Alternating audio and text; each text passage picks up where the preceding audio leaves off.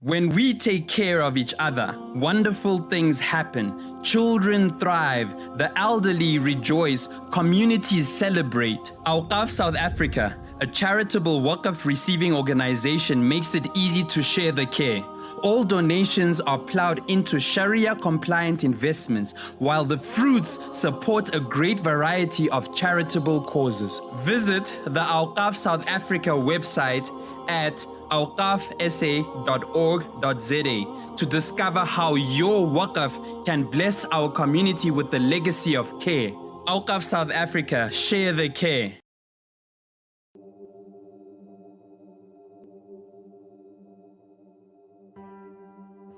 Water.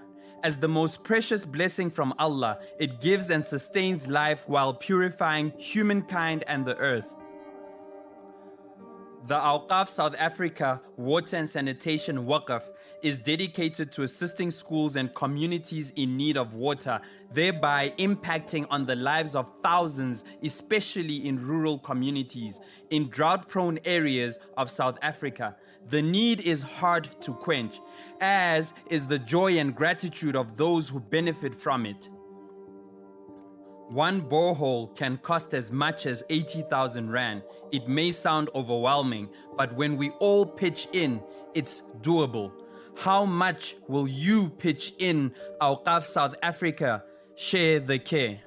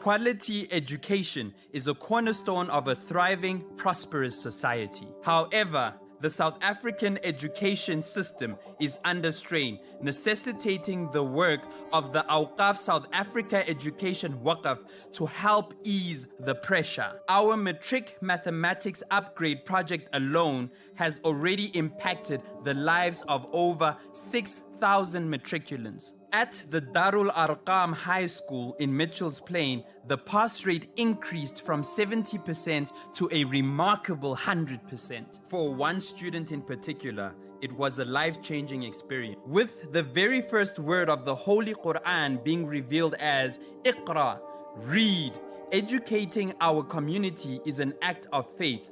With your help, we can transform many more lives. Awqaf South Africa, share the care.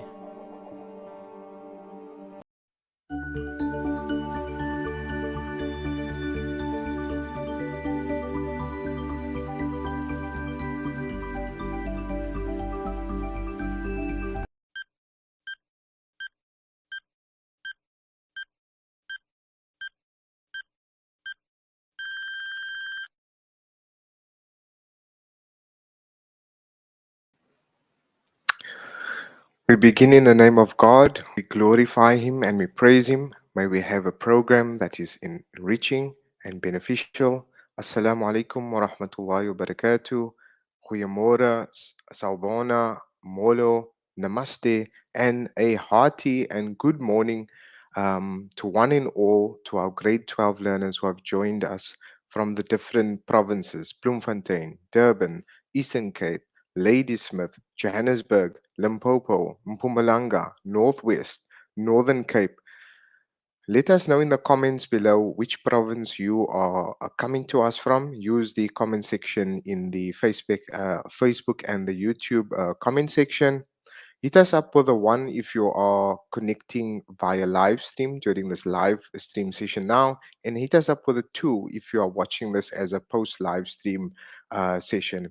My name is Hasanain Abdullah, and I'm the project manager of Awqaf South Africa, and I'll be the host today. So, welcome to the session.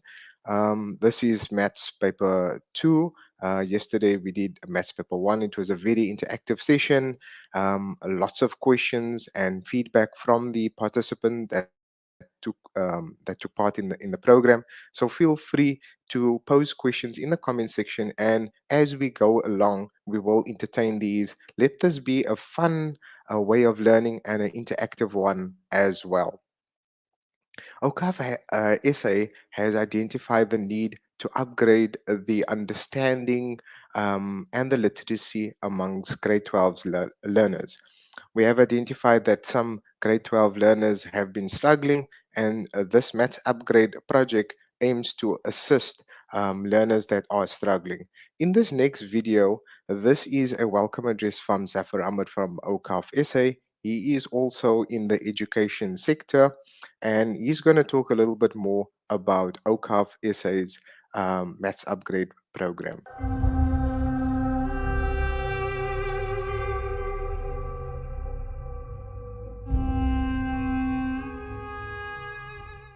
Good day to all of our grade 12 warriors. Indeed, you are a special group of students who have endured a global COVID pandemic, both in your grade 11 and grade 12 schooling years. And you now stand at the threshold of that all-important matric exam. My name is Zafar Ahmed. I'm the Deputy CEO of Awqaf South Africa, and it's my great pleasure to welcome you to the special Maths Intervention Program that Awqaf is hosting in collaboration with our expert Maths tutor, Muhammad Kota, from an organization called Kway Maths. Now, as of 2 days ago, we had over 550 matric students that had registered for this 2-day maths seminar. Now, just a very quick word about Awqaf South Africa. We're a community-based organization. We're a charitable organization. We're an endowment organization.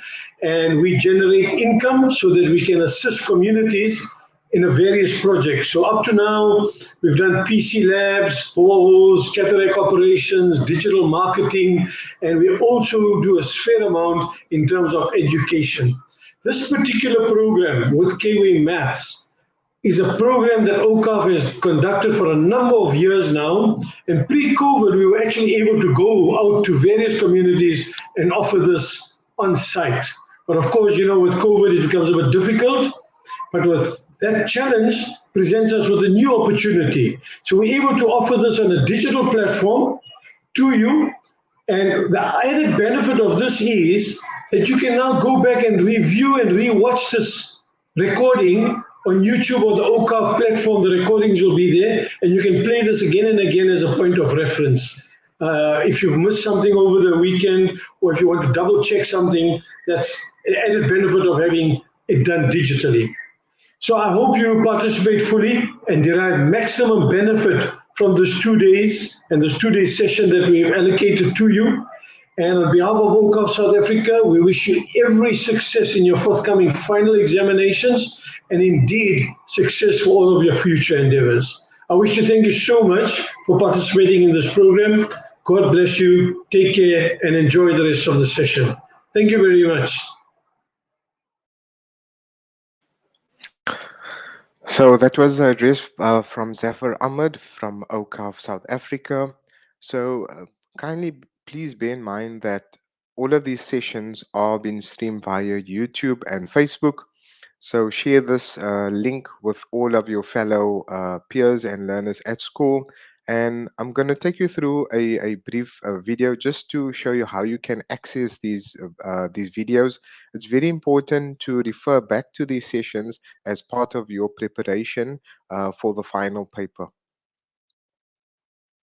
So we will go through this video and we'll show you how to access the Awqaf SA website. If you go into Google and you search Awqaf SA, we have the correct spelling of the Awqaf SA website. That will bring up our website, awqaf.org.za. And when this landing page loads, there is a banner with a click through. For more information, click here. So you'll click on this banner and it will take you to the Matric Maths event page on Awqaf. And on this page, when it does load, besides the registration information, there is an archive of Maths Paper 1 as well as Maths Paper 2. So you can watch it from here, and this is an easy and convenient way to access these videos. So there we go. So we had lots of queries with regards to how to access the recordings. So feel free to share this on to whoever may benefit from this program. So let me share some more information about Mohammed Kota. Mohammed Kota is going to be the facilitator for today's session, Maths Paper 2. And Mohammed Kota got his tertiary level of education from the University of Johannesburg. He focused on maths. He is the CEO and the driving force behind the Kway Institute, and he has been the implementing service provider for Awqaf's Maths Upgrade program, and we have been conducting this program for the last 5 years. So, I would like to bring on Mr. Kota to get the session on the go. Assalamu Assalamu alaikum, alaikum. Mr. Kota. How are you doing today? Wa alaikum salam wa rahmatullahi wa barakatuh. Alhamdulillah from beautiful Johannesburg here. And how are the guys there in Cape Town? Yeah, we are all well. We definitely had fun with Maths Paper 1. So, we're really looking forward to Maths Paper 2. So, Mr. Kota, let's jump into it and kindly let's go through the overview for the program today. Okay, so we're gonna kickstart now the program with analytics. I'm gonna try and bring in analytics and circle analytics together. Then we're gonna do trigonometry. We then will take a break. We'll come back. We'll crack Euclidean, probability, sequences, and series. We hope to finish off at 3:30, but if it goes till 4 o'clock, I don't know. Depending on how yesterday some of them tapped out. I think they got a bit brain fried after 3 o'clock. So we'll try our best to try and keep it between 3 o'clock and 3:30 p.m. today. So bumper session prepared for today. I hope the learners have got their scientific calculators, they've got their stationery, they've got their energy drinks, refreshments, snacks, and stationery, exam pad, scientific calculator, and that's all that you need. And I hope they've got a good, stable internet connection, very important, so that we can transmit and we can beam to all the learners across the country. And there we go. Okay, Mr. Kota. Take the session away and you may resume with your session. Bismillah. There's our whiteboard. Our whiteboard is up. Just a warm welcome to all our learners. Thank you very much for all the positive comments that came in yesterday, even on my WhatsApp. All the learners from across the country that said, thank you so much. We're loving math now. We haven't seen mathematics in such a fun light before. But yeah, there's got to be humor in life. It's like this morning. Normally I wake up in the morning and I check my Facebook, I check my feeds, I check whatever came up. And the first thing that came up this morning, that woke me up this morning, Cape Townians always got that Mr. Mayers and Ricky of the Beat. So I woke up with Ricky of the Beat. It woke me up this morning. I was fresh, went for a shower, and I'm ready for action today. So yeah, once again, thanks to Cape Town, KZN, Limpopo, Mpumalanga, Johannesburg. Thank you all. Prila Naya, Zidane, Samuddin, Namibia, mashallah, even outside the borders of South Africa. Well done. Are we going international? Okay. So Jatin Kimji, Cape Town weather, Joburg weather is quite hot today, 32 degrees, lovely, beautiful morning here. Let's get started. Let's get cracking with the program, guys. So a warm welcome to one and all. Let's get started. Right, we're starting now with analytics. Now I'm going to try and combine analytics and circle analytics, the formulas that you need to know. So put there, what are your formulas that you need to know? Number one, you need to know your distance formula. And you know your distance formula, the distance between 2 points A, B is equal to the square root of x2 minus x1 all squared plus y2 minus y1 all squared. Very important, where do we use the distance formulas? Obviously, we use it for calculating the length of a line. We use it for proving shapes. We use it for calculating the area. And we also use it for calculating the radius of a circle. The second formula. And take these formulas down, you need to memorize them. Okay, we're starting with the gradient formula, the m of AB, and that is going to equal to y2 minus y1 over x2 minus x1. Where do we use the gradient formula? We can use it for proving shapes. We use it also, the gradient formula, for proving parallel lines. There, the gradient of the one line is equal to the gradient of the other line. For perpendicular lines, the m of line 1 times the m of line 2 is equal to minus 1. We also use it for the angle of inclination. Okay, the angle of inclination. And the angle of inclination, we're going to say tan, so that's colon, tan theta is equal to the m of the line. Then you've got your, we also use it for collinear, but they don't generally test you for collinear, but I'm just going to put it down. Collinear, if points lie in a straight line, then the m between, let's say, if we needed to find out whether A, B, and C are collinear, then the m between these two lines must equal to the m between those two lines. Number 3, the midpoint formula.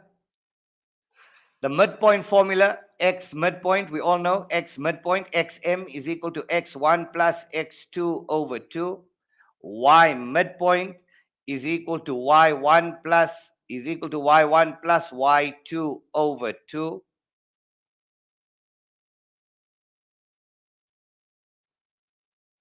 Take these formulas down. I think there's somebody that just pitched up now.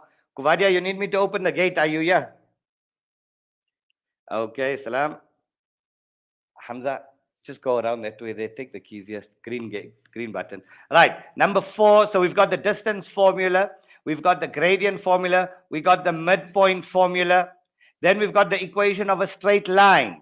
And the equation of a straight line, y is equal to mx plus c. Or if a point and the gradient is given, remember we did this yesterday, y minus y1 is equal to m into x minus x1.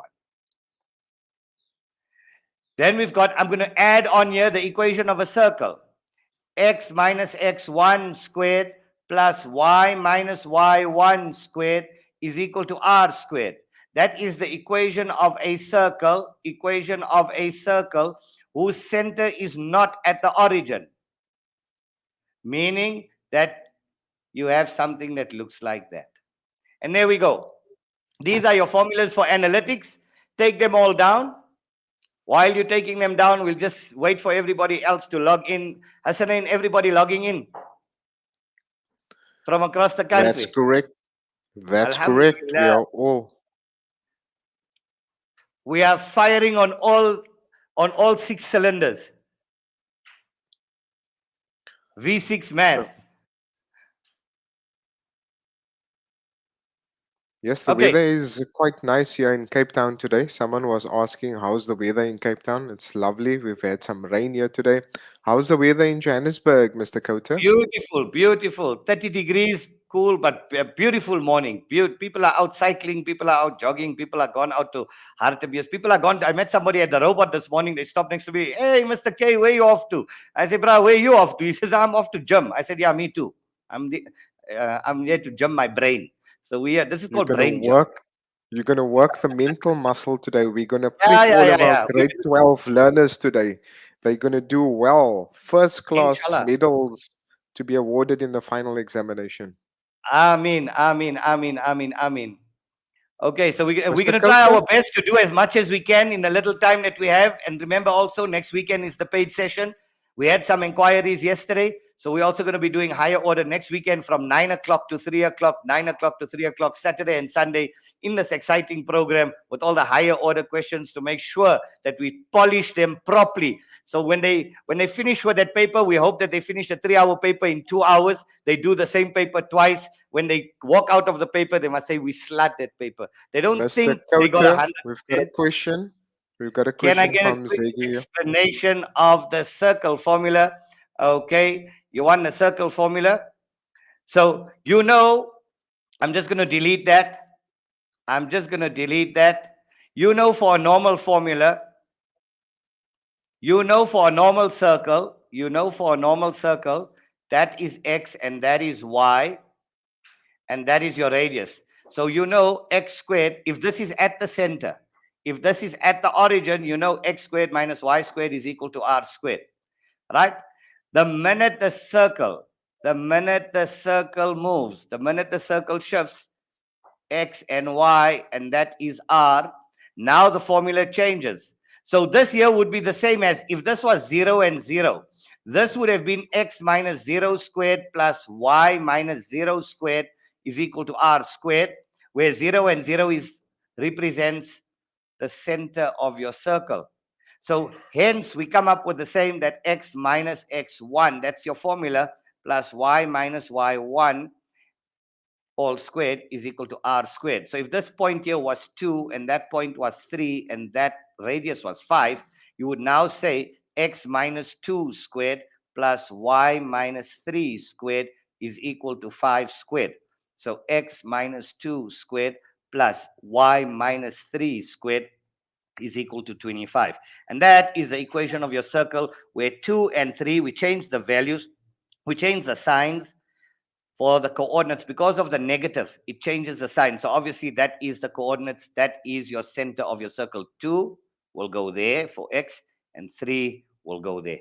I hope that answers your question.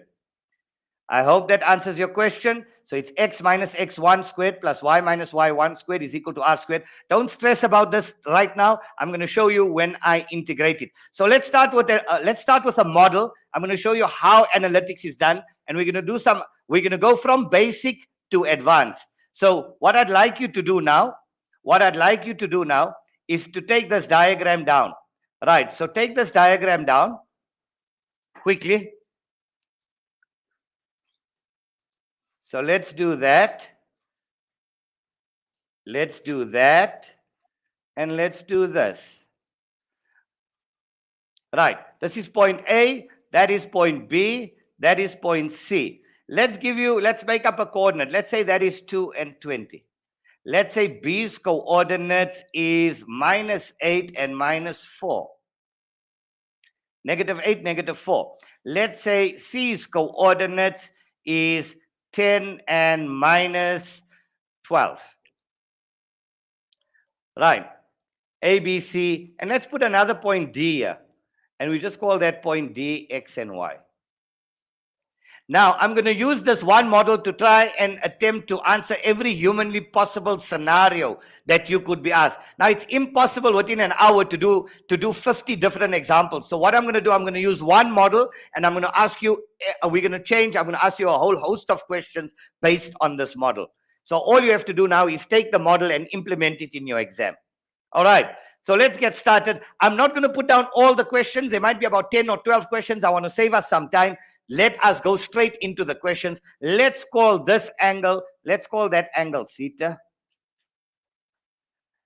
Let's call this angle here angle alpha.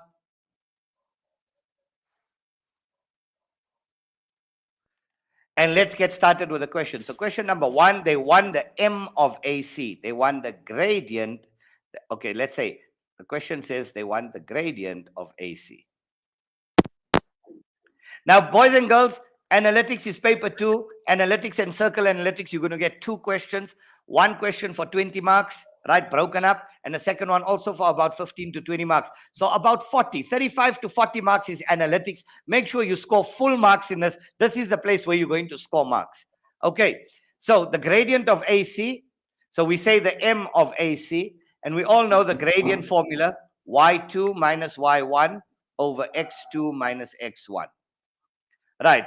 AC. So let's call this one x2, y2, and let's call that one x1, y1. You can call that one also x1, y1, x2, y2. No problem. You'll get the same answer. So y2 is 20 minus y1 minus 12 is plus 12 over x2 minus x1. So we're now going to get 20 plus 12, which is 32, over minus 8, which is equal to negative 4.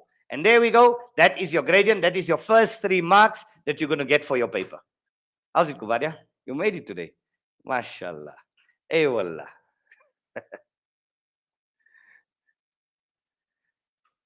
Okay, so that's your gradient. Take this down. Remember, you're rewriting. Please make sure you take it down correctly. You don't make any mistakes or calculation errors. That's your own study guide. You're going to be going home. You're going to be revising through these notes and making sure that you understand all the concepts. The main thing today is understanding the concept, what the topic is about, how to apply it. Now you can start working through all your past papers. Hopefully by the time you come next weekend, if you're going to be booking for next weekend's workshop, Saturday and Sunday, you'll be polished. The minute I put up a problem on the screen, you're able to do it by yourself.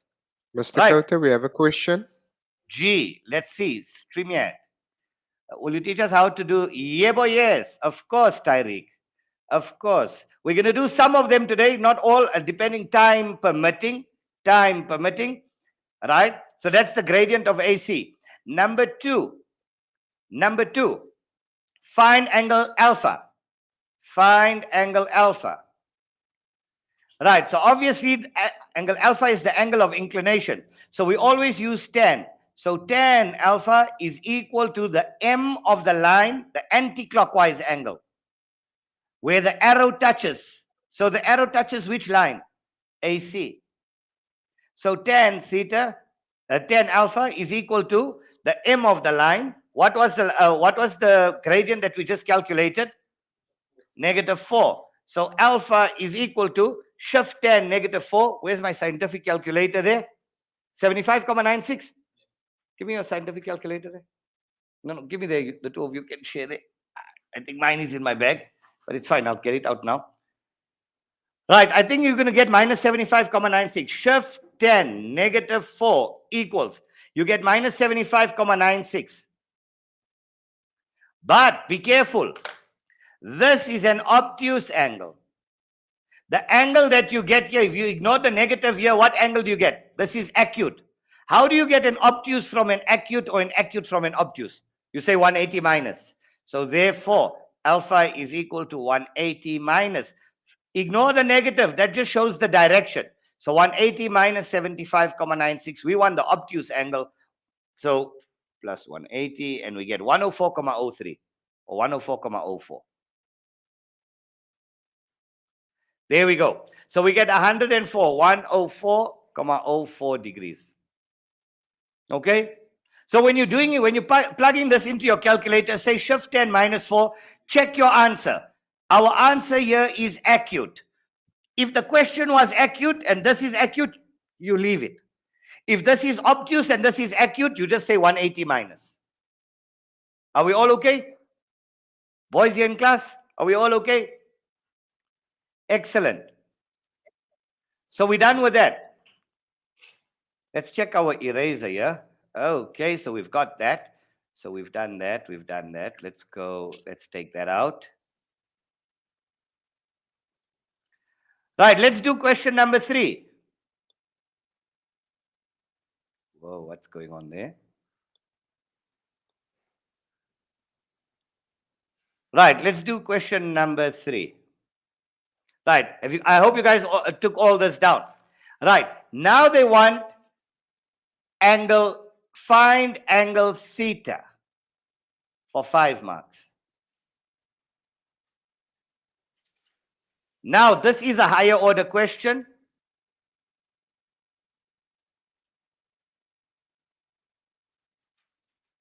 Let's see if you guys can do it on your own.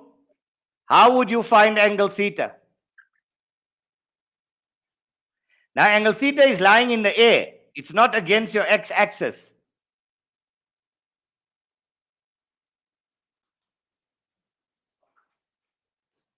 Let's see. What would you do here? No, no, no. Right, I'm going to show you a trick. I'm going to show you a trick. Now, you know angle theta is this angle here, right? Now, you know the angle of inclination is always from your x-axis up in an anti-clockwise direction, right? So if there's no x-axis at that point, make a false x-axis at that point, which is completely parallel to that line.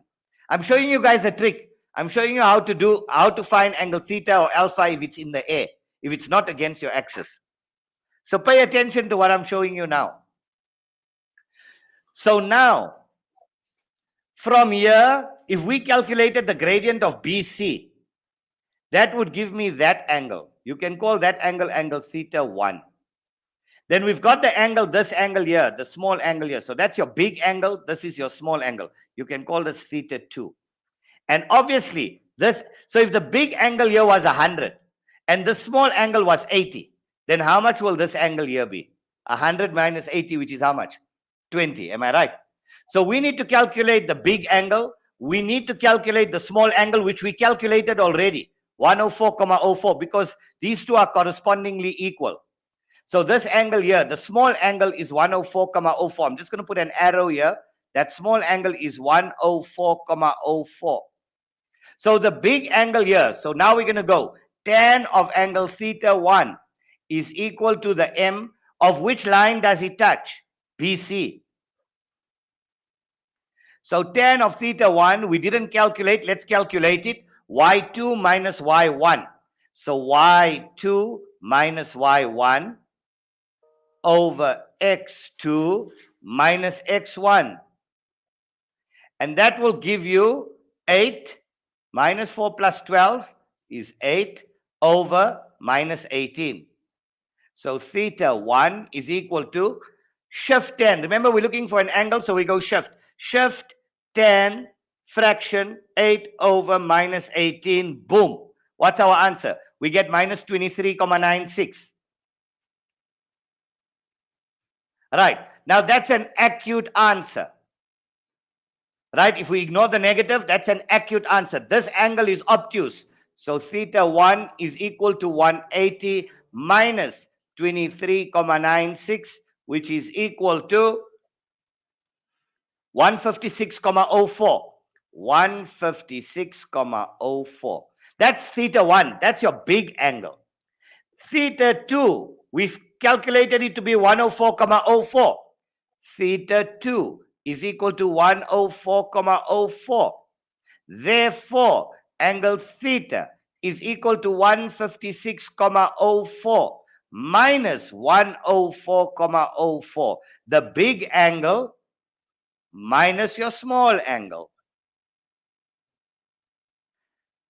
Minus 104,04. Boom. What's our answer? 51,9952 degrees. And there we go. That's how we get angle theta. So what you do, first things first, make a false x-axis at that point. Then calculate the big angle. Then calculate the small angle. Then say big angle. That's your big angle. This here is your small angle. So big angle minus small angle will equal to angle theta hanging there in the air. Agreed? Are we all good with this? Onliners, how are you doing? Are we all good? Are you understanding this?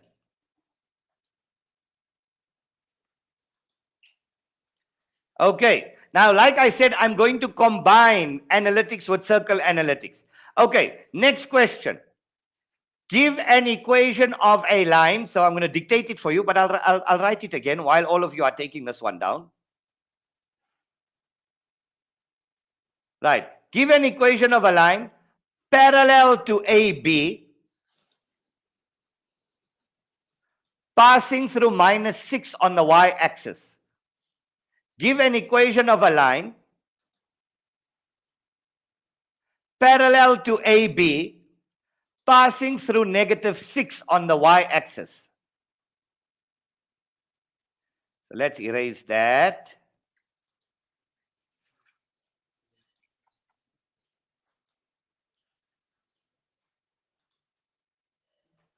Let's see if you guys can do that one. I want you to do it on your own so long while I'm going to be erasing. So I want an equation of a line, parallel to AB, passing through -6, passing through -6 on the y-axis. Right, so while you're doing that one, let's see if you guys can do that. And then the next question, find the coordinates of D if ABCD is a parallelogram.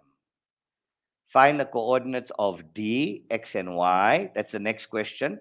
Find the coordinates of D, X and Y if ABCD is a palm, is a parallelogram. Now it's so easy, man. How can you hate it, bruh? Right, so that's question there. And then the next question is, I want the coordinates of D, X, and Y if ABCD is a parallelogram.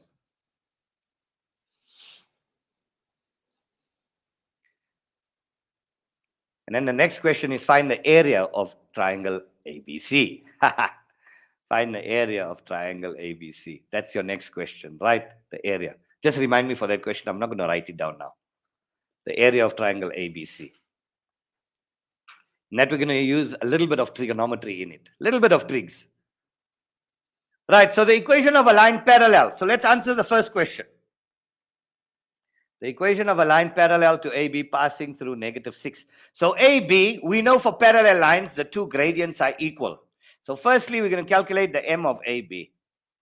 The M of AB is Y2 minus Y1. I can call this one X1, Y1. Y2 minus Y1. So it's 20 minus -4 is 20 plus 4 over 2 plus 8. So that is 24 over 10. Am I right? So 2 goes into there 12 times, 2 goes into there 5 times. Therefore, the M of your new line is also equal to 12 over 5. Why? Because they are parallel. Therefore, the equation of the new line is going to be y minus y1 is equal to m into x minus x1. We can use this formula when we got the gradient and we got a point.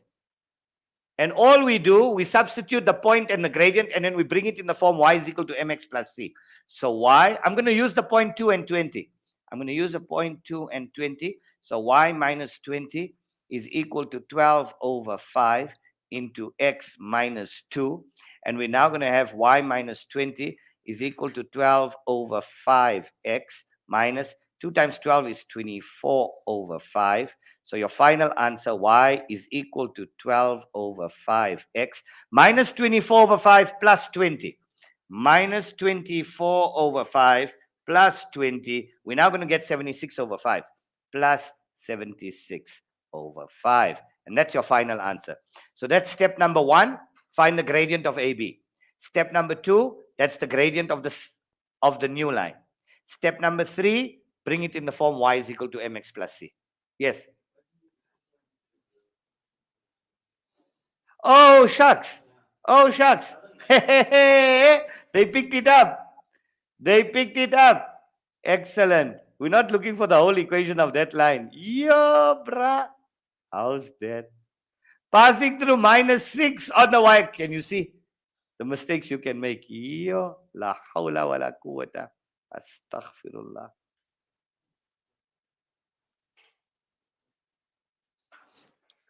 So, all right. Okay, let's take that out. Sorry about that. Sorry. Now, I was just checking if you were paying attention. Right, so we have to use, they say it's passing through negative, what's it? -6. So 0 and -6, 0 and -6. So y minus y1, y plus 6 is equal to 12 over 5 into x minus 0. So y is equal to, x minus 0 is x, so you got 12 over 5x plus 6 will come on the other side as -6. There we go. Or you could have said y is equal to mx plus c. 12 over 5x, and because it's passing through -6 on your y-axis, you could have just put in your -6. That's your y-intercept. All right. I know some of you were at home screaming, Mr. K, you're making a mistake, brah. Good. Mistakes are good. Mistakes are good. Right. The next question. Find the coordinates of D, X, and Y. D, X, and Y if A, B, C, D is a parallelogram. Let's see. Work on that one. I just want to erase here just so that we can see where D is.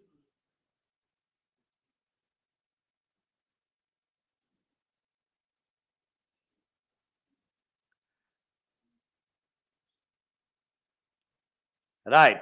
So we got A, that's A, B, C, D. They tell you A, B, C, D is a parallelogram. How are we going to find the coordinates of D?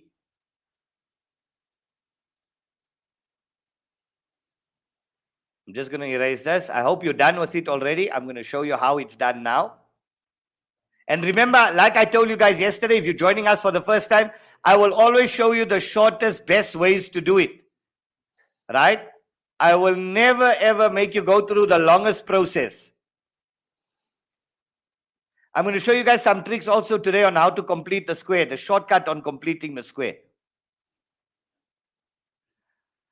Right. So all you do now, you know, because this is a parallelogram, use your midpoint. That's your easiest. You know that they share a common midpoint because that piece will equal to that piece and that piece will equal to that piece. So all you do now, first calculate the midpoint. Because it's a parallelogram, you know that the diagonals bisect. So let's find the midpoint of AC. So the midpoint of AC, is going to be x1 plus x2. So it's 2 plus 10 over 2 and 20 minus 12 over 2 and y1 plus y2 over 2. So that would give you 10 plus 2 plus 10 is 12. 12 over 2 is 6. 20 minus 12 is 8. 8 over 2 is 4. So we know that the midpoint here is 6 and 4. Now we find D, X, and Y. Right. So now we say, for the coordinates of D, we say X midpoint is equal to x1 plus x2 over 2. And we say y midpoint is equal to y1 plus y2 over 2. You make an equation. So we got x midpoint. What's x midpoint? 6 is equal to x1. Now we're working with this line here. We are now working with this line here. So 6 is equal to minus 8 plus x. That's x over 2. And then y midpoint, 4 is equal to 4 plus y over 2. And here we go. Multiply this by 2. Just solve for x and solve for y. So I'm just going to move over here to the side because I don't have space. So 2 times 12 is 6. 6 times 2 is 12. 12 plus 8. X is equal to 20. X is equal to 20. And then 4 times 2 is 8. 8 minus 4 is 4. So y is equal to 4. We just solve for x and y. Solve for x and solve for y. And that's these coordinates. These coordinates is 20 and 4. Use your midpoint. It will be your easiest way to do it. You can make simultaneous equations. But there's always 2 ways of getting to Cape Town. You can either go the straight line and take the N1, or you can take the garden route. Don't take the garden route. Take the N1. Right, Kuvadia? Are you understanding now, Hamza? Is this all now coming into... Are you seeing it? Okay.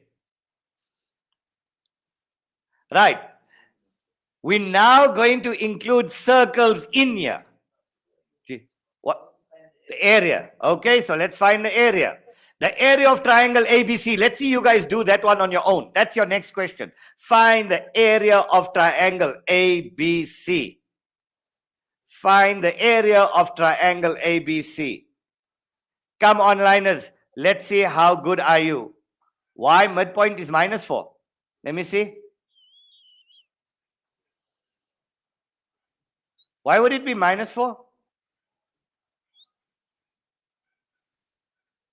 It's not minus 4. That's 10 and minus 12. That's 2 and 20. 20 minus... No, it's x1 plus x2. x1 plus x2. So what's x1 plus x2? x1 plus x2 over 2. So 2 plus 10 is 12 over 2 is 6. And then 20 minus 12 is 8. 8 over 2 is 4. We correct. No, you can't use. Victor, don't use inspection, brother. You got to show it by calculation. Remember, those diagrams on the diagrams are not drawn to scale. So Victor, Paneshe, please make sure you show all. Why 1 is minus 4? No, but we're not using AB.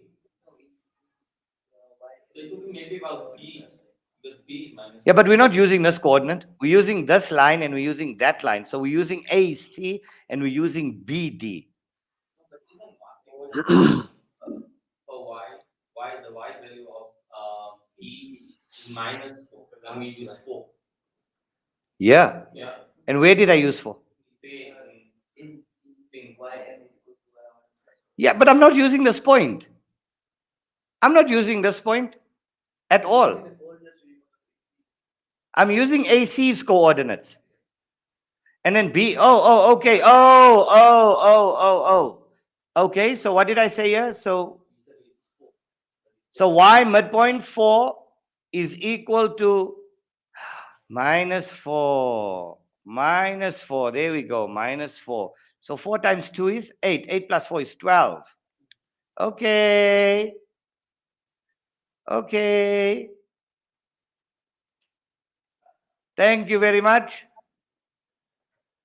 There we go. Right, now I want the coordinate, I want the area of triangle ABC. Thank you, guys. Can see you guys are paying attention, eh? Solid. How do we calculate the area of triangle ABC? Trigonometry, because it's not a 90-degree triangle. So the triangle of the area of triangle ABC is going to be what? Yes, what's your area rule? Area is equal to half of a side times sine of the included angle. Am I right? So firstly, we got to calculate the distance of AC. So let's do it together. Right. So now we're going to calculate first the distance of a, let's do a B. No. We're going to calculate BC and AC. Remember, it must be the included angle. So let's calculate the distance of AC. So AC is equal to the square root of x2 minus x1 all squared plus y2 minus y1 all squared. So AC's length is equal to the square root of, let's make sure we don't make a mistake with our signs. So 2 minus 10 squared plus y2 minus y1 minus y1 all squared. So AC is equal to the square root of minus 8 squared is 64 plus 32 squared. So let's do it all one shot on our calculator. What answer do you get there?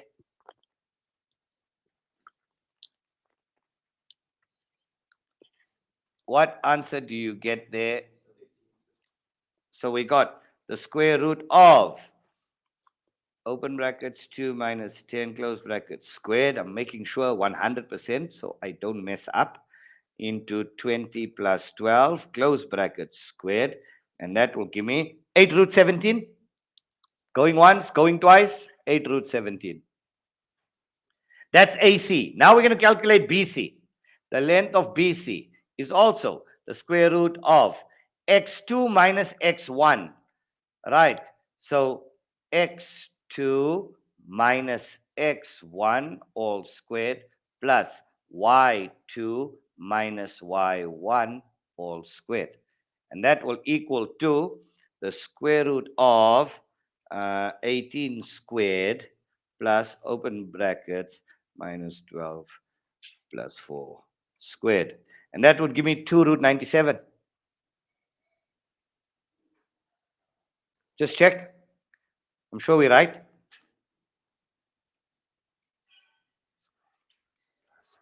Minus 12 plus 4 is? Minus 8 squared is 64.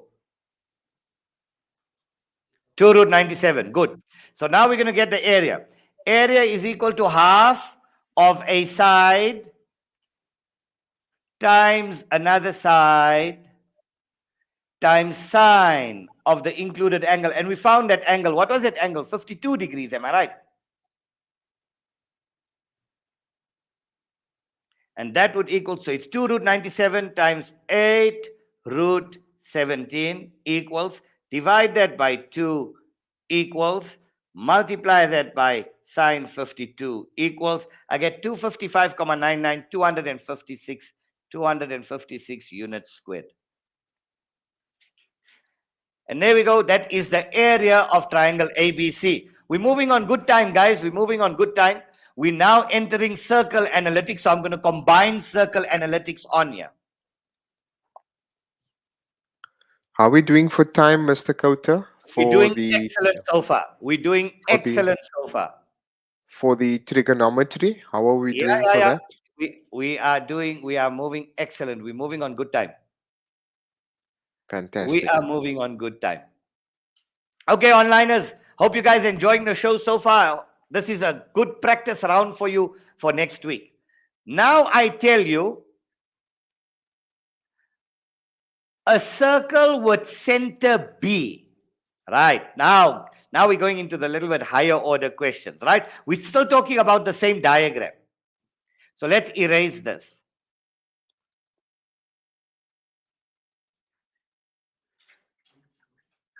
Yeah, you can draw a rough diagram. After I tell it to you, you can draw a rough diagram on this diagram.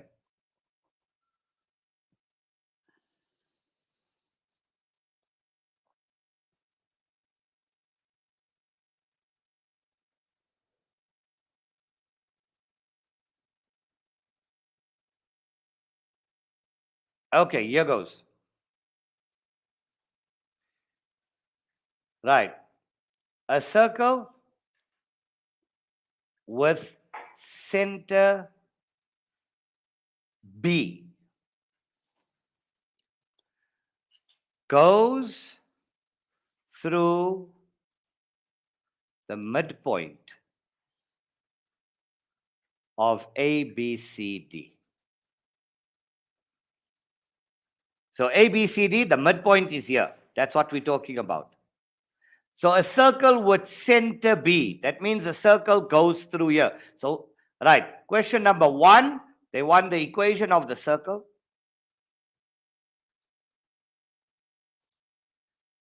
Question number 2, they want the equation of the tangent to the circle through the midpoint. They want the equation of the tangent to the circle through the midpoint.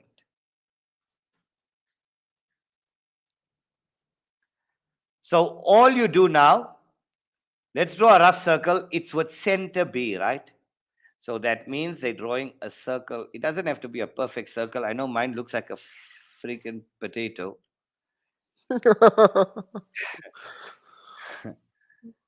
So you just draw it there. Let's answer the first question, right? Let's answer the first question. Right, take that down. So a circle with center B goes through the midpoint of A, B, C, D. So the circle is around B. B is the center. So it goes through the midpoint. They want the equation of the circle. Right, so we know the equation of a circle is going to be, so obviously this here becomes the radius. That becomes the radius. So obviously now we have to first calculate the length of the radius. Am I right? So the radius r squared is equal to x2 minus x1 all squared plus y2. I'm using the distance formula, minus y1 all squared. So r squared is equal to x2 minus x1, so 6 plus 8 all squared, plus y2 minus y1, 4 plus 4, 4 plus 4 all squared. So r squared is equal to 8 plus 6 is 14. 14 squared is 196 plus 4 plus 4 is 16. No, 4. Hey, 4 plus 4. Yo, how's that? My maths is bad. 4 plus 4 is 8. 8 squared is 64. So therefore, r squared is equal to 196 plus 64. I know these onliners, they're waiting for me to mess up. 260. They're waiting for me. Stuff it up, stuff it up. Go, okay, stuff it up. Right. So r squared is 260. Now the equation of your circle is going to be x minus x1 squared plus y minus y1 squared is equal to r squared, where x1, y1 is the center of your circle. So now you're going to say x plus 8 squared plus y plus 4 squared is equal to r squared. R squared is 260, so we leave it. R squared is 260. And there we go. That's the answer.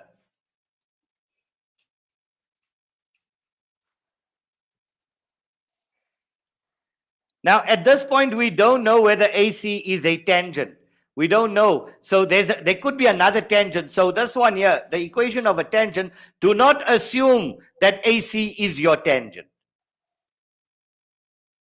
But it looks like a tangent. But let's just see. Let's just see. The equation of the tangent to the circle through the midpoint.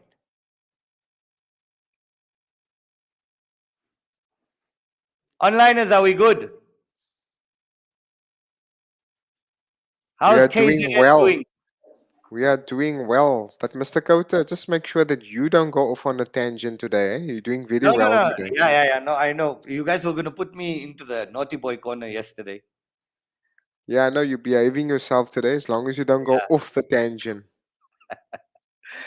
Okay, to answer that question, Zeke, to answer that question, you could have put it on this side. I just squared both sides. I squared this side, I squared that side to get r squared. It's the same formula. If you wanted to use the square root here, you could have and then squared the answer. You'd get exactly the same answer.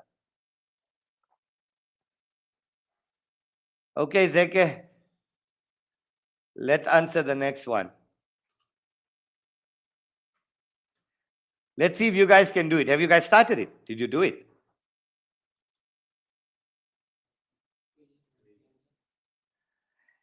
The equation of the tangent to the circle. Right, so the first thing we do here, remember the equation of a tangent, the tangent is going to be, remember the tangent is y is equal to mx plus c. So we need m and we need a point. So let's first find out the m of our radius. So the way you do it, you can say m rad. The m of your radius is equal to y2 minus y1, y2 minus y1 over x2 minus x1. So that would give me 4 plus 4 is 8. 6 plus 8 is 14. 2 goes into there 4 times. 2 goes into there 7 times. The m of your radius is 4 over 7. Therefore, the m of your tangent is equal to minus 7 over 4. You change the sign and flip the fraction. Why? Because the tangent, remember, they're 90 degrees. They're 90 degrees. Because your tangent is 90 degrees to your radius. So we know this gradient times that gradient must equal to -1. So you change the sign and flip the fraction. Therefore, your equation of your tangent is now going to be y minus y1 is equal to m into x minus x1. So now we're going to go y. We have to use the midpoint. We got to use 6 and 4 because they say it goes through the midpoint. It goes through the midpoint. So y minus 4 is equal to minus 7 over 4 into x minus 6. So y minus 4, I'm just going to multiply these two out. That gives me minus 7 over 4x plus 7 sixes are 42. 42 divided by 4? 21 over 2. And now my final answer, I take the minus 4 on the other side. So y is equal to minus 7 over 4x, 21 over 2 plus 4. 29/2. And there we go. That is the equation of your tangent passing through your midpoint. Y is equal to mx plus c. We're going to do two more questions. Two more. I'm going to give you an equation of a circle. You need to complete the square, find the center, and find the radius. And then I'm going to ask you, another circle is drawn. Will the two circles touch? Will they have two distinct points of intersection or no points of intersection? Those are your higher order questions. And then we're done with analytics. That's it. Then we can take a 5-minute comfort break. And then we come back and then we crack trigs. Right? We just started. It's only, we started at 5 past. We 1 hour. We're 55 minutes into the program. Are we all good? How's your energy level? Are you flying? Onliners, are you guys still okay? Are we all good? You took it down. Okay. Right. Let's do now. Now I'm going to give you an equation of a circle.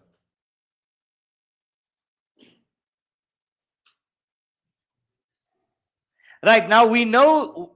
Yeah. So in fact, I'm going to combine. I got a brilliant setup for you coming up. This lineup of questions is quite. Is mos kwaai jong. Is mos duidelik. Is mos off the hook, Mr. Kai.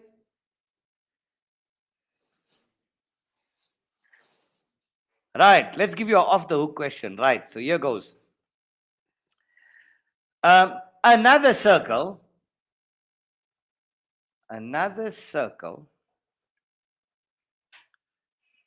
given by the equation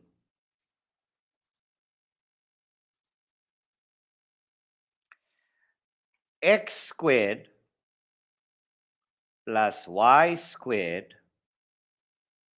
minus 6x plus 10y minus 5 equals 0 is drawn.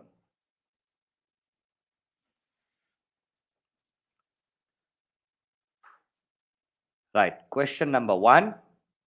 Find the coordinates of the center of this circle. Find the coordinates of the center of the circle and the radius.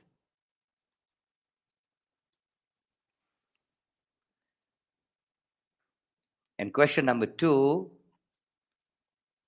will the new circle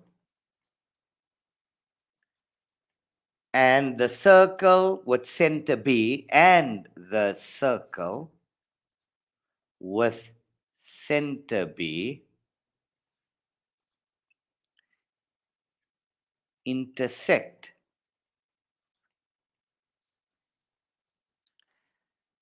Show all calculations. So the first one is worth 4 marks or 3 marks. The second one is worth 5 marks. Let's see if you guys can do this.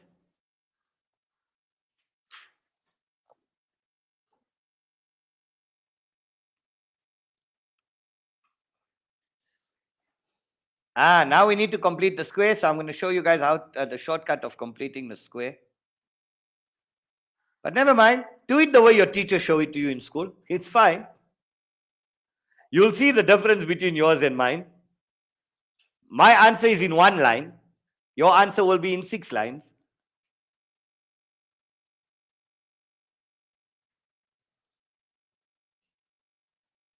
So I'm going to answer it in red, right? No, this is red. Ours is the green screen here. Right, so let's answer question number 1. Right, so firstly, you got to put it into standard form. Is that in standard form? No. So you say x squared minus 6x plus y squared plus 10y is equal to 5. Now we complete the square. So I'm going to show you a shortcut of completing the square. I'm going to get my answer in one line. So it's x minus y plus all squared is equal to. Right. How do I get this value? How do I get that value? And how do I get the value on the other side? Right, in one line. So I'm showing you guys a shortcut. I'm showing you guys a hack. So to get this value here, divide by 2, and then on that side, plus this x value squared. And what you do to x, you do to y. And divide by 2 plus y squared. So watch here. 6 divided by 2 is 3. 10 divided by 2 is 5. Is equal to 5 plus this x value here squared. 3 squared is 9. 5 squared is 25. And there we go. I completed the square. Divide by 2 plus x squared. Divide, what you do to x, you do to y. Divide by 2 plus that x value, coefficient of x squared, what you simplified. Then divide the coefficient of y by 2 plus y squared. Divide by 2 plus x squared. Divide by 2 plus y squared. I'm going to say it one last time. Divide by 2 plus x squared. Divide by 2 plus y squared on the other side. The signs will stay the same. If that's minus, that's minus. If that's positive, then that's positive. So my coordinates, my center of my circle is 3 and minus 5. R squared will equal to this whole thing. 9 plus 5 is 14. 14 plus 39. So R is equal to the square root of 39. And there we go, in one line. Okay, so we've answered the first question, guys. The coordinates of this center of the circle and the radius. Put it into standard form first. You know what standard form? X squared x, y squared y is equal to a constant. X squared x, y squared y equals a constant. That is standard form before you complete the square. Right. Now, will the new circle and the circle with center B, sorry, I meant center B, intersect? Will the new circle and the circle with center B, will they intersect? Will they just touch, or will they have no points of intersection? Who knows how to do this? Let's ask our onliners. You're in class? Nobody? What you know? Tell me what you know.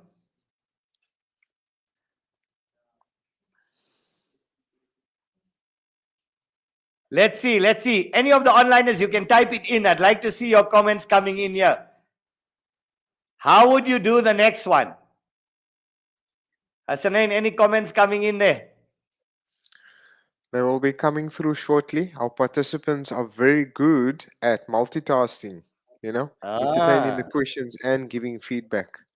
Let's see. Let's see if they can do. This is the last question, and then we're going for break. We're taking a quick 7-minute. We're just taking a 7-minute comfort break, and we come back and we crack. Yeah. No, we cannot say smoke break. We cannot. I didn't say that, Hasanain. I didn't say that. Yellow no, card. I didn't say that. We're gonna mute you, Mr. Kauter. No, I'm saying we're not taking a smoke break, guys. Do not. I'm now advising you out of the best for the interest of your health. Do not smoke during the break. Go for a comfort break. Stretch arms. Breathe. Oxygen in the lungs. Oxygen. First yellow card. First warning. We're gonna mute you today, Mr. Kauter. If you're naughty, we'll put you in a naughty corner as well. I'm not being naughty, Kasam. Today I decided I'm being good. As Kway Opi Pete. Let's see here. Let's check our comments. Any comments came in there? Or is everybody, my teacher write an exam without teaching us the equations of the... Astaghfirullah, ya mullah. How could your teacher do that? The radius must be greater than 1K. Tariq, what is 1K, my brother? Must be greater than 1K. I don't know what's 1K. Zeke, you also had to do that. All right, come I'm going to give you. All right, come I show you how to do this quickly. Come I show you. You blank. Relax. Watch here. Watch here. If the sum of the radii is greater than the distance between the centers, then they will have no point of intersection. Take this down, learn it. If the sum of the radii is less than the distance between the centers, then they will have two distinct points of intersection.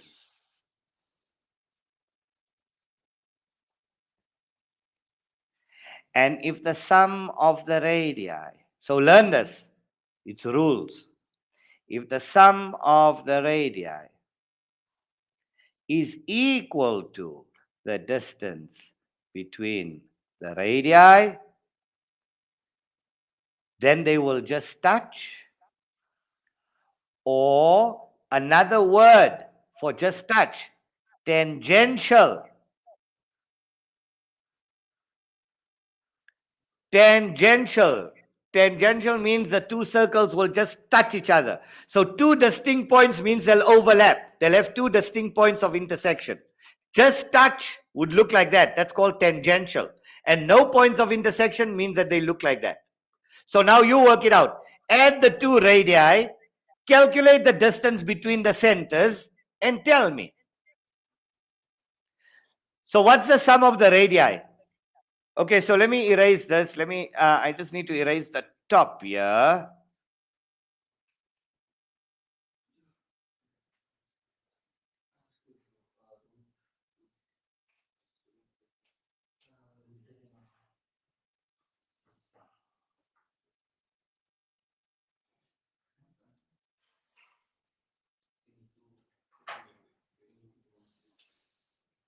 All right, so let's go. What is the sum? Number one, let's do. What is the sum of your radii? Your sum of your radii is equal to. Now we got this circle here. We calculated the radius here. Né? What was the radius here? R squared was 260. Yeah. Root 260. Plus, what was the radius of this new circle? Root? You sure?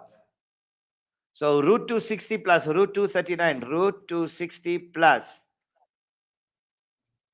root 39 equals 22,36. 22,37, right? So let's say 22, okay, let's say 22,36. Right. Now, what is the distance between your centers? Now, firstly, you got to calculate the center, the midpoint of this line. Because the circle goes like this.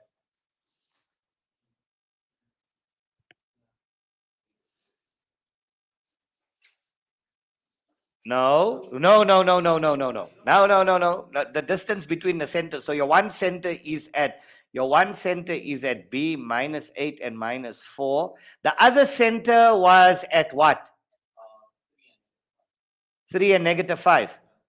Now calculate the distance between there. So the distance will equal to the square root of x2 minus x1 all squared plus y2 minus y1 all squared, and that is equal to the square root of okay, let me just double check. Minus 8 minus 3 all squared plus minus 4 plus 5 all squared, and that will equal to 11,04. Let's double check. The square root of minus 8 minus 3 squared minus 8 minus 3 squared plus minus 4 plus 5 is 1 squared. It's 1. Oh man, I get 11,04. Why?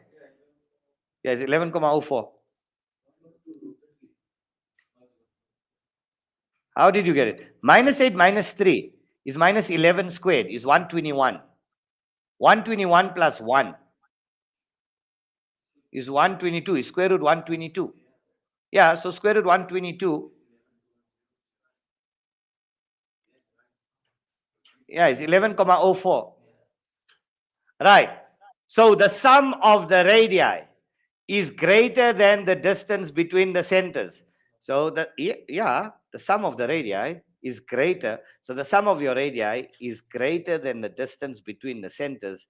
Therefore, they will have no points of intersection. Because 22,36 is greater than 11,04. So they will have no points of intersection. 5 marks. You get marks for all your calculation and then for making your statement. So 4 marks for your calculation, 1 mark for stating whether they intersect or they don't intersect. Okay, it's 10 past 11 now. We take 7 minutes, guys. Take this one down. I'll leave the screen up for those of you who want to take it down. Let's take a 7-minute. Hasanain, are we good? 7 minutes. Bathroom break. Yes. So when will we resume? At 11:15, Mr. Kota? No, let's go at 17 minutes past. 17 minutes past. I Okay. don't know. Let's synchronize our watches now. What's your time? 9 minutes past 11. Okay, so then let's go in at 11:17. Let's go 11:17. Let's try and keep it a little bit efficient today so we can have a very robust session. Excellent. No, we're going to 11:17. 11:17. Okay, guys, hope you guys enjoyed the first session. Enjoy your bathroom break. Thank you so much, Mr. Kota.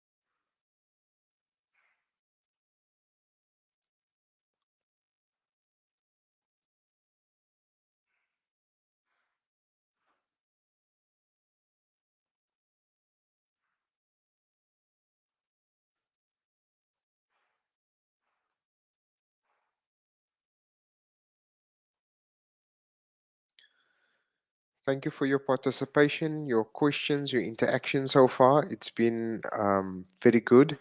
Um, Kindly be advised that the session is hosted by Awqaf South Africa. Visit our website, awqafsa.org.za. Awqaf is a development organization. We are doing this jointly with the Kaiwa Institute as well as iSkill. This is what our program is looking like. We will be doing trigonometry shortly. We're just on a comfort break for about 5 to 7 minutes. We will resume at quarter past. And this is a reminder that we are doing maths paper 2 today. We have done maths paper 1. All information can be found on the Awqaf Essays website. And please, would love to get some of your feedback um, via Instagram, Twitter, and Facebook. Send us a few photos while you're logging on during the session. Like us on Facebook, on Twitter, Instagram. Give us some of your feedback. Post a few photos. Feel free to engage with us and subscribe.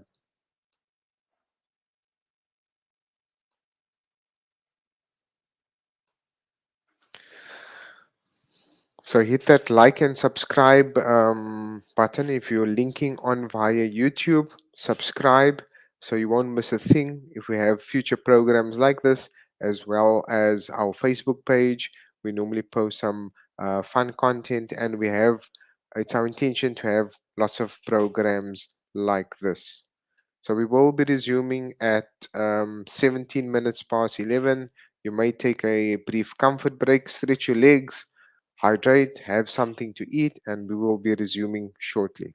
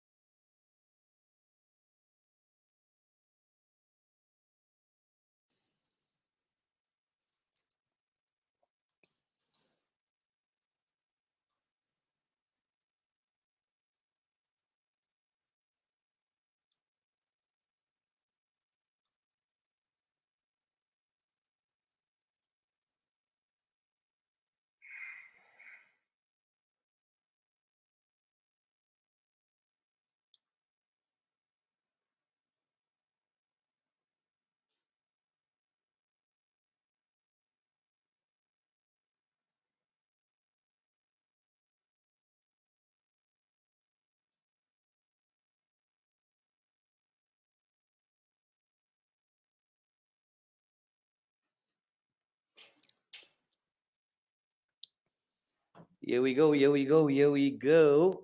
Here we go. Let's get some Welcome back, Mr. learning. Kota. Yeah. We good, we good, we good. We got some fresh air in the lungs. Okay, now that's good. And you say the weather is fantastic in Johannesburg. You got about Brilliant. 30 degrees. Yeah. Today is a perfect dry weather. People to be canoeing, people to be, yeah, we canoeing in math, brah. Hmm. We doing, what do you call that? That all terrain? Who's that Hmm. now? You can't be Okay, putting that. so now, No, Mr. Kota, I no, wanted to have a no. discussion.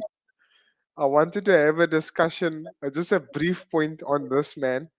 When I was in school, the only source of online or via TV was this Wilbur Smith, Come on, man. and Come on, check my beard, man. You he can't used to do compare me. maths You can't tuition compare on me, bruh. TV. Hey, but he's a legend in our time, He's a legend. and He's a he's legend, Mr. Will Smith. Yeah. yes. But you are the Come on. legend of the 21st century, Mr. Kauta. So now I need to wear a shirt. I need to have like a wet armpits. No, I'm just joking. I love you, Will Smith. I love you.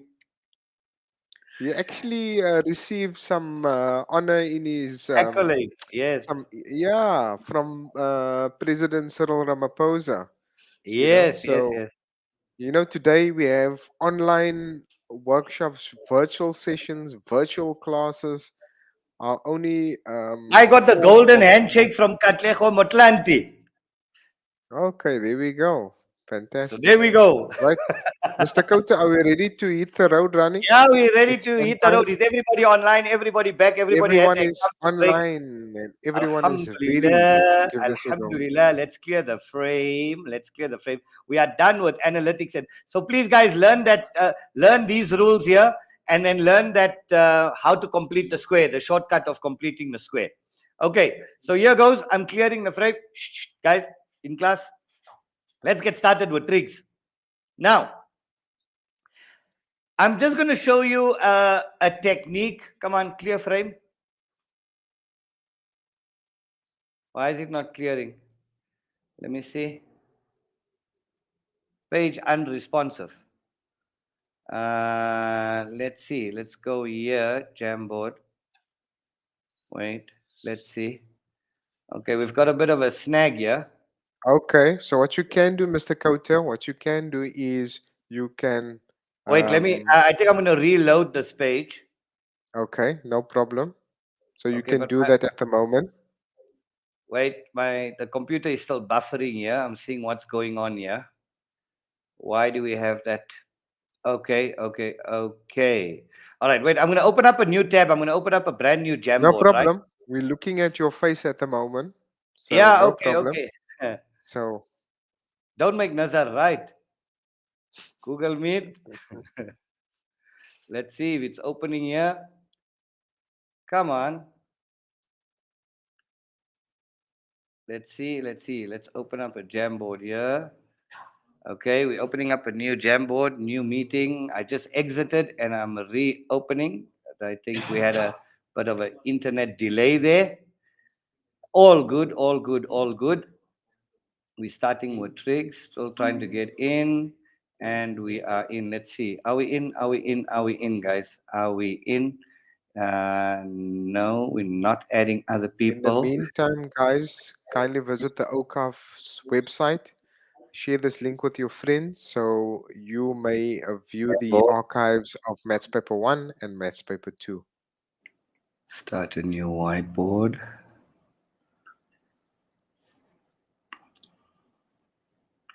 Okay, we're almost there, guys. We're almost there. We're opening up the Jamboard. We're saying present to meeting.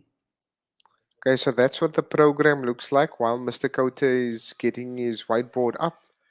That's what our program looks like. We have done analytics, we're going on to trigonometry, and we hope to have a jam-packed session, but rest assured that we will have comfort breaks.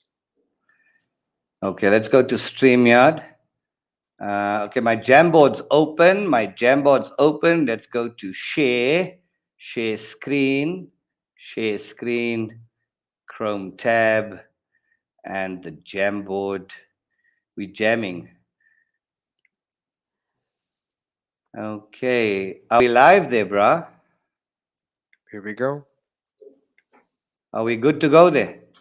Can we do like 100% perhaps? Yep, let's go on to 100%. There we go. Fantastic.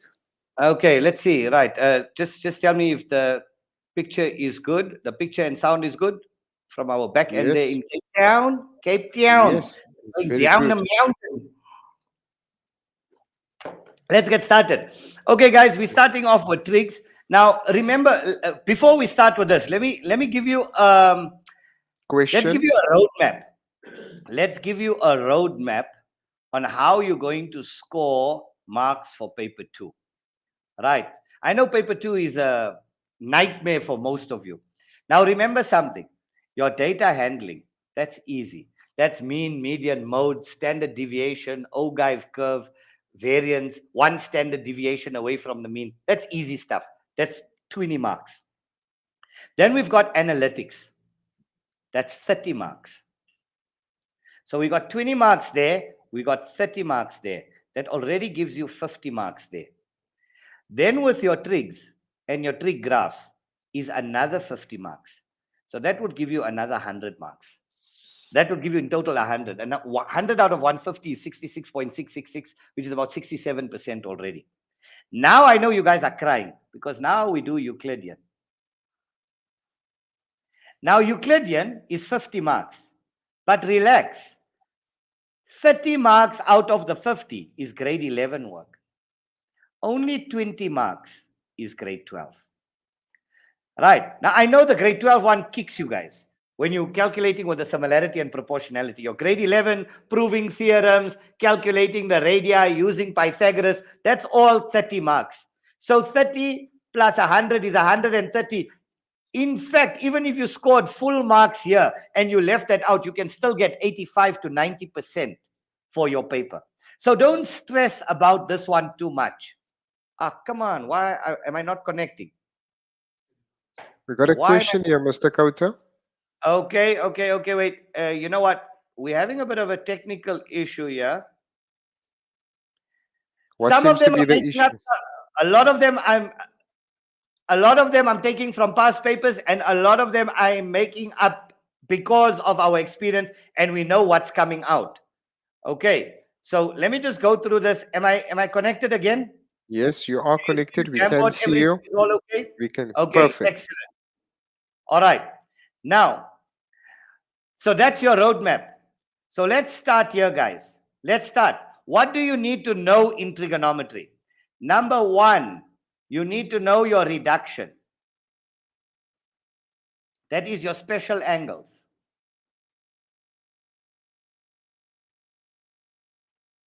Number two, so that the question will say simplify. Right. Then you've got to know your identities. And that will say prove. And that you've got to prove left-hand side equal to right-hand side. Then you've got solve for x or general solution. That's your next topic. I'm going to be taking out past paper questions from here. So most of the questions here are going to be, unless I need to explain to you a concept, then I make up a scenario, I show you the concept. But then when we do the application, I then take out from past papers that are sitting here next to me. Right. So reduction, identities, general solution. Then we've got what we call substitution. So this looks like this. If sine 21 equals P, find blah, blah, blah in terms of P. Then you got your non-90 degree triangles. And that's your area rule, your sine rule, and your cos rule. And then you've got trig graphs. So I'm going to show you how to do each one of them. Okay, so these are your 6 topics for trigonometry. These are your 6 topics for trigs. By now, I hope you know your rules of reduction. I'm going to quickly go through your rules of reduction. I have to go through it because I know many of you don't know it, and that's why you suffer in trigonometry. So let's go through all the rules first. I'm going to go through your rules of reduction, your rules of identities, and your general solution, but we'll go through it as we go topic for topic. So let's first start. I hope you've taken these 6 topics. This is what will give you your 50 marks in your exam. So let's start with reduction rules. So let's open up. Can I delete the screen, or can I open up a new screen? Have you taken it all down? Okay, so there we go. Let's go down. Let's go to 100% again. Right. So now put down your rules of reduction. So now if I give you an angle like, let's say sine 180, or let's say sine 240 degrees. Now, when you reduce 240 to a special angle, to an acute angle, you know you have to use your 30, 45, or 60. So now we're going to say sine. Do I say 180 plus 60 or 270 minus 30? 180 plus 60.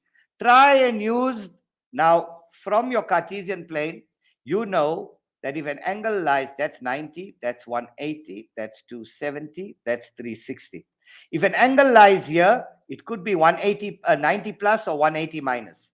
If an angle lies in this quadrant, 180 plus or 270 minus.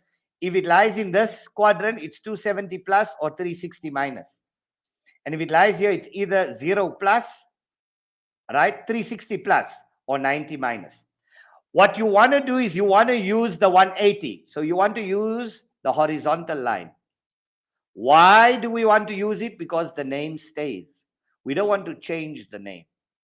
90 and 270, the name changes.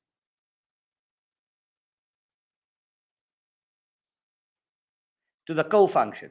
So sine will change to cosine and cosine will change to sine. So sine 180, 240 is there, 240 is there. So we use 180 plus because we want to keep the name. So sine, that would be sine 60. The 180 will fall away. 180 plus is in this quadrant, your third quadrant. And we know that sine in this quadrant, sine, the original in that quadrant is negative. And that will become minus root 3 over 2. So there we go. So even if I gave you cos 135, that will become cos. Will I say 180 minus or 90 plus? 180 minus. Now 180 minus how much will give me 135? 45. And that will equal to, we keep the name, cos 45. 180 minus is in your second quadrant. Cos in your second quadrant is negative. That's your special angle. Minus 2 over root 2 or minus root 2 over 2. That's your special angle. Okay, so the first law of reduction is using our Cartesian plane.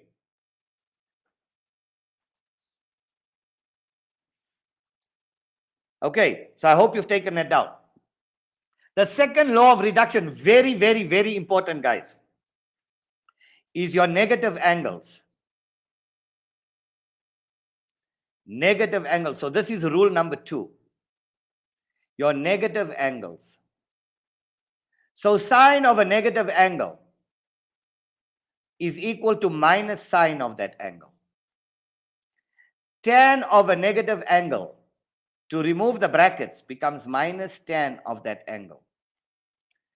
But cos of a negative angle is positive cos of that angle. Cos changes to positive. A negative angle does not exist in the world of cos. Why? Because a negative angle is 0 minus, is there.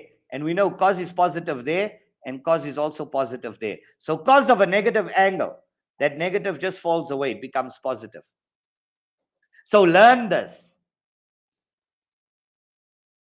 We're still going to get to double angle and compound angles just now. So that's your negative angles. Now we're going to do the next law, which is your anti-clockwise angle.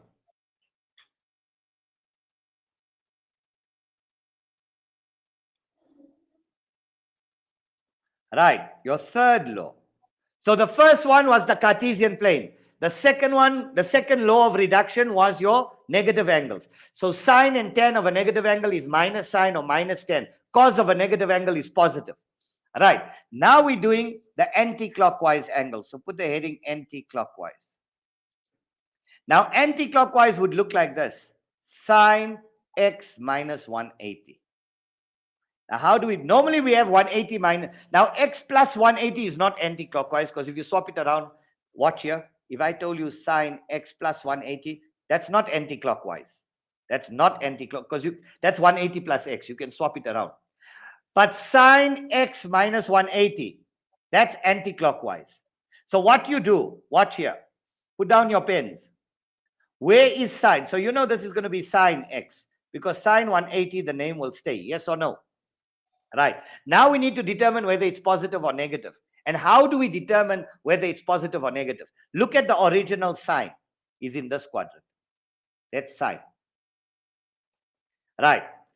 We're going to move 180 degrees anti-clockwise because it's x minus 180. So we're going to go from here to here is 90. From there to there is 180. Now what is sine in this quadrant? It lands here. This is 180. From there to there is 90. From there to there is 180. Now, what is sine in this quadrant? Negative. Very good.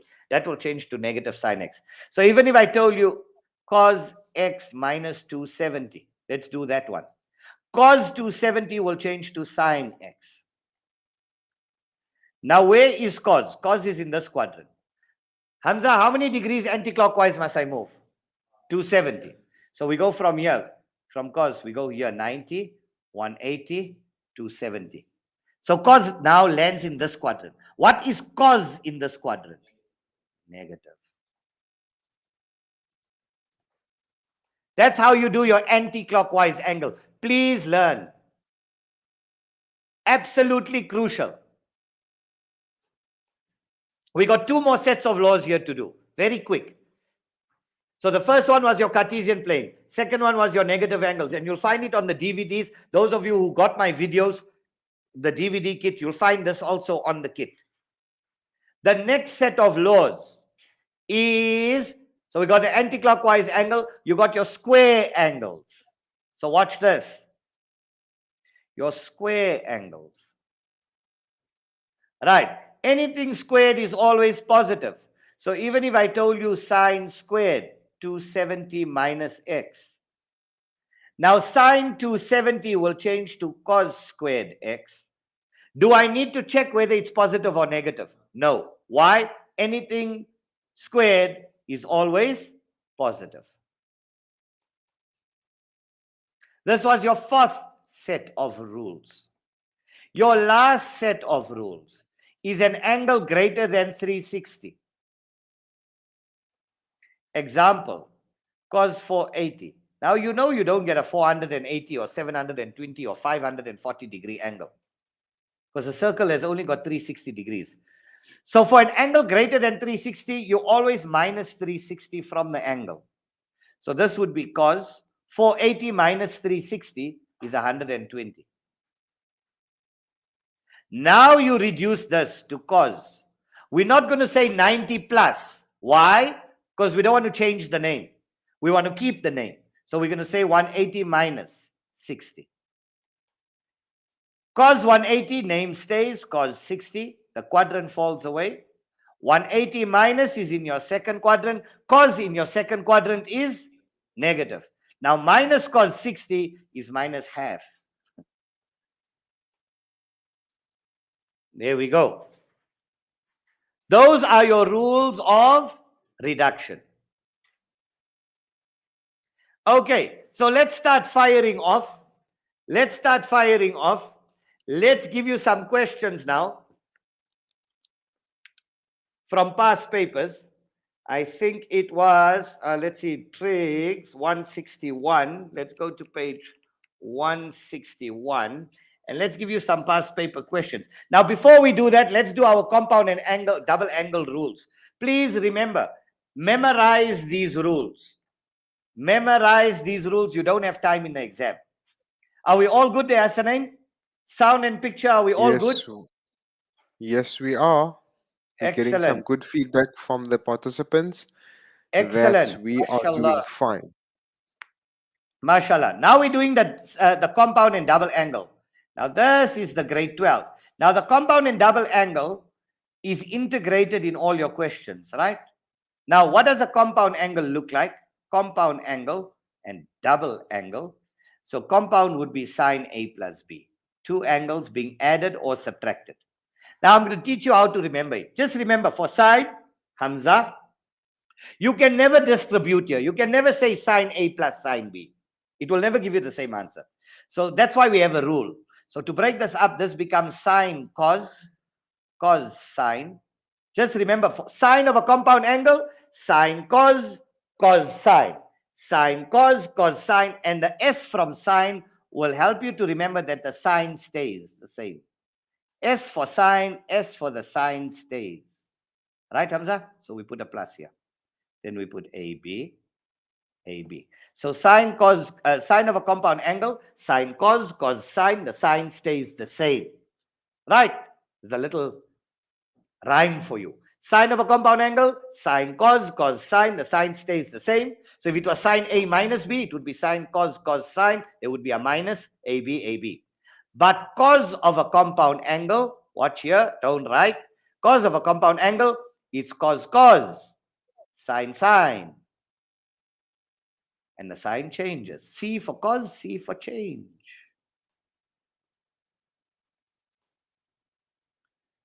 So sine of a compound angle, sine cos, cos sine, the sine stays the same. Cos of a compound angle, cos cos, sine sine, the sine changes. So I'm going to teach you the compound angle, the double angle, 3 times an angle, 4 times an angle, half an angle. So I'm going to show you all the different scenarios, how to play around with them in your exam. Sine, let's do it again. Let's say it again. Sine of a compound angle, sine cos, cos sine, the sine stays the same. Cos of a compound angle, cos cos, sine sine, sine changes. Excellent. Mashallah. Hey wallah. The double Allah. angle would look like this. Sine 2a. Sine 2 times an angle. Now sine 2a can only be broken up in one way. The k way. 2 sine a. Cos a. Sine 2a, sine 2 times an angle. So sine 2 times 15 is 2 sine 15 cos 15. So sine 2a can only be broken up in one way. But cos 2a can be broken up in 3 ways. By now you should know cos squared a minus sine squared a. You can't say plus because that's equal to 1. So cos squared a minus sine squared a. If you only want it, or if you only want it in terms of cos, we say 2 cos squared a minus 1. Or if we want it only in terms of sine, 1 minus 2 sine squared a. So sine of a compound angle, sine cos, cos sine, the sine stays the same. Cos of a compound angle, cos cos, sine sine, sine changes. Sine 2a can only be broken up in one way. 2 sine a, but a bit of a rhyme to it. So it will help you to remember. 2 sine a, cos a. But cos 2a can be broken up in 3 ways. Cos squared a minus sine squared a, not plus. Cos squared a minus sine squared a, 2 cos squared a minus 1, or 1 minus 2 sine squared a. So when I'm doing, when we applying it to the exam scenarios, don't ask me where I got the rules from, because I don't want to come back to the rules and teach you the rules. Okay, are we all good? Thumbs up. Right, let's start. Let's start. Now they might ask you to simplify to a single trig ratio, right? I hope you all took this down. Did you guys take it down? Good. Let's start. Right, they tell you to simplify. Now watch this.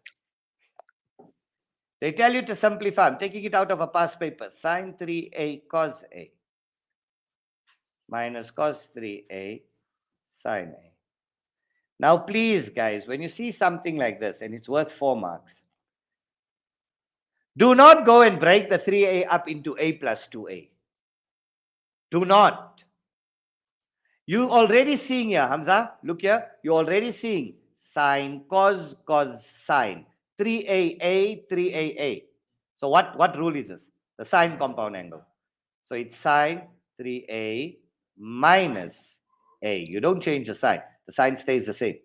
So this is equal to sine 2a. That's it. That's it. Question. Yes. Yes, these rules are there, but I train you to remember these rules, so it makes it so much easier. You don't have time in the exam for every question to keep on looking. And sometimes what they do is that they rearrange the formula on your formula sheet to try and confuse you. You don't have time to go and rearrange it on the exam. So memorize these rules. So it makes your life so much easier while you're working with them. And not all the rules are given. Not all the rules. Yeah, your sine and double angle, compound angle, and your double angle rules are given. But those reduction rules are not given. That you got to know. So you might as well learn all your rules one time. So it makes it so much easier to work in your exam. Let's go back to our Jamboard. Okay, now what's the difference between this and what's the difference between the next one? Right. Show that. This is also from a past paper. Show that sine 3a is equal to 3 sine a minus 4 sine cubed a. Question. 5. Okay. All right. Your mark allocation is for each of your steps. Right? For your first step, they'll give you 2 marks. For your second step, they'll give you 2 marks for that, 2 marks for your final answer. I'll show you here also. So this one here is worth 5 marks. Right, now how do we do this one? On the left-hand side, now this becomes an identity. So now we start with the sine 3a. Now watch here. Watch here. This is 3 times an angle. Now we need to convert everything to sine. My right-hand side is all in terms of sine. So watch here. So sine 3a, we always break it up. If it's a 3, we break it up into compound. So that becomes sine a plus 2a. 1a plus 2a is equal to 3a. I'm putting a tick there. I hope you all understand. Guys, I'm only doing this problem once. So put down your pens. If you don't understand it, put down your pens and watch how I unpack it. I'm not going to re-explain because it's long. We don't have enough time. So watch. 3a is a plus 2a. Now that's your compound angle. So that becomes sine cos sine a 2a. Follow me. Follow. So I broke that up and the sign stays the same. Right. Now we got sine. Remember my right hand side is in terms of sine. So here's sine a, Hamza. Now my cos 2a in terms of sine. In terms of sine is 1 minus 2 sine squared a. Plus cos a, there's nothing I can do with it now. Times sine 2a can only be broken up in one way.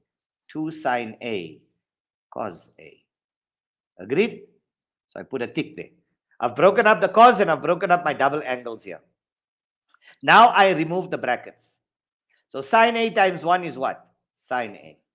Minus 1 times 2 is 2. Sine times sine squared is what? Sine cubed a. Plus, Hamza, this is all one term. So this is 2 sine a. Cos times cos is what? Cos squared a. So I got sine, I got sine, I got sine. Where's my problem? Cos squared. Now cos squared according to grade 11 in terms of sine is 1 minus sine squared. So now let's write it again. Sine a minus 2 sine cubed a plus 2 sine a. And cos squared is 1 minus sine squared a. Yes or no? Right. Now let's break this up. So let's remove the bracket. Sine a minus 2 sine cubed a plus 2 sine a times 1 is 2 sine a. Positive times negative is a negative. 2 times 1 is 2. Sine times sine squared is what? Sine cubed a. Now collect your like terms. 1 sine a plus another 2 sine a is what? 3 sine a. There's your final answer. 3 sine a minus 2 sine cubed minus another 2 sine cubed is minus 4 sine cubed a, which is equal to your right hand side. Therefore, your left hand side is equal to your right hand side. And there we go. That's how we break it up. Bob's your auntie, if they're Kardashian. Is that the flow joke of the day today, Mr. That's K? your You're on flow fire. joke. Bob's your auntie if your uncle is Kyle Jenner. Don't go there, please. Okay, all right, okay. This is social media. Maaf, Please. super maaf, wallah maaf. That naughty boy corner is going to close in on you, Mr. K. Well, I went home yesterday. I told my wife I got two yellow cards yesterday. She was laughing. She said you should have got a bloody red card. Okay, I think we need to have a session with your wife, a consultation session there. So we'll sort you out for good. You say, take him away, please. Get him some psychiatric help. I swear, I go and sit at restaurants when I'm bored and I'm sitting there and I'm waiting for the food. I ask them for a pen and a paper and I start doing general solution. Okay, fantastic. That's not right. It's not right. I promise you, it's not right. You're obsessed with mathematics. We understand that, Mr. K. So there is some method to your madness. You're brilliant with what you do. No, inshallah, Allah must. But it's like I told you yesterday, it can become troublesome at times. It troubles me. Because if you're sitting in a room and you start counting the bricks, you know you're not normal, bruh. And you're trying to calculate. No, astaghfirullah. We got a question here from Nasiha. Mr. K, will we be Yep. doing proofs as well? Yes. No. What proofs of what? Which proofs? Okay, so Nasiha, in the comments below, kindly just clarify Yeah, your question. just clarify which proofs are you talking about? Okay, now watch this question. Watch this question. Here's a higher order question for you. Clear frame? Right. Prove that in any triangle ABC, that sine A is equal to sine B cos C plus sine cos B sine C for 4 marks. Prove that in any triangle ABC that sine A is equal to sine B cos C plus cos B sine C. That's a higher order question. Let's see. Let's see how many of you guys can crack this one.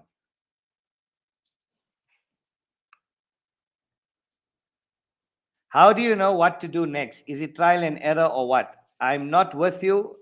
No, you see, you got to prep on these type of questions so that when you see it in the exam, you know exactly how to unpack it. So to Mbalentle Glamini, to answer your question, when you see sine 3 times an angle to prove it to equal to sine on the other side, you got to unpack it the way I showed you. It's not trial and error. There you got to break it up into a plus 2a, like we did it. So sine 3a or sine 3x will equal to sine x plus 2x. And then you expand it into compound angle to make sure that you get it into sine. Nasiha has clarified her initial Such as question. the probability proofs or the center is at times the circumference theorems or 10-chord theorem. No, I'm not going to be doing proofs. I'm only doing application. Your proofs are your bookwork. That's all in your book. Just memorize. I'll tell you which ones to learn for your exams. But that's all in your textbook that you can just memorize them. Right? I'm only doing application. Right. Now, I know many of you are suffering in this one. How many of you got the answer to this one? How many of you onliners have got the answer to this one?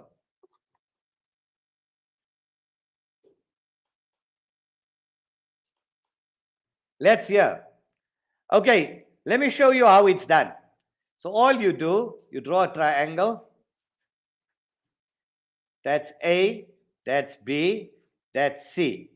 Now we know in this triangle, sum of angles of a triangle is equal to 180. Am I right, Kuvaria?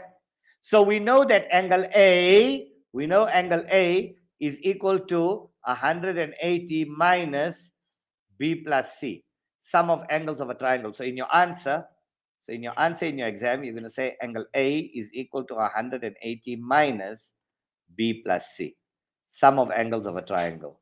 Sum of angles of a triangle equal to 180 degrees. So they want sine A. So watch what we do. We attach a sine, we attach a sine. So we say, therefore, sine A, oopsie, wait, let me just delete that. Let's go back to our pen. And we say, therefore, sine A is equal to sine 180 minus B plus C. Now, we know according to our rules of reduction, 180 minus so sine A, watch this, sine A is equal to sine 180, that will stay the same, that will fall away, is equal to sine B plus C. 180 minus, sine is positive. Now we know our compound angle for this, Hamza. So sine A is equal to sine B plus C is going to be sine cos sine BC plus BC. And there we go. 1, 2, 3, 4 marks. All right. So let's pick you up again. I'm going to do some more examples, some more simplification problems for you, just to get you used to with it. No, just do it step by step. So say angle A is equal to 180 minus B plus C. So attach a sign, attach a sign. Okay, let's do the next one. The next one is quite simple. I'm going to take you up into more difficult ones. We're going to go up in levels of difficulty. Right. Find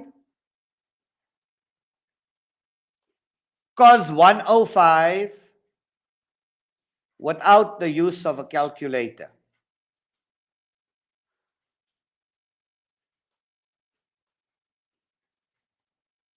So in our answer, we need to use our special angle. So cos 105 is going to equal to cos, which two special angles will give me 105? My quadrants won't. It's 90 plus 25. 25 is not a special angle. And you can't say 180 minus 75 because 75 is not a special angle. So that means we're going to use 60 plus 45. Now that's our cos compound angle. So that's going to be cos, cos, sin, sin.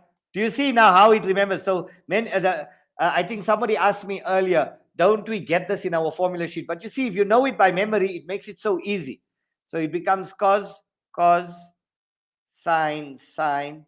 And cos of a compound angle, does a sign stay or change? C for cos, C for change. So cos 60, it's also good to memorize these. So I'm not even using a calculator. Cos 60 is a half. Cos 45 is root 2 over 2. Minus sin 60 is root 3 over 2. And sin 45 is root 2 over 2. So that would be 1 times root 2 is root 2 over 4 minus root 6 over 4. Your final answer here is root 2 minus root 6 all over 4. So they can also make it like an identity and say, show that cos 105 is equal to root 2 minus root 6 all over 4. You'll just work out left-hand side, which is equal to right-hand side. So this could be a simplification problem, or it could be a identity. Okay. Question. Yes. Priyanka's got a question. Okay, Priyanka, I'm taking out the questions from a whole variety of sources. You can work through all your past papers. You can even work through your textbooks. You can work through your classroom mathematics. You can work through your platinum textbook. You can work through your mind action series. I'm also working through, I've got a past paper book compilation here, right? It's called Mathematics Grade 12, The Solution. You can work through your answer series. You can also go on to NSC past papers you can Google NSC past papers, and you can find out all your Eastern Cape, Northern Cape, Western Cape, Gauteng, Polokwane, Northwest papers. Eastern Cape and Northwest papers are also a little bit more challenging.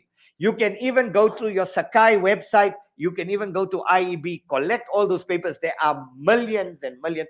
I need to show you how it's done, because once we understand how it's done, you can then apply it to any past paper scenario. What I'm even going to do, I've even got your trial paper here, right? Your prelim paper. So I've got maths paper 1, maths paper 2 here. We'll even go through some of these questions here. I've got all these sets of papers here. So there's so much of information out on the internet, but if you don't know how to tackle it, you're going to be lost all the time.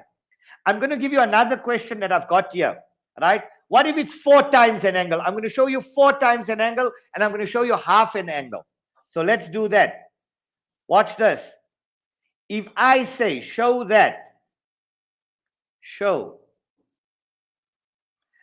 cos 4x is equal to 1 minus 8 sine squared x plus 8 sine to the power 4x. That's also a past paper question for 6 marks. Now I showed you 3 times an angle. 3 times an angle, you made it a compound. Whenever you see 4 times an angle, you make it double. So we start on our left-hand side. So you want to try it on your own. Give it a go. Break cos 4x up into a double angle. So that would be cos 2 times 2x. So we made it a double angle. Now, which of your cos double angle formulas have got only sine? Look at your right-hand side. Your right-hand side has only got sine. So to answer, I think it was Glamini who asked earlier, what do we do? Do we do it just by trial and error? No, we're not doing it by trial and error. There's an art to it. There's a style to it. So the style of this one is if it's cos 4 times an angle, you break it up into double. And you look at your right-hand side. Your right-hand side is in terms of sine. So which of your cos double angle formulas have only got sine in it? 1 minus 2 sine squared. What's your reference angle? 2x. This is your cos double angle formula in terms of sine. This is your cos double angle formula in terms of ITO, in terms of sine. Now what happens here? Many of you get lost here in the exam. What do? Are you squaring this or you squaring that? You're squaring sine 2x. So that becomes 1 minus 2. Sine 2x will be, sine squared 2x is sine 2x squared. You bring that square up to the top. So now 1 minus 2. Sine 2x can only be broken up in one way. 2 sine x cos x squared. Now that becomes 1 minus 2. 2 squared is 4. Sine squared x cos squared x. You shower the power. You know what shower the power? Like Zuma. You just shower. You just shower it. You shower the power. So that is 1 minus 2 times 4 is 8. Sine squared x cos squared x. Now we got a problem with cos. We need to convert it to sine. So I get 1 minus 8 sine squared x. Cos squared x is 1 minus sine squared x. No, it's one term. It's one term here. Now, because it's two separate terms, we distribute. 1 minus 8 times 1 is minus 8 sine squared x. Negative times negative is a positive. 8 times 1 is 8. Sine squared times sine squared is sine to the power 4x. And there we go. Ting, ting, ting, ting. Bob's your auntie, which is equal to your right-hand side. Game over.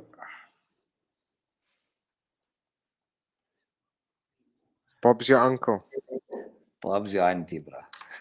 Mr. Kauta, Yeah, bye. are we going to see a glimpse of Hamza? Because we're just hearing of Hamza, but we don't get to see Hamza. Yeah. You want to see Hamza he doesn't want to take a photo. He say he look like Bin Laden. So he say No. Hamza don't like music also, bruh. He was even fighting with Awqaf. He say why Awqaf is playing music in the beginning. No, we Hamza, don't have music today. We don't have music Hamza today. just arrived on Friday from Iraq, from Afghanistan. Okay. The plane. Okay, time out. We're going a little bit too far. Let me just Okay, I'm going answer on this a tangent. question quickly from Ji, bhai. Brandon. Will I be able to access this video at a later stage? Yes, certainly. Yes. All that you need to do is log on to the Awqaf SA's website, and that's going to be very easy for you. That's the address. Once you're on that website's address, awqafsa.org.za, on the landing page, you go through to the Matric Maths online workshop page, and then you will have access to Maths Paper 1 and Maths Paper 2. I hope that answers your question. And also you can search on Awqaf SA on YouTube, and it will bring up the videos for the 2 session. I hope that helps you there, and let us know if you have been able to access that. Thank you, Ailey, also for flagging that question. Thank you so much. Okay, excellent. We're still doing some more. I'm going to do one quick reduction. I'm now taking out of KZN 2019G. Your special angles. Yeah, okay. Good question here. Is there a way to remember your special angles? Yes, there is. No, forget about all of that. Come and show you what to remember. All right. Just remember sine 60 is equal to square root 3 over 2. So if sine 60 is square root 3 over 2, that means your sine 30 must equal to a half. So if you remembered sine 60 is root 3 over 2, then sine 30 is your half. Then cos 60 is equal to a half. and then cos 30 is equal to your sine 60, which is your root 3 over 2.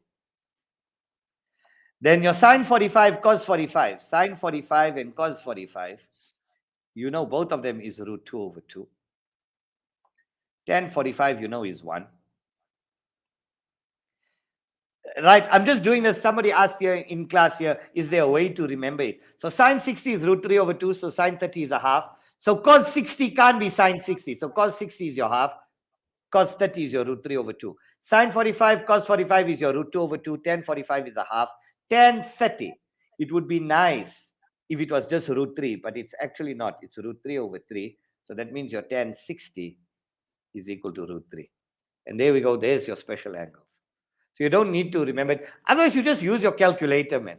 They're not going to know in the exam as long as you give your answer in third form. You don't put decimal, so you can cheat legally. Right, legal cheating.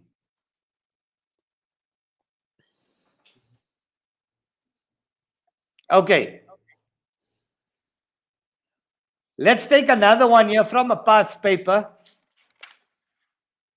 where they give you your, so I'm just deleting, this is KZN 2019's final paper. So I'm just going to write it here on the side. Let's see if you guys can do this one quickly on your own. Tan 180 minus theta times sine 90 plus theta all over cos 300 and then sine theta minus 360. So while you guys are taking that one down, do this one, yeah?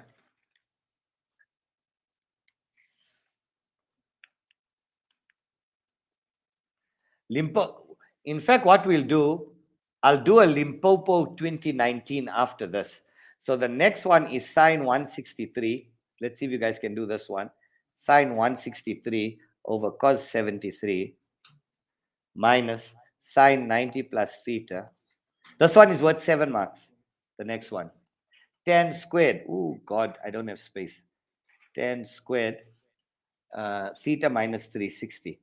Theta minus 360 all over cos 180 minus theta. Cos 180 minus theta. So this one is worth 7 marks.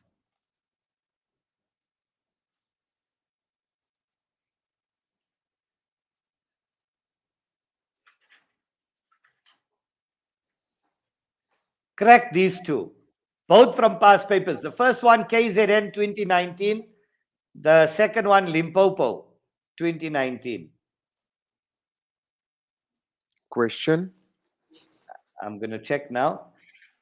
I see you've mastered the eraser. You've got a broader stroke there. Well done, Mr. Kauta. 10 out of No, 10 yeah, for you. because we expanded the page. I think we brought it up to 100. I think we were working on 50%. Fantastic. There we go. Fantastic. Well done to me and you. Ah, excellent. Thank you, Hasanain. The calculator my pleasure. rationalizes a denominator. Can we still use the rationalized number? Yes, you can, as long as you don't use decimals. As long as you don't use decimals. So let's do the first one. I'm doing the first one here. So tan 180 will remain tan theta. 180 minus is in my second quadrant. 180 minus is in my second quadrant. Tan is negative there. Multiplied by sine 90, the name changes to cos theta. 90 plus is in my second quadrant. You look at the original, you don't look at the change. Many of you look at the changed one. Don't. Look at the original. So sine 90 name changes to cos. 90 plus is in my second quadrant. Sine in my second quadrant is negative. All over. Cos 300 will become cos 360 minus 60 times, that's your anti-clockwise angle. So let's see, theta minus 360. So sine 360, your name will stay sine theta. Sine is in this quadrant. We're going 360 degrees anti-clockwise. So from here, we're going 360. Right round, we end up back there. What is sine in this quadrant? Positive. Now, negative times the negative is a positive, so our two negatives cancel out. Tan theta is sine theta over cos times cos theta over 1 divided by Cos 360 minus 60 is cos 60. And what's cos 60? Half times sine theta. Now, cos theta, sine theta, sine theta. You're left with 1 divided by a half. So times 2, your answer is 2. That's your first one. That's the answer to your first one. Oh, come on. Hasanain, we still there? Yes, we are. Okay. Now, sometimes it just tells me, my heart skips a beat every time it says reconnecting. My goodness. Yeah, I think lots of the folks are probably on Netflix, they're binge watching. Maybe it's affecting the up and down speeds, but we're all Yes. good. We all good. Are we all good, yeah? Zaim, we okay? Umaid, we okay? Kuvadia, we okay? Yasin, we all right? Okay, guys in studio, we all right. There's still so much We that we want need to to see Hamza. We want to see Hamza. You want to see Hamza? Okay, I'm gonna take a photo of the class. I'll send it to you. I'll take a photo of Hamza and I'll send it to you, right? Then you can. No. I've got a Guys- photo of the class, but I need to get Hamza's permission if we can flight it. If he's not happy with it, then No, we he says can't no. He says violate please. his. He says please no, please no. Okay, so there we go. Okay, so Hamza, we hear you, but we won't flight a photo of you. Right, so we good to go there. Right, let's look at the next one. I hope you guys are you guys done with the next one. The next one looks a bit. I've never done it before. I'm not even working with the memo here. So let's see. Let's see what the next one looks like. How do we unpack the next one?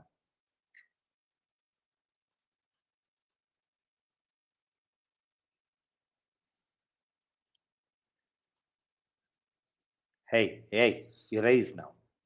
Don't trouble me.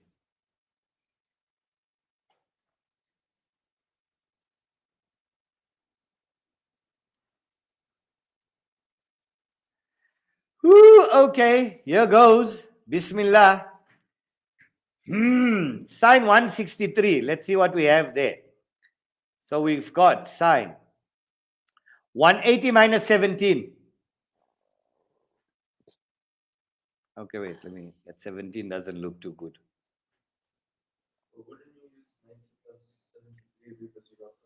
Yeah, we could. Or we could change. Okay, so I'm just using cos 180 minus 17, right?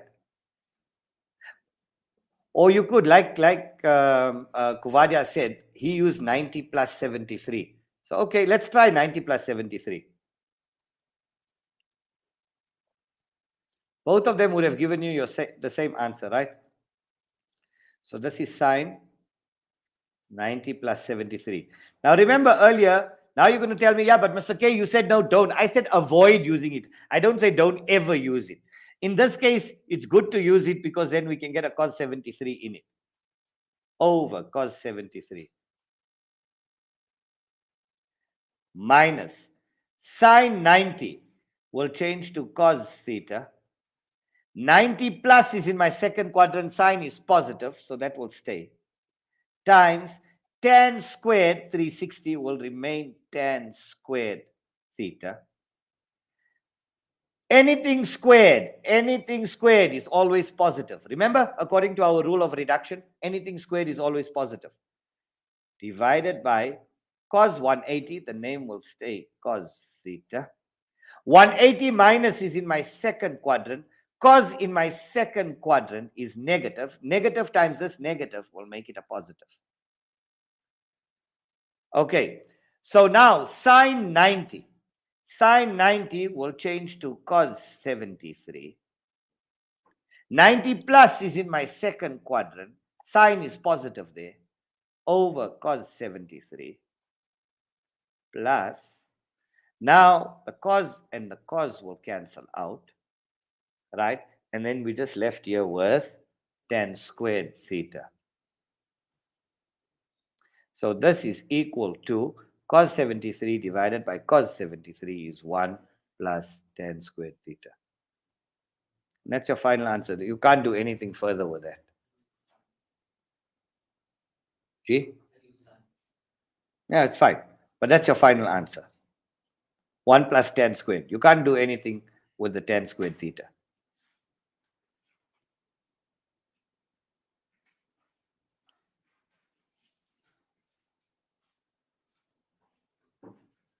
Okay.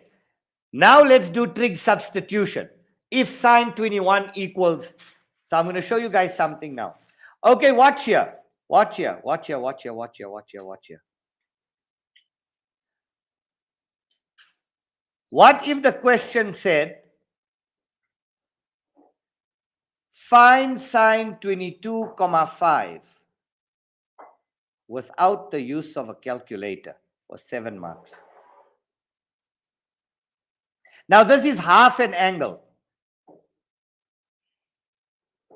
So sine 22, 5. We know 22, 5 is related to which angle? 45. So this is, so I showed you 2 times an angle. I showed you 3 times an angle. I showed you 4 times an angle. I'm now going to show you now half an angle. So whenever you have half an angle, so learn this. We start off with cos of the double angle. We start off with cos 45. I'll show you why. Cos 45, we know cos 45 is root 2 over 2. That's your start point. Don't ask why. I'm about to explain to you why. Now cos 45 is cos 2 times your double angle, 22, 5 is equal to root 2 over 2.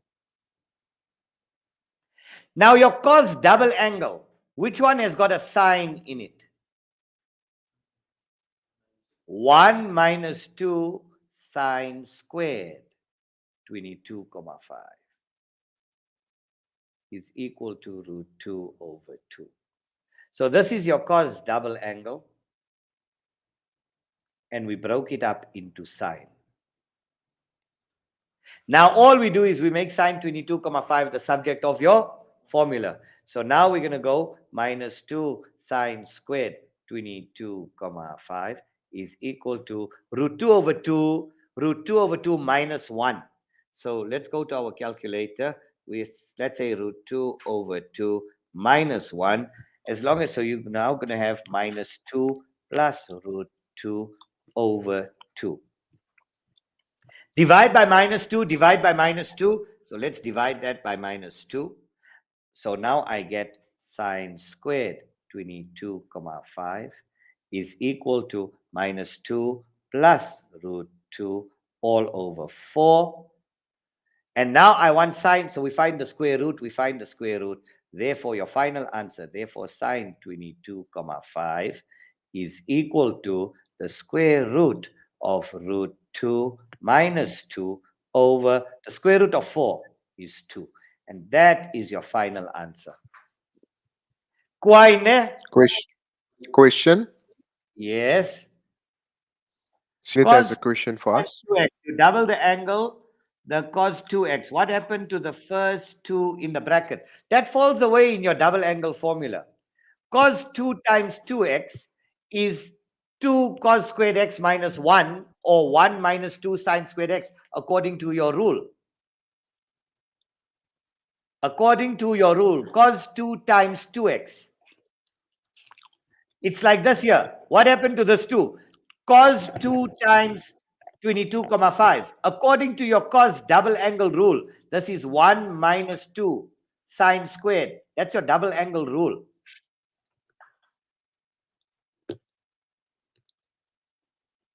So sine 22. So this is half an angle. This is what you do with half an angle. You start off with cos of the double angle.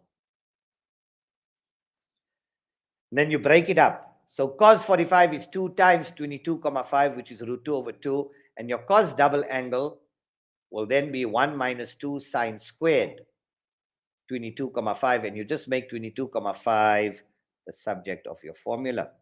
We're going to do something similar in the next question. Watch here. From a past paper. From a past paper. Onliners, are you enjoying it? The initial question was, if sine 22, 5 is equal, or simplify sine 22 comma 5 without the use of a calculator. Sorry. Simplifies, right? Simplify. Here's your original question. Your original question is simplify sine 22 comma 5 without the use of a calculator. Or they can say show that sine 22 comma 5 is equal to the square root of root 2 minus 2 over 2. Okay. Let's delete this. Now watch here. If sine 22 is equal to P, here's the question. Find. Question number 1. Find cos 22, tan 22, sine 44,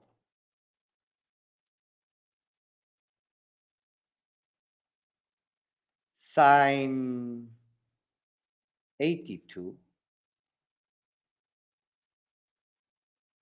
sine 11 without the use of a calculator.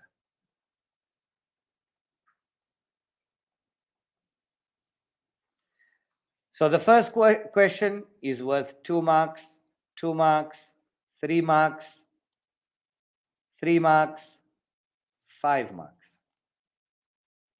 2 and 2 is 4 and 3 is 7 and 3 is 10. 15 marks on this question.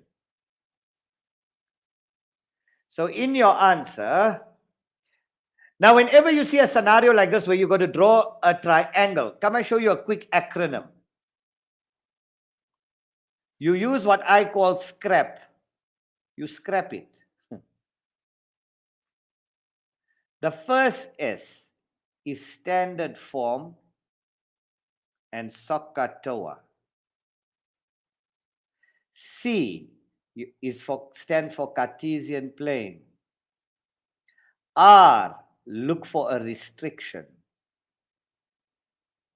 A is just for and. A is for and. And P is for Pythag. So this is the mental process that you use. So you scrap it. Whenever you need to draw a triangle or without the use of a calculator, and you need to construct your Cartesian plane, you use scrap. You scrap it. What do? You scrap it. So standard form, this is not in standard form. What standard form? Trig function of an angle is equal to a fraction. So you must have a fraction there, P over 1. SOHCAHTOA, opposite over hypotenuse. Sine is opposite over hypotenuse. Cartesian plane, let's draw the Cartesian plane. Restriction, is any restrictions? No. No restriction is given. So we draw it in our first quadrant. That's 22. And Pythagoras. So P over 1. So that's P over 1. Opposite over hypotenuse. So we use Pythagoras to finish it. So let's find x. So 1 squared is equal to x squared plus p squared. So 1 minus p squared is equal to x squared. So x is equal to plus or minus the square root of 1 minus p squared, plus or minus. So we know this is on the positive side, so that's the square root of 1 minus p squared. Are you all okay with that? So we scrap it. Standard form, SOHCAHTOA, Cartesian plane, restriction, and Pythagoras. Right. So now let's start answering the questions. Now you use this. Now let's start answering the question. So we just use SOHCAHTOA. Cos 22 is equal to, for cos, according to SOHCAHTOA, adjacent over hypotenuse. Adjacent over hypotenuse. So adjacent over hypotenuse, so it's a square root of 1 minus p squared over 1, which is equal to the square root of 1 minus p squared. Number 2, tan 22. And tan 22 is opposite over adjacent. Opposite over adjacent. So your answer would be p over the square root of 1 minus p squared. Question number 3, sine 44. What is the relationship between 44 and the angle that they gave you? Double. Good. So this is equal to sine 2 times 22. And your double angle for sine is 2 sine 22 cos 22, which is equal to 2. They want your answer in terms of P, right? They want all your answers in terms of P. So 2, what is sine 22? P. What's cos 22? The square root of 1 minus P squared.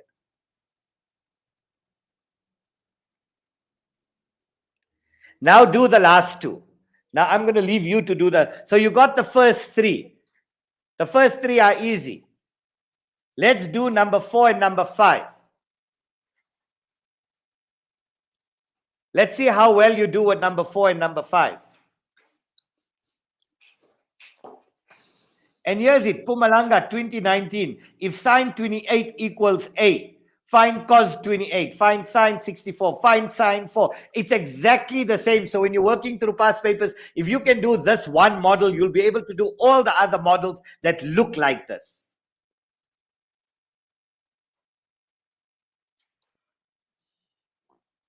Do number 4 and 5. Let's see how good are you. If you can get number 4 and 5 right, you're a boss. You're a want. Away on. Then you're a want. Woof, woof.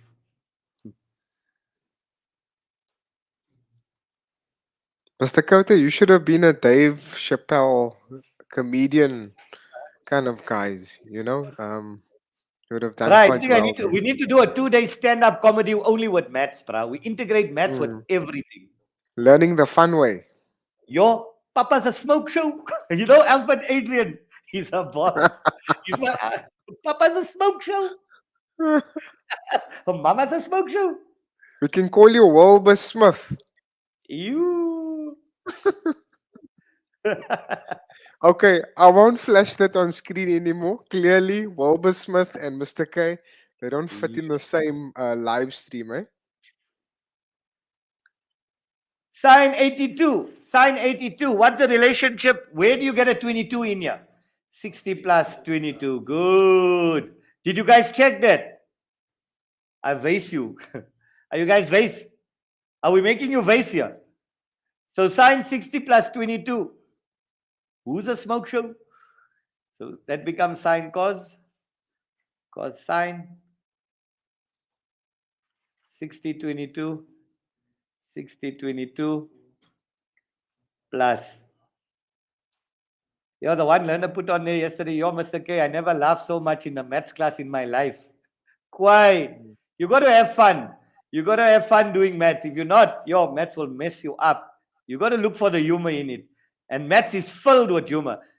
You know you can, Hasanain, you can swear someone in maths.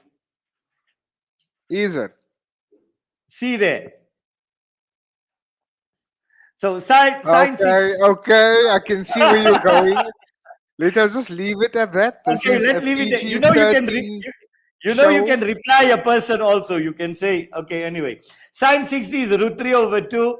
Cos 60. La hawla wa la quwwata. You never saw that. That was never on the show. Right. Anyway. So sine 60, I know some people are cracking up there. It's all right. It's all right. No, I know but they're going to Mr. give me a K, red card. Mr. Yes, Kota, you must bear in mind that this is a permanent archive, so whatever we're saying here, it comes with responsibility, and everything goes viral out into social media. So let Mini us me. not Me. find ourselves You wanting. guys want Austin Powers? Mini me. My Fage. My Fage. Okay, moving on. Okay. Moving on, sine 60 root 3 over 2 cos 22 is root 1 minus p squared. Austin Powers. Groovy, baby, groovy. So that's cos 60 is a half and sine 22 is p. So you just leave it like that. I want to see you guys dala the last one. Whoever dala the last one is a boss. Whoever dala the last one is a haunt. Yeah, so you start with cos of the... Are we vibing here, bruh? Are we vibing? Okay, okay. The Owens are getting vase here. Hulle raak vase.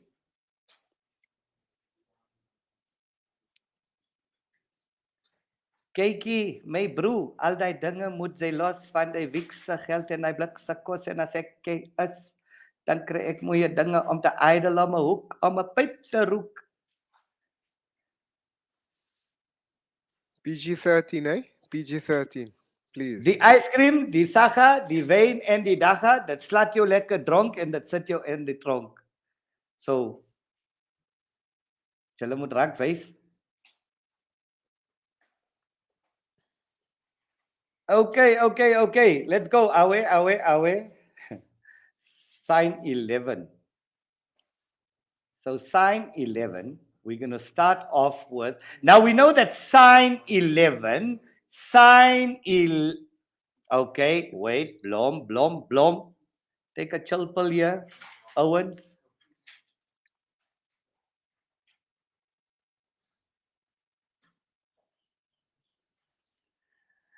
Right, so are we going to go? So we know that sine 22, let's start off with the cos double angle, right? Let's start off with cos 22. Remember I said for half an angle, you start off with cos. So let's start off with cos 22. Cos 22 is equal to, what was cos 22? It was square root 1 minus p squared, am I right? Yes or no? Yeah. So this is cos of 2 times 11 is equal to the square root of 1 minus p squared. Agreed? So now cos of your double angle in terms of sine, because they want sine 11, is 1 minus 2 sine squared 11 is equal to the square root of 1 minus p squared. Now make sine 11 the subject of your formula. So minus 2 sine squared 11 is equal to root 1 minus p squared minus 1. Then we divide it by minus 2. So sine squared 11 is equal to all of this. So it's 1 minus p squared minus 1 divided by negative 2. Oops. So our final answer is going to equal to sine 11 is equal to, so it's the square root. So it's the square root of, remember we're dividing it by a negative here. So that would be 1 minus the square root of 1 minus p squared over root 2. So it's the square root of this whole thing. So it's a square root of everything. And there we go. That's what sine 11 is equal to in terms of p. Yeah, it's fine. If you left it as negative 1, they won't penalize you for it. But you know, in maths, you don't want to leave the negative, a negative in the denominator. You want to try and make your denominator positive. But if you left it like that, Yeah, it's fine. It's fine. Okay, it's 12:30 on the dot. I think everybody is now hungry. People want to now go and cup a chow, cup a diet, go and eat a Gatsby. Right. Everybody's list for that Gatsby now. That Gatsby is going to wipe down. Okay, Hasanain, where are we at now? Let's look at our program. We finish here. You know what? I've allowed some time. We're going to continue with tricks. I'm going to do the general solution, and we're going to do some 2D and 3D tricks after break. And then we'll kick into Euclidean. So it's now 12:30. Let's go till 1 o'clock. Or you guys want to go till 1:15? 1:15. So guys who want to make salah. So let's go till 1:15. Let's go till 1:15. Let's go till 1:15. Let the guys go and make salah and let the guys go and eat a lekker diet. Okay, time to line. Have a lekker break. Make salah, make dua. Assalamu alaikum. I see you guys at 1:15 on the dot. Onliners, enjoy your break and tell everybody what a great show this is.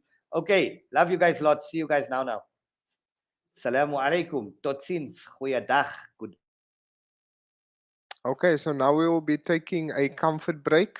Mr. K and some of the learners that's in studio at the Johannesburg office going to be taking a comfort break. So this is a time for you to stretch your legs, go outside, get some nourishment, get something to eat, and come back. And we will resume at 1:15 promptly. Thank you so much.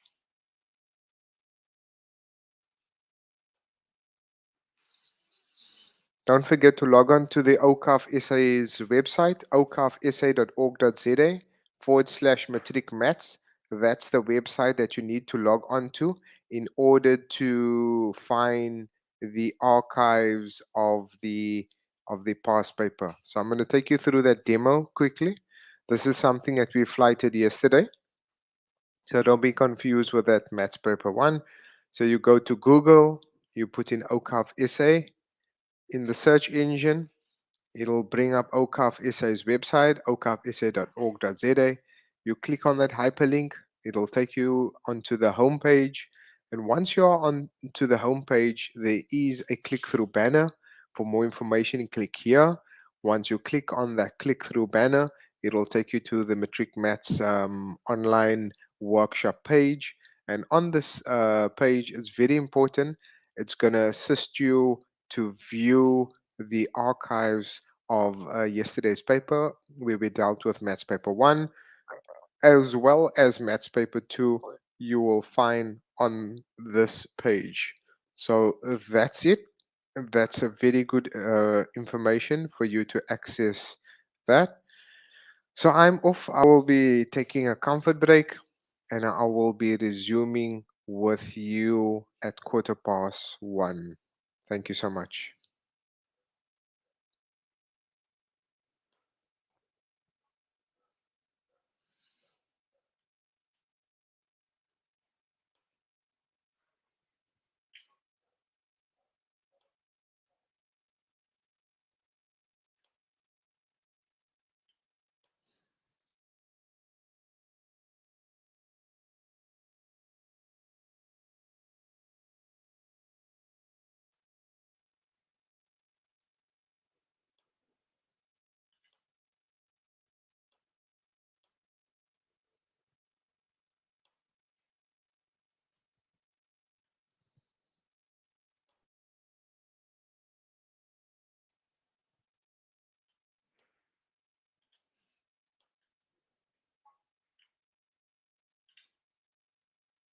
When we take care of each other, wonderful things happen. Children thrive, the elderly rejoice, communities celebrate. Awqaf South Africa, a charitable Waqf receiving organization, makes it easy to share the care.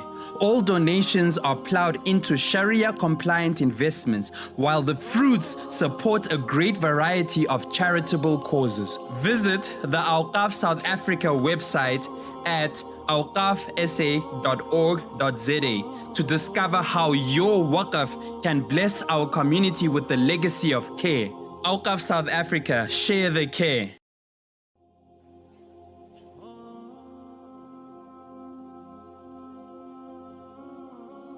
Every single orphan child in South Africa should have the opportunity to enjoy a carefree childhood. But with over 2 million children in need of orphan care, the need is greater than the available resources. The Quran reminds us of two fundamental rights of orphan children: the right to support and the right to be treated with dignity. The Quran furthermore sees taking care of orphans as an act of worship. By supporting the Awqaf South Africa Yatim Waqf, you will help us support a number of children's homes with the upgrading of infrastructure, their healthcare, education, clothing, and overall well-being. Help us share the care and give an orphaned child a chance at a happy childhood and a bright future.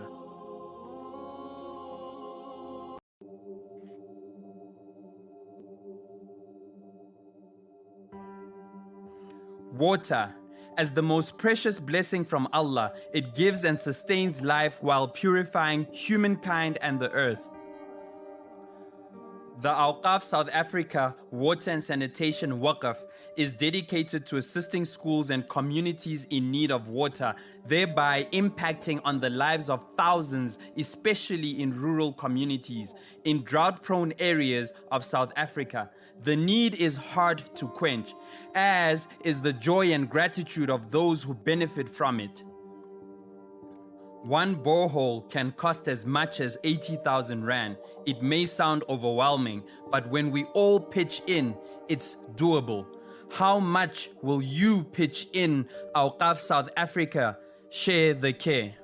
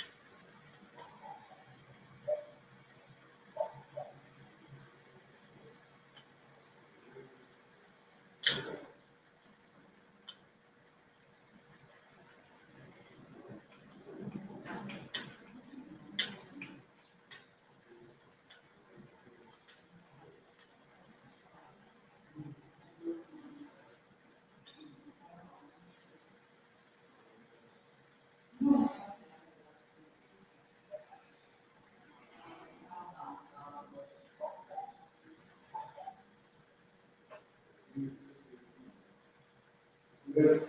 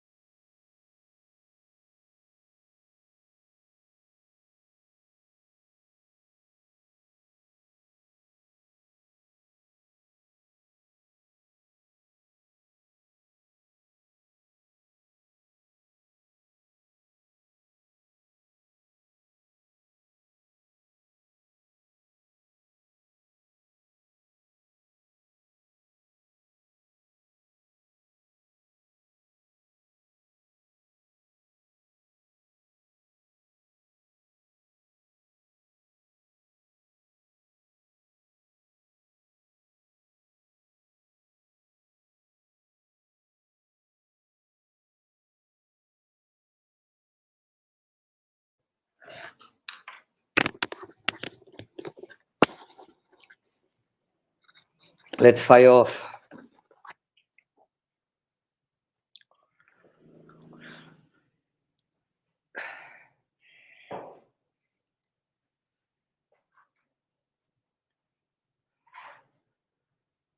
Right, are the guys ready to go live? Are they ready to go live? Hey, Brew, are you ready to go live, hey? Just give me 3 minutes, Mr. Kauta. 3 minutes. Okay, okay. Next week, Huh? next week, me, Auckland Park. Auckland Park, boardroom.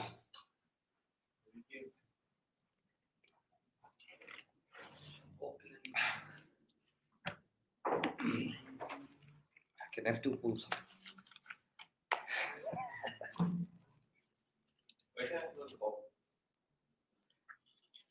There's a dustbin there. Hold it. Come, because I use the arms there.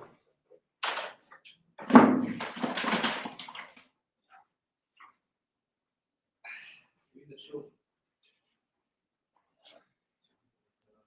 Why you never take? Small. I think that everything was laid out.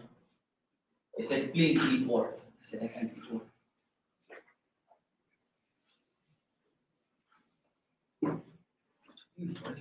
It's not burning, it's things inside. Don't burn. Ciao. What's your head? Oh, the farmer.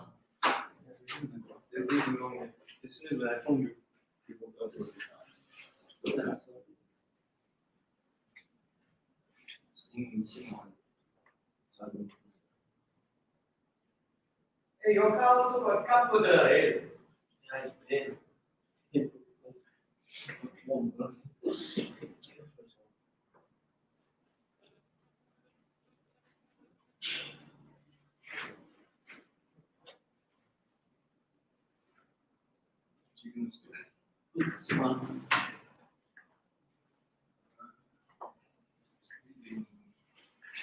There's a tray, use that tray there. Behind you. No, use that tray. Use a box, use a box, use a tray, use whatever you can.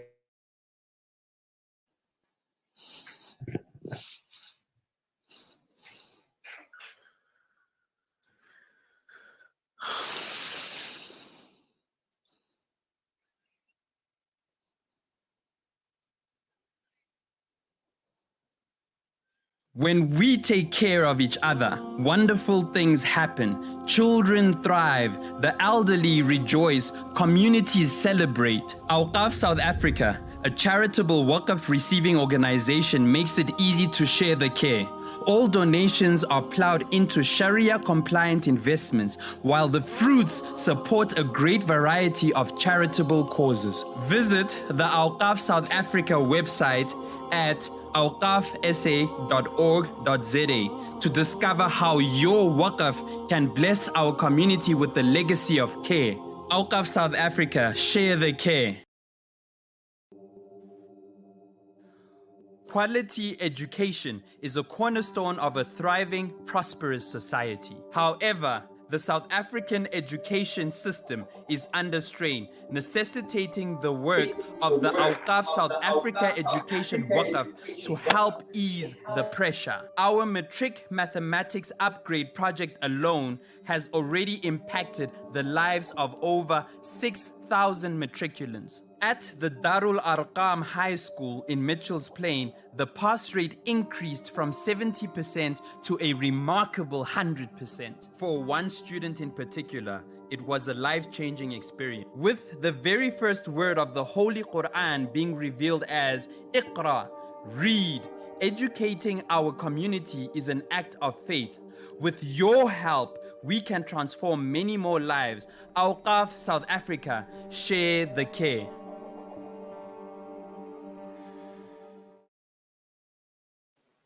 And we are back. I hope that you are all refreshed from your break. You got some vitamin D, got time to stretch, to hydrate, to just give that mind of yours a little bit of a time out. And we are back with Mr. Kota. Mr. Kota, you are now unmuted and you can take the show away. So let us just go back to our program and just let our participants know where we are at the moment. So what are we dealing with now, Mr. Kota? Okay, are we back, bro? All Yes, right, we land. we back. Right. Okay. I hope you guys had a lekker break. We covered trigs this morning. We did the whole of analytics and circle analytics this morning. We're continuing with trigs. We took a break, so don't worry about circle analytics after the break. That has been done already. And if you missed anything this morning and you just joined the show, or if there's anything that you guys would like to do, please log on to the Awqaf website. Don't go to YouTube. Don't go to Facebook. Go straight to the Awqaf website. You'll see the link. You'll see the match show. You'll see the link to YouTube. You click on the link and boom, the whole program. You can review, replay the program over and over and over again. Go straight to AWQAF awqafsa.org.za and click on the link. Is that correct? There we go. Awqaf South Africa, www.awqafsa.org.za. For those of you who just joined, I'm Mr. K, Mr. Kota from the K-Way Institute here in Johannesburg. We're beaming here from Emerencha, Greenside. And we're talking to all the learners across the country. Hasanain gave us some stats. He says that we had over 1,300 views last night, which is excellent. So that means 1,300 learners across South Africa has been tuned into the program. And if they missed the program yesterday, they reviewed and replayed the program last night, got into groups, worked with the program. And inshallah, we hope that it meets its desired impact. And obviously, for those of you who have just joined, we are having a next week program. This week is a free program. Next weekend is a paid program. You can contact us, contact Awqaf, Brother Hasanain or myself. My number is 081-706-3986. It's 350 Rand. People have been asking me how much is it for next weekend. It's 350 per day. For the whole day. We start at 9 a.m. We finish off at 3 p.m. We're doing paper 1 on Saturday, paper 2 on Sunday. All the advanced questions, as I was explaining to Hasanain just during the intermission, that mathematics is an ocean. There's so many different types of scenarios. We can try our best to try and do as much as we can to make sure that you understand it.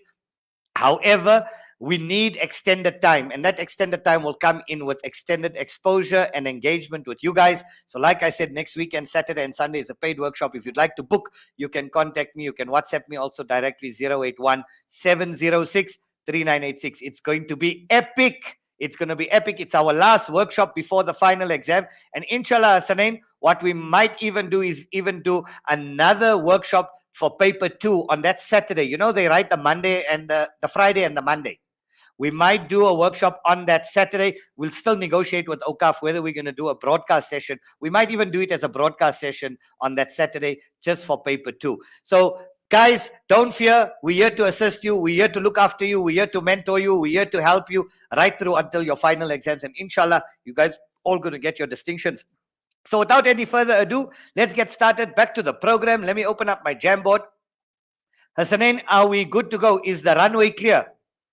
We are good. We are all cylinders firing. Yes. Clear for takeoff. Right, guys, we're starting now with general solution. Now, I know many of you guys don't know what general solution is. You guys suffer with this. There are 2 types of general solution. Either the question will say, find the general solution, or it will say, solve for X. Right? If it asks for the general solution, you only give your answer in general solution. If it's solve for X, you look at your restriction. You look at your restrictions also, right? Now, just to explain to you for general solution, just a quick recap for all of you. I know, remember, some of you say, Mr. K, go into the heavy stuff. I can't go into the heavy stuff. We don't know. I don't know at what level some of the learners are at. Some of you are below 20s. Some of you are in your 30s. Some of you are in your 40s. And some of you are in your 80s and 90s. So just work with us with the program so that we can accommodate everybody and the entire spectrum of grade 12 learners across the country. So welcome, SA. Welcome to the K-Way Awqaf Math Show. I'm your host and presenter, Mr. K, from the K-Way Institute here in Johannesburg. Love you lots. Let's get started. Okay, so general solution for sine.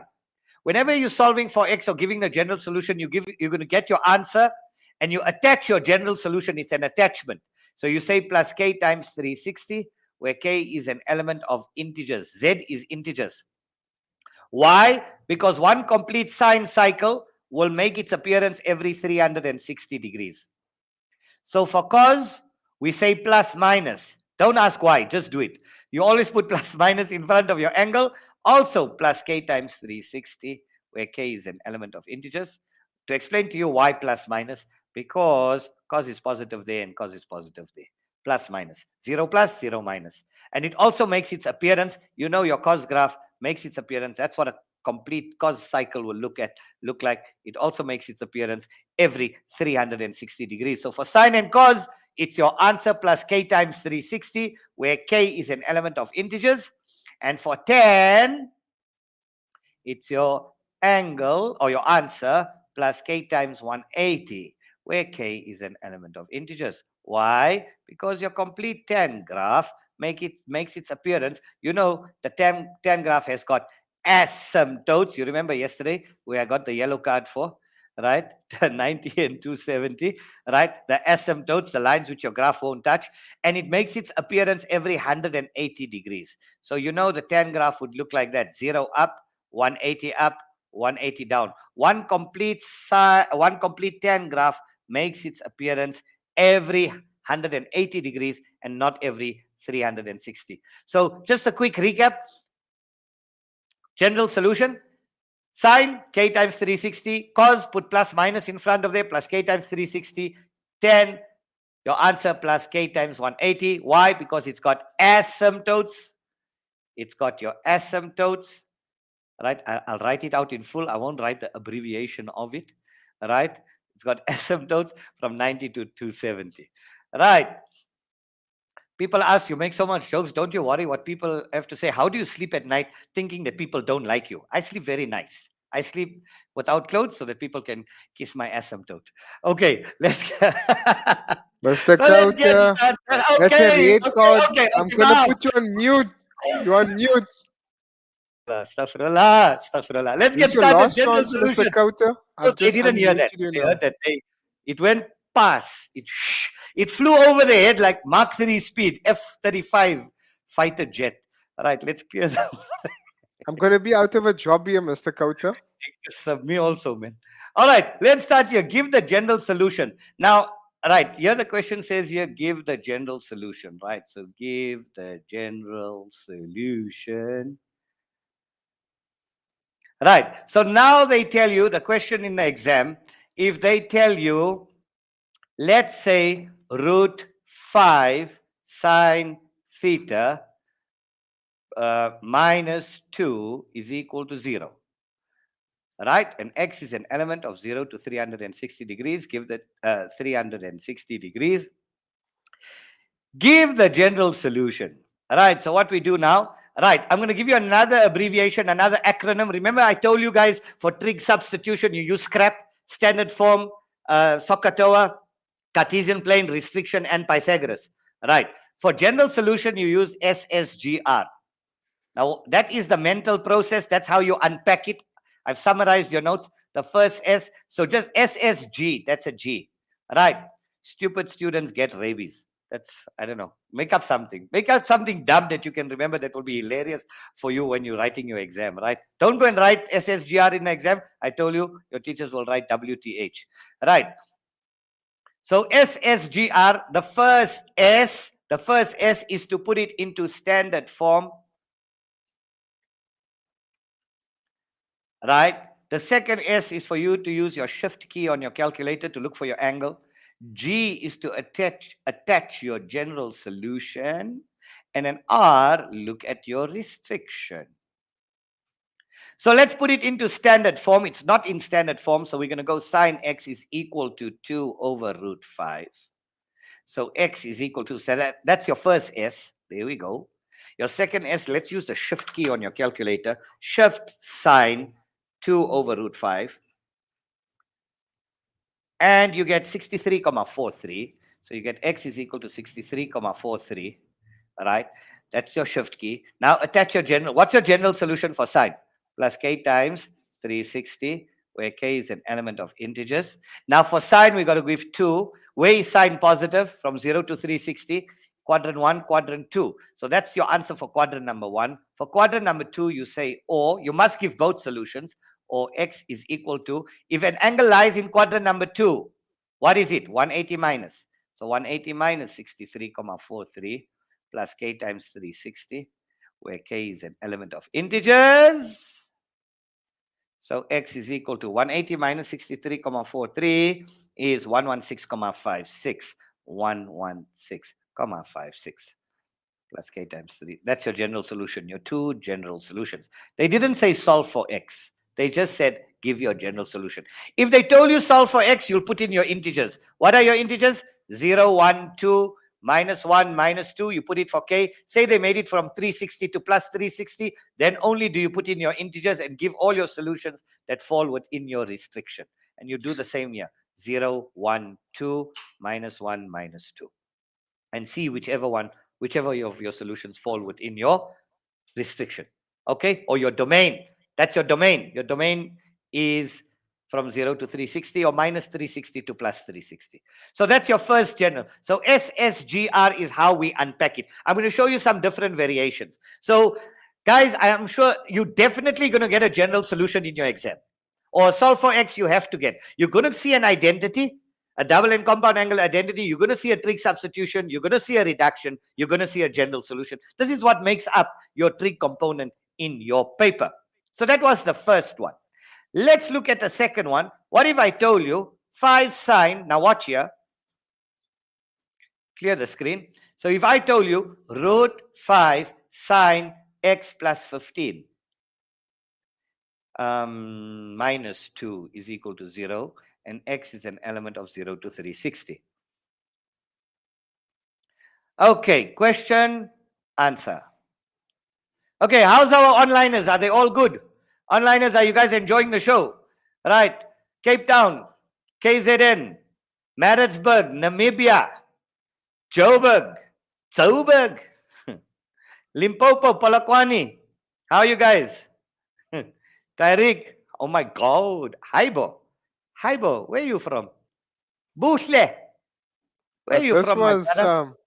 this was comments from your previous profanity, Mr. Kauta. Your last strike. On my last strike, where I got striked out. Yes. Yeah, no, definitely. We muted you. We muted you for a few seconds there. Yeah. They mustn't carry on like they angels, man. Yes, like. Mr. Right. K. Yo, Mr. K, jy's mos onbeskof. Jy's mos niks lekker. Yo, nagaula mee, bro. Hoe praat jy dan? Some even for a flavor, madam, some tomatoes for a party. Right. So sine x plus 15 is equal to, so we take this 2 over root 5. Root 5. Okay, guys. It's like 2 over root 5. Hey, bro. You want me to talk like the guys from Durbanville? Hey. Hey, Marchana. What do we do now? Hey, we now got sine x plus 15 is equal to 2 over root 5. So now we do the general solution, eh? So we use the shift key, eh? We use the shift key, eh? So shift sine. So our reference angle is 2 over root 5. So we had 63,43, hey, bro, plus k times 360, where k is an element of. Don't worry, don't mind me, please. I didn't take my meds this morning. I forgot it on the table deliberately. Mr. K, right. That is Lankif, bro. That's Lankif, eh? It's like Lankif, eh? It's like Lankif, Machana. Let's do this. I'm from Benoni. I'm like from the Alberton, Germiston side, eh? No, please, let me just talk normal. Okay, wait, let me calm down, right? I think the dopamine has kicked in. My ADD has kicked in. Okay, right. La hola, astaghfirullah. Okay, I'm being normal. I'm being professional. Right. Sine x plus 50. I can't. I just can't do it. I can't do this anymore.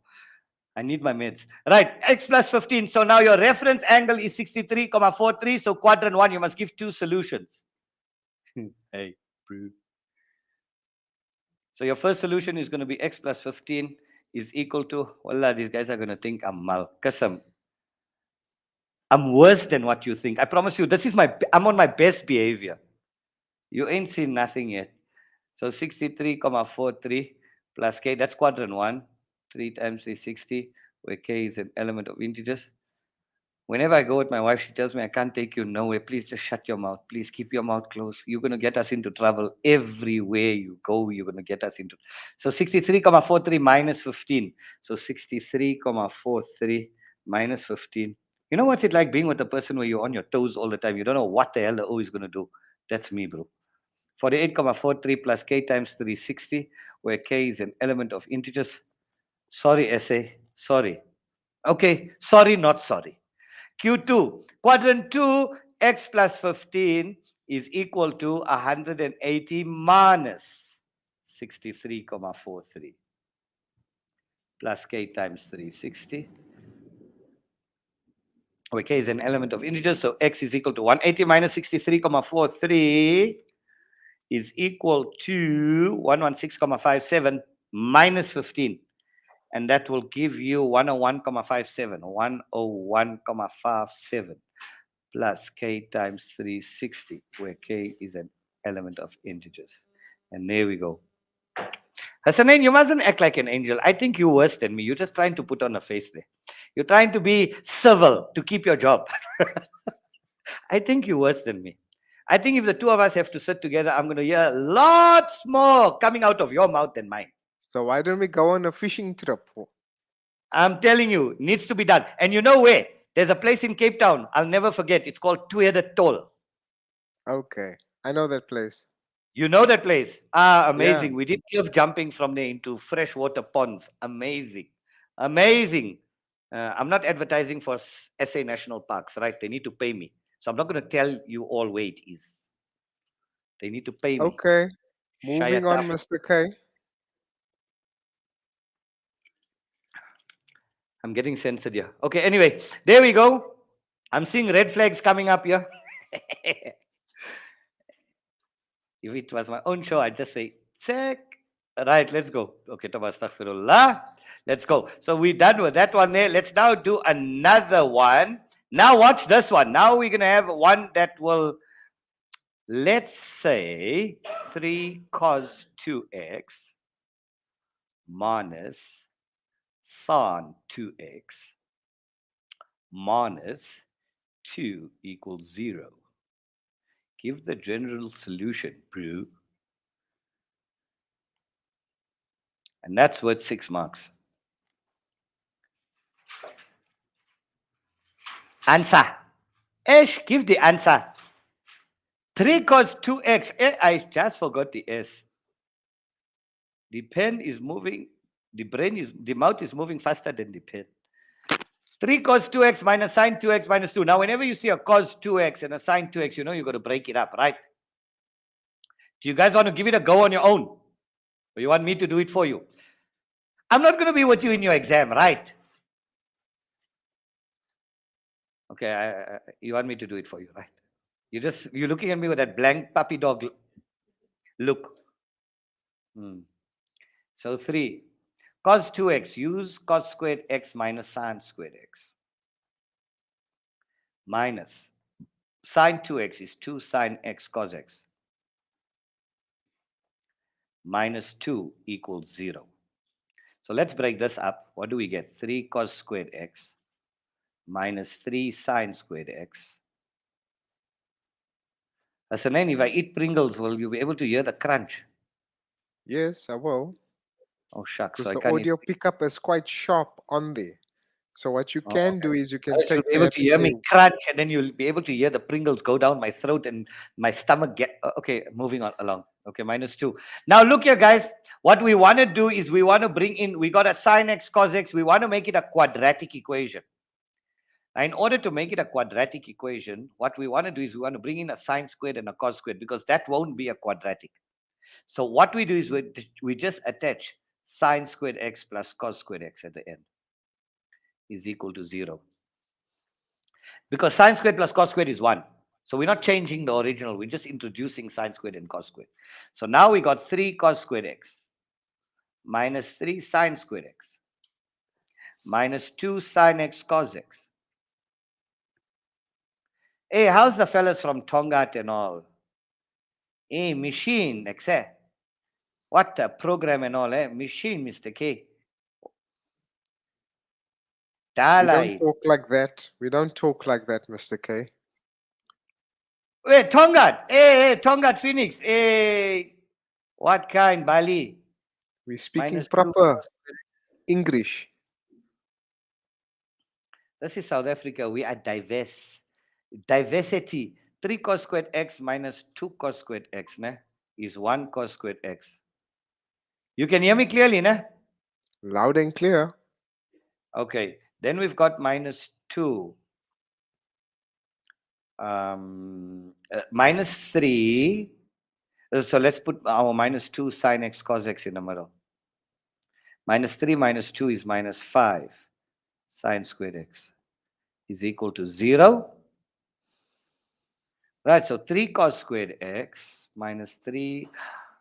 Yeah, that works out. Okay, what happened here? Maybe it's supposed to have been +2. If it was +2, then 3 plus 2 would have been 5. Look here, this one here doesn't factorize perfectly because now I got my factors of 5. What are my factors of 5 to give me a 2? So this one here won't factorize. But look, what you would normally do, because I made this one up, so it doesn't factorize perfectly. So you'll break it up into your 2 factors. You'll make each factor equal to 0, and then you'll give your general solution. So say, for example, you had, let's say your first bracket was 2 cos x plus sine x, right? Just say, for example. So then you're going to say 2 cos x plus sine x equals 0. So now what we want to do is we want to now make this, or you're going to have your second solution, right? This one here won't work out. But in your exam, you'll get a perfect trinomial. So just make sure in your exam at that point there, you're going to get a perfect trinomial. So now you're going to get sine x is equal to -2 cos x. And then you're going to divide by cos, and you're going to divide by cos. You're going to get sine x over cos x is equal to -2. So sine over cos. So your first solution, you're going to get tan x is equal to -2. So x is equal to shift tan 2, shift tan -2. You're going to get -63,43, -63,43 plus k times 180, where k is an element of integers. That's your first solution, and then you'll do your second solution here. Do you understand what I did? You guys all good? You know what we did. So what you do is you break it up, you make it a quadratic equation, and then you factorize it. So we're going to do a couple of examples, so don't worry about this one too much. In fact, not don't worry about it, learn it.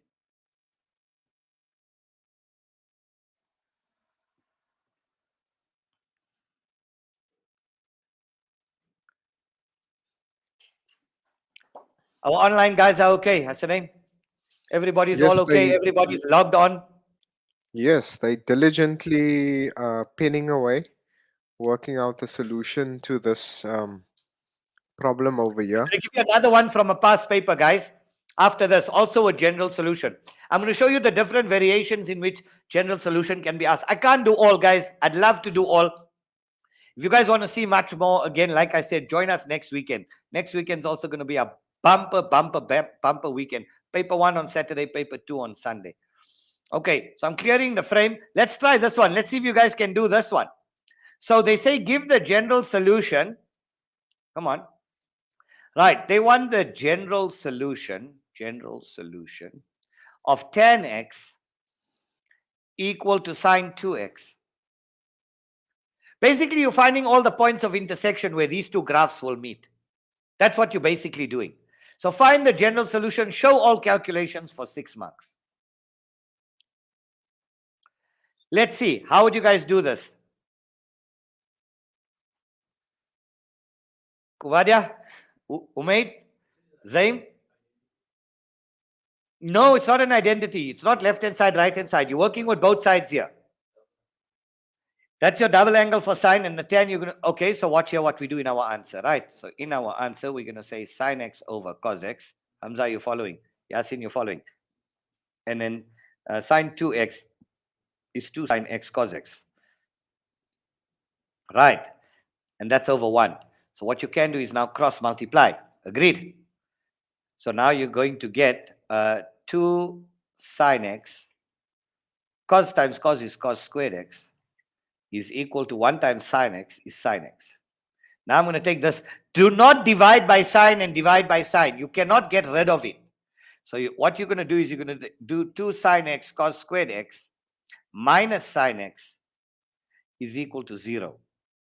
Now you're going to pull out your highest common factor of sine x. And then you're going to get 2 cos squared x minus 1 equal to 0. That's your HCF. Now we got 2 factors equal to 0. So you got sine x equal to 0, or you got 2 cos squared x minus 1 equal to 0.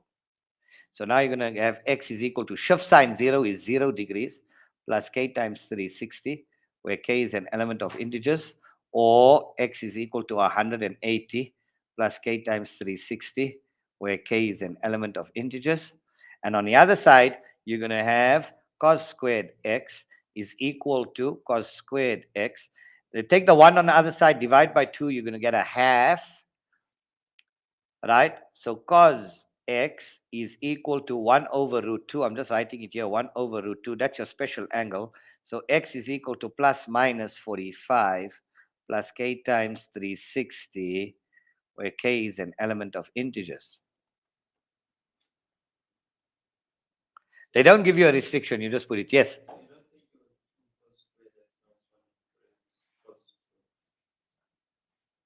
No. Yeah, if you wanted to, you could. Ah, that was smart. Oh, you saw that. Okay, no problem. I'm sure if you did that, let's just see. If we made 2 cos squared x minus 1, I'm glad you picked that up. So it's cos 2x is equal to 0. Right? So shift cos 0. Shift cos 0. You get 90. Yeah, that also works. So that means 2x is equal to shift cos 0 is plus minus 90 plus k times 360, where k is an element of integers. So x will equal to plus minus 45 plus k times 180, where k is an element of integers. Hey, good shot. If you saw it like that, very good.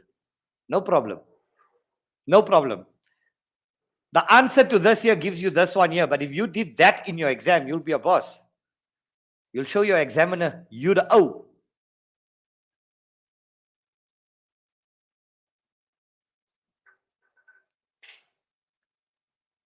Right, I'm going to try and I'm going to give you guys, while you're taking this one down, and if you guys feel that you're writing a little too slow or whatever, take a screenshot of it. You got your phones, use technology. You are all tech geeks. We are all the millennials. Take your phones, take a screenshot. You can always take it down later. Otherwise, go to www.awqafsa.co.org.za and just go there and review the whole program. Right. Thank you for butchering our web address there. But www.awqafsa.org.za. I got it. I didn't butcher. 11 out of 10 for you, Mr. K, for effort there. We appreciate that. Shukran. You're improving. There's some improvement. Ufa, me bro.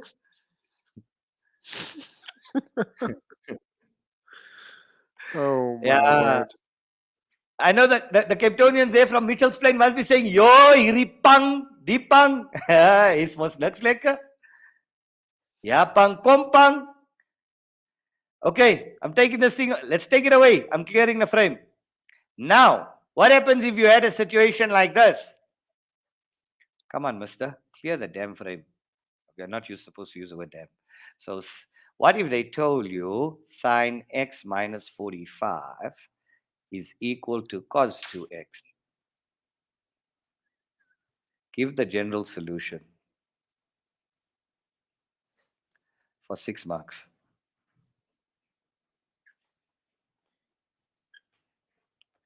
That's cos 2x. Let me write that better for you. Chuk, chuk, chuk, chuk. Cos 2x.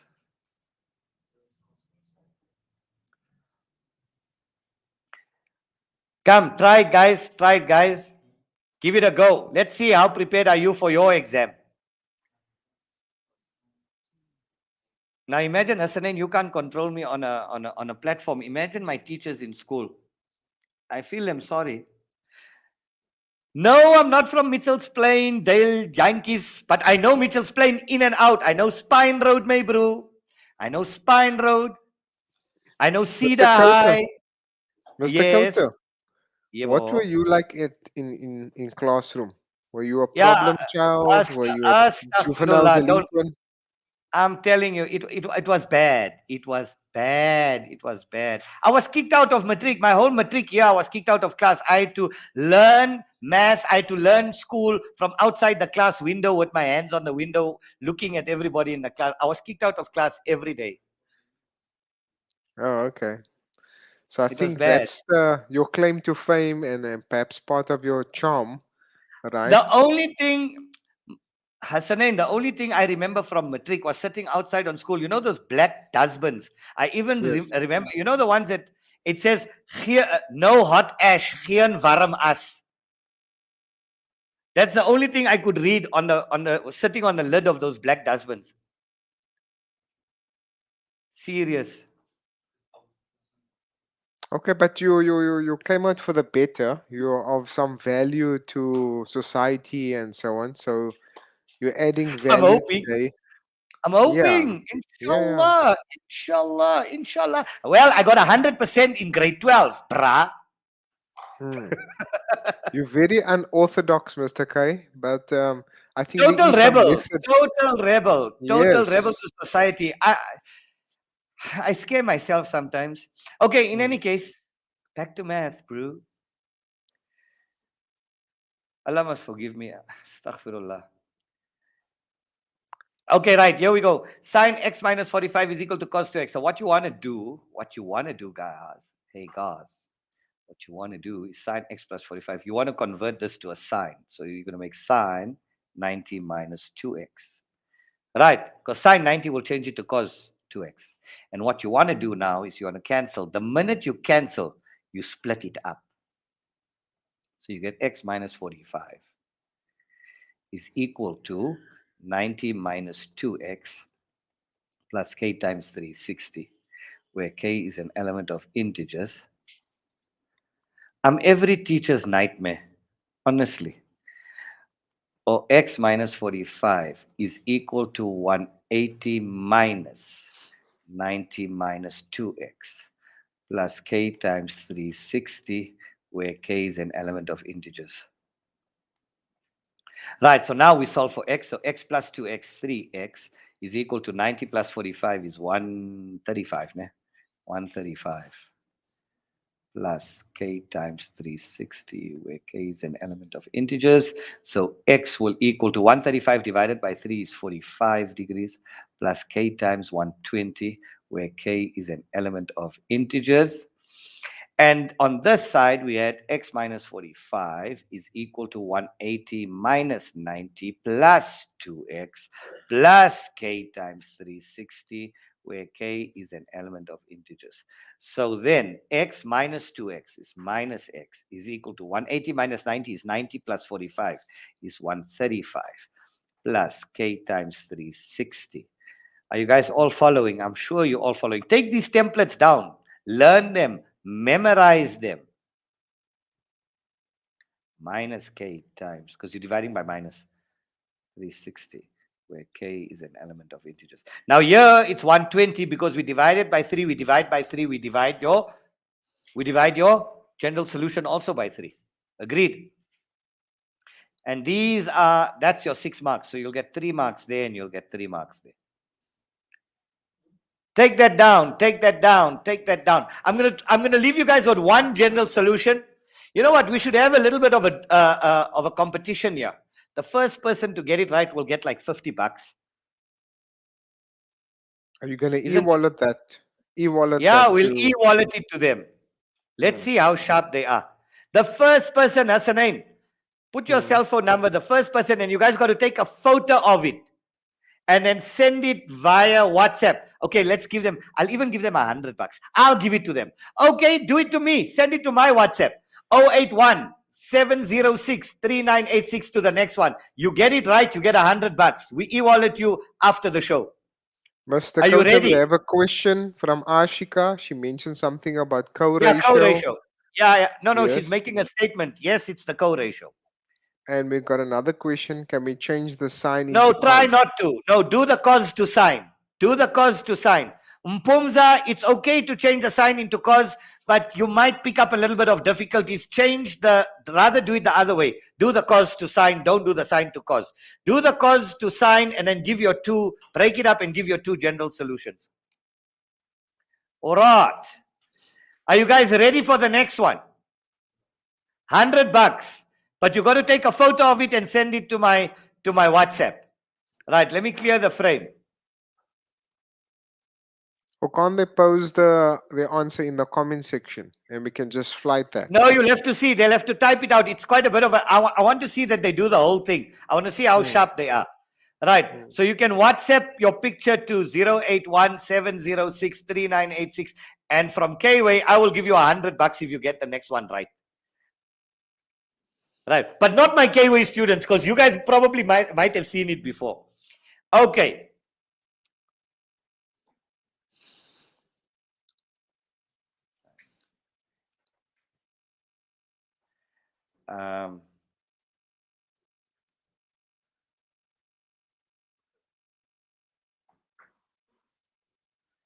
Wait, give me a second. Give me a second. I'm figuring it out.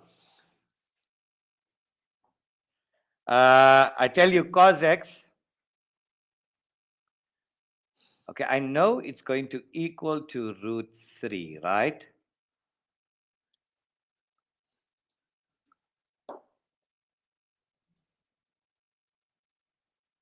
There we go. There's a question.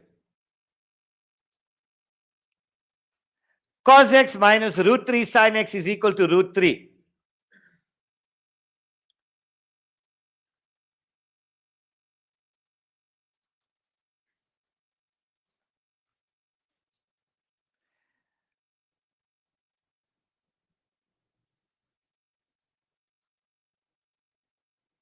Let me just double check this question. Give me a second. Give me a second. Just give me a pen and paper there quickly.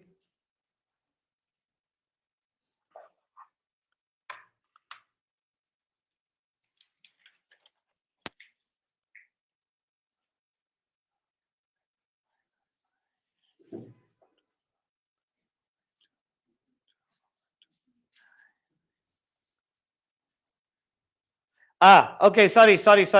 Wait. My bad. Here's So it. you have Here's to the give us question. 100 Rand now, Mr. Kauta. You can give all Relax. of us Calm your 120 farm. of us. Calm your farm. Now I must give I'll everybody 100 Rand. I'll send Right. you So our here bank account details. I'll be the treasurer of the club. √3 cos x minus sin x is equal to √3. There we go. That's the question. And I have seen it in a past paper before.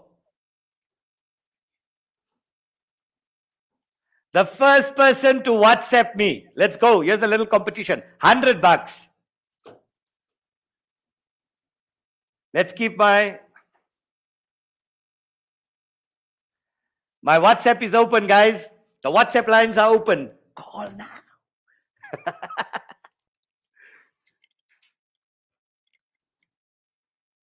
I think we should give prize money for every question. The first person to get it right must get money, ne?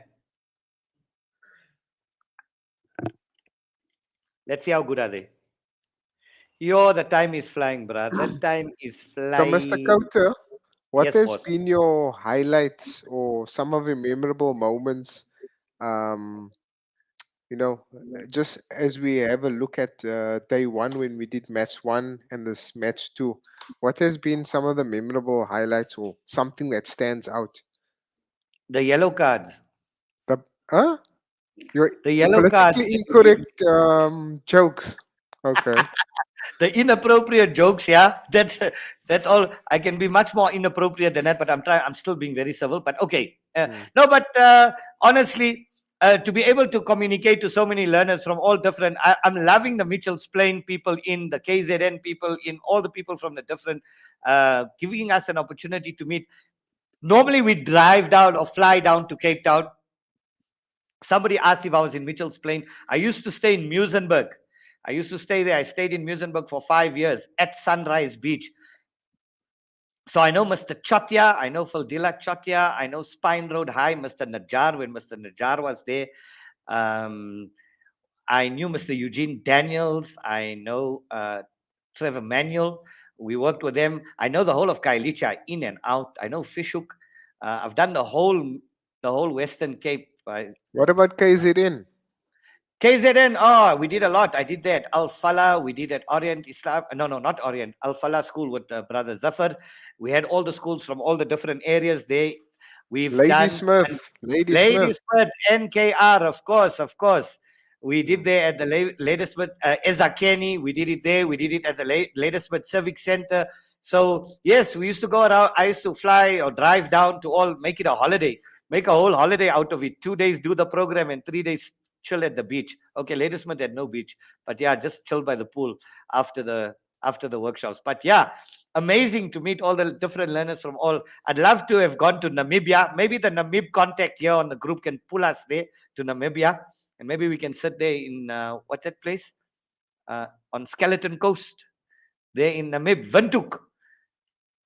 And sit along the beach there and enjoy and do a workshop there. But yeah, I think the highlight is just meeting all the different learners and getting to... But I'd love to actually meet them in person. So if anybody's coming down to Joburg, hooks us up, let us know, give us So this was different, Mr. Kauta. This was a virtual audience that you had, and yeah.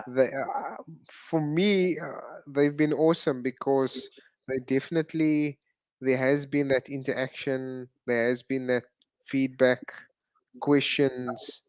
Yes, So I and think they're interacting. I'm seeing the WhatsApps coming, but just to inform you, you're not getting 100 Rand. Your answer is wrong. How about no? no, dude. No, dude. Hey, dude, where's my car? Where's my car? Where's my car? Mm. I told you, you're more crazy than me. Okay, let's see what happened here. Let's see. I've got one here that came in here. Let's see what they did. Okay. It's not looking. There's hundreds of messages coming. I'm just seeing ping, ping, ping, ping, ping, ping, ping. No. How about no? Let's see what you did here, bruh. And you guys are doing some crazy stuff here. You guys are doing some crazy, crazy, crazy stuff. I haven't yet seen one yet. Let's see. People are getting close, but no cigar. Ooh, no. No. So why don't you just take us out of our misery, Mr. K? Right, so let's take you guys out of your misery. There is no taker for that 100 Rand. So let's move on swiftly there, Mr. K. Okay, moving along. Look at this. What we do, we divide that by 2. We divide that by 2. We divide that by 2. Nobody has done that. Nobody has done that. Nobody has done that. So now we divide everything by 2 because because I can. It's an equation. If I divide 1 by 2, I divide everything by 2. So root 3 over 2 is sine 60 cos x minus half is cos 60 sine x is equal to root 3 over 2. Yes or no? Yes. So sine cos sine, that is sine 60 minus x is equal to root 3 over 2. So 60 minus x, that's your reference angle, is equal to 60 degrees. Shift sine 60 plus k times 360, where k is an element of integers. And now you're going to have minus x is equal to 60 minus 60 is 0 degrees plus k times 360, where k is an element of integer. Am I right? Right. Shift sine 60. Shift sine root 3 over 2 is 60. So you got 60 minus x. Right. So x will equal to still 0 degrees minus k times 360, where k is an element of integers. Or we're going to have 60 minus x is equal to 180 minus 60 plus k times 360, where k is an element of integers, minus x will equal to 180 minus 60 is 120. 60 degrees plus k times 360, where k is an element of integers. So x is equal to minus 60 minus k times 360, where k is an element of integers. Let's see. Still no cigar. Still no cigar. I still haven't seen one. Root 3 over 2 sine 60. Half cos 60.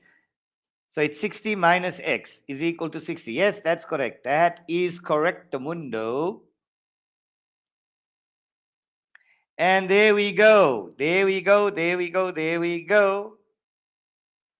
Let's see who's here.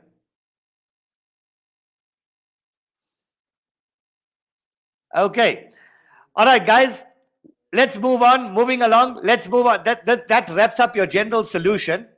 That wraps up your general solution. Let's now go into the 2D and 3D tricks, right? Now, if I get, now we know the sine rule is A over sine A equals B over sine B, right? So a side over sine of its opposite angle is equal to any other side over sine of its opposite angle. And that we use when two sides plus the excluded angle given, or when two angles plus any one side given. Then we got the cos rule. You know that a squared, the last side squared, is equal to the sum of the other two sides squared. So a in triangle ABC, a squared equals b squared plus c squared minus 2bc cos a. And there we go. These are, and we use this when two sides and the included angle given, included, INCL, included angle. So two sides and the included. This one here is two sides and the excluded angle given. Or when three sides are given. Okay, so we got the sine rule and we got the cos rule. So let's now go into the non-90 degree triangles. I'm going to do about 2 or 3 models here for you. Right? I can't do more. I'd love to do more, guys. I can sit with you guys till 10 o'clock tonight. Right? But unfortunately, we are pressed for time. I still need to do the and I want to do probability with you because I've got a brilliant way of showing. I've got some lovely templates for you for factorials and fundamental counting principles. So it's something I don't want to leave out. Okay, and then we've still got Euclidean. So inshallah, I'm hoping by the end of today, we should have completed most of everything. Okay, and I hope this thing is super beneficial and I hope you guys are enjoying it and you are engaged and you are part of our program. Okay, so let's go. Let's go, let's go, let's go. If there's anything that we have to leave out, unfortunately, due to time, we will have to do it. But you know what? We'll have to cover as much as we can within the time that we have. Okay, so take this diagram down, guys. Take this diagram down. So I give you a triangle that looks like this. In fact, wait. Just give me that. I'm just trying to think, guys. Give me a second. Give me a second. No, it's in the other way. It's actually the other way. Wait, relax. Relax, relax. My bad. Let's take that one there. Let's do it like this. Let's do it like that. And then let's do it like this. Right. So we go there. Let's just, this is triangle A, B, C, D. And I give you a dotted line here. This is the angle of depression. And I tell you that that line is parallel to that. That is angle theta. This is H. That's H. That's 90 degrees. That's alpha. That's beta. And that's X. Show that H equals X sine beta over sine alpha tan theta. Okay. Now, I know many of you guys have a look at a problem like this and you think it's difficult. It's not. It's very easy. You got two triangles. You'll have a 90-degree and a non-90. So we know for a 90-degree triangle, we use SOHCAHTOA to solve. And we know for a non-90-degree triangle, we either use the sine rule or the cos rule. Yes or no? The aim of this is to rename the common side. You always rename the common side. Right? So there we go. We've got to rename the common side. The common side there is DB. Right. So we start. This is like South Africa and Zimbabwe. You want to bring all your passengers from Zimbabwe and you want to bring them to South Africa. The taxi in Zimbabwe is the sine or cos rule. You bring them to the border. You change over the taxi and then you use the new taxi to bring them to South Africa. So let's start. Triangle 1, triangle 2. Country 1, country 2, bring them to the border. Rename the common side, bring them to the border. So now I'm starting in triangle number 2. So watch here. Triangle number 2, we're going to be applying the sine rule. So to rename the common side, I'm going to say dB over sine beta. I'm applying the sine rule here. dB over sine beta is equal to x over sine alpha. Okay, so there we go. We loaded all our passengers from Zimbabwe. We're now taking them to the border. So dB on its own is equal to, okay, sorry, this was dB over sine beta. I put sine alpha. So that means we're now going to have x sine beta over sine alpha. Right. So dB is no longer called. All my passengers are now at the border. Now I go into triangle number 1. Triangle number 1 is 90 degrees. If that is theta, that is theta. So that's my opposite. That's my hypotenuse. That's my adjacent. So opposite over adjacent. And that's where I'm going to get my tan in. All right. So I'm going to use SOHCAHTOA. So I'm going to say tan of angle theta is equal to opposite over adjacent. H over sine, H over dB, sorry. H over dB. But I want H on its own. So H is equal to times dB here, times dB there. dB tan theta. So H is equal to, what's dB? Is dB called dB? No. Bring all my passengers here. X sine beta over sine alpha. And we left with tan theta. And there we go, we are done. And that is it's two triangles, two processes. One, your sine rule, and this one we used SOHCAHTOA. Take this down, guys. Take this down. Question from Let's Miss see. Kamish. Let's see. Will we be doing circle geometry today? Yes. Inshallah, we will. I want to do circle geometry with you. I want to show you that similarity. I will try my best, guys. I will try my best. We've only got until 3:45. At 4:45, we are given strict instructions. Shut off. Shut down. Shut up. No, not shut up. We're shutting down 4:45. Fazila Vali from Yes, Quarter where's School, Auntie Fazila? PNB. Yes. She's in the house. Yeah, Fazila. Hello, Fazila. How are you, Fazila? She's giving a shout out to you. Fazila is our agent in KZN. Anybody wants Fazila's contact details also, they can contact me 0817063986 and we can get Fazila to assist you in the Sheppey area. Right? Those of you who are in the Port Shepstone in KZN, you guys can also contact Fazila to assist you during mathematics. Welcome, Fazila. Welcome to the show. Hope you're enjoying the show. Right? We've done lots of programs with Fazila. We've done online programs. We'll also be running an online. Fazila is also involved in our online program for next weekend. Right? So anybody needs Fazila's contact details also, you guys can contact me on our WhatsApp details. Right? But Mr. K, isn't this an online class and not a show? Or is it a show for you? Which one? I thought this was like a online workshop. and not a Yeah? show? Or is it a Ah, show it's a show, and not bruh. an It's a online show. class? It's Is a it? show. It's a show. It's a Okay. 2-day, 20-hour show, bruh. So welcome to the Awqaf show and Welcome to the Awqaf and Kway show. Kway show. It's a show. You're It's a definitely show. It's showing a off. math show. It's You're a math definitely show. showing off. You're showing off. You're in your element. We in our element here. We love our show. We love the Kway show and the Awqaf show. Like we used to do it on ITV. It was a show. Yes, Right. So definitely. let's go. Only thing now we don't need the big cameras and whatever the case may be. We just now online just talking to the rest of the world. Okay. So here's another one, guys. Take this one down.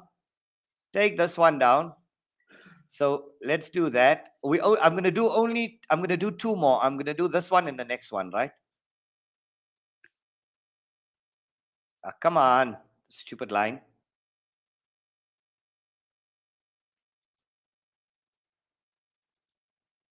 Right. So let's say this is triangle D, E, F, G.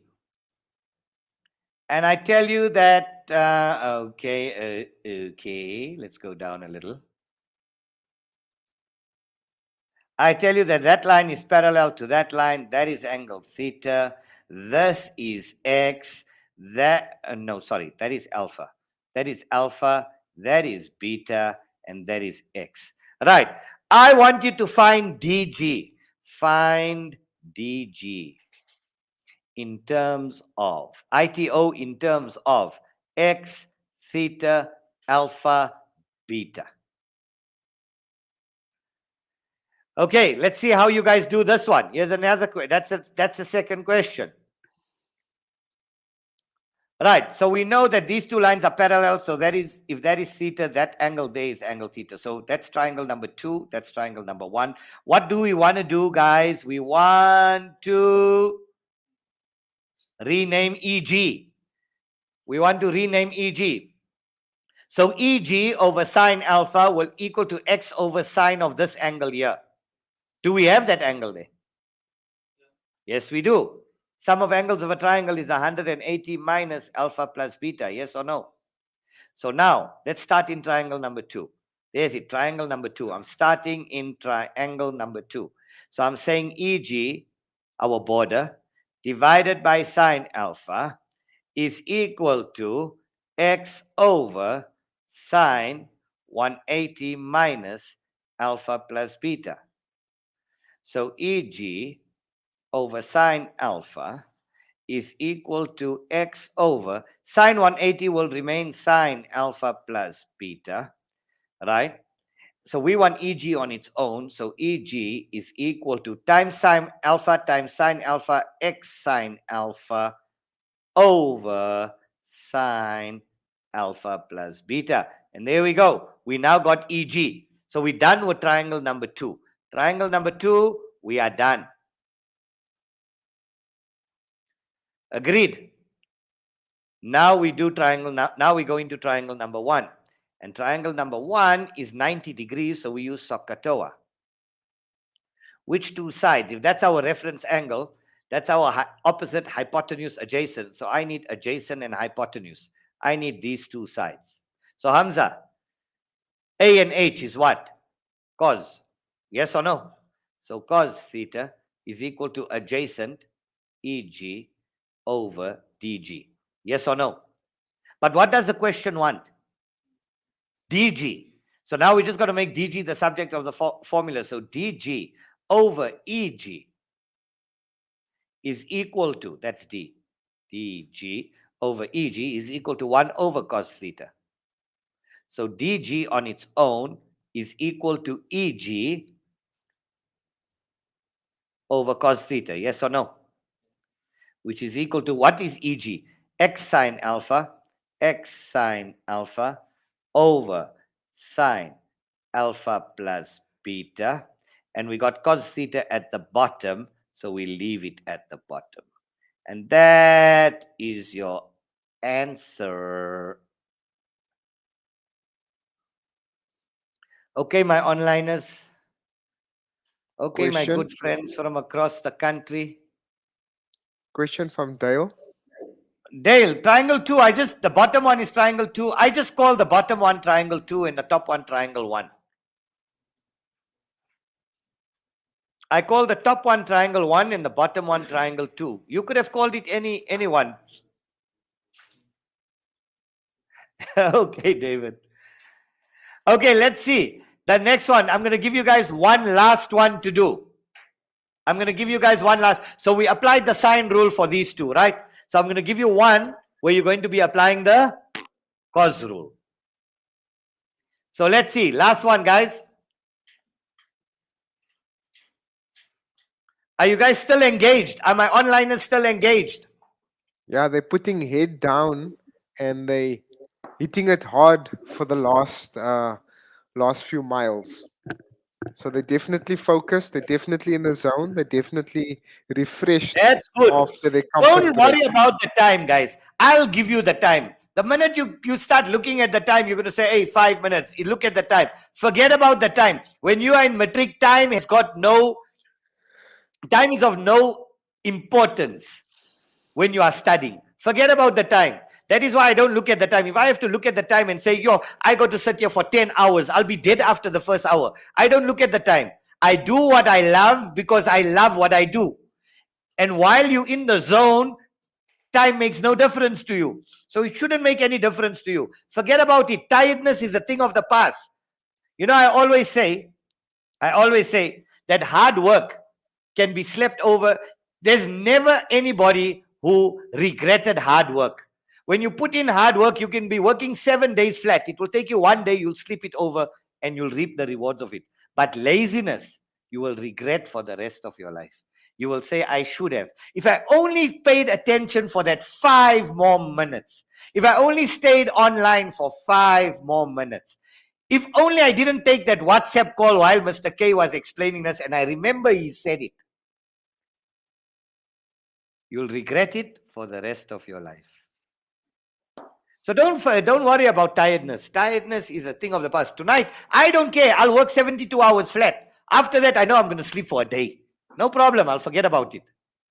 But if I was lazy, yes. How do you get into the zone? Very good question. It's a very good question, Albert. I think you deserve that 100 rand. A medal. Yeah, no, that's a very good. This is the type of question that we want to entertain as we are heading towards the conclusion of this program. When you're heading to get into the zone, you need to focus, you need to put everything aside, and you need to tell yourself that by the end of my session, you need to have milestones. You need to set targets for yourself. So you need to tell yourself when you're getting into that zone that I'm not entertaining anybody or anything in this time that I'm working. And in this time that I'm working, I've got to complete A, B, and C. Right, so I'm going to master sequences and series, or I'm going to master this. It doesn't only necessarily relate to mathematics. For any subject, even if you're doing life science, if you're doing the cytoplasm, or you're doing photosynthesis, for this time, I'm going to do photosynthesis. I'm going to answer, I'm going to master it. I'm going to understand every single concept with regard to it. And when you are done, you can feel satisfied with yourself and then move on to the next topic. Okay, so it all depends on how much you want to. It's the burning desire in yourself to master the content that you are busy with. Okay, so we can have another whole session on all of that. Let's get back to math. Let's get back to math. Fazila says that you should focus on priority. 100%. You guys got to prioritize what's important to you. If math is so important to you, now don't be like, you know what, I had a student a couple of years ago. So take this down while I talk, a little chit chat to you. Right.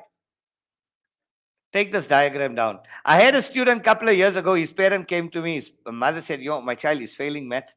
Please help my child. I said, yeah, no problem. Bring your child in. The child came. He was failing maths. And at the end of the year, she phoned me. She said, Mr. K, I got good news and I got bad news. I say, okay. She said, what do you want first? I said, all right, give me the good news. She said, the good news is he got a distinction for math. I said, mashallah, I got a distinction for math. What's the bad news? He failed everything else. Sure. Pra, you cannot be. Don't be that guy. Don't Mm. be that guy. Don't be that guy.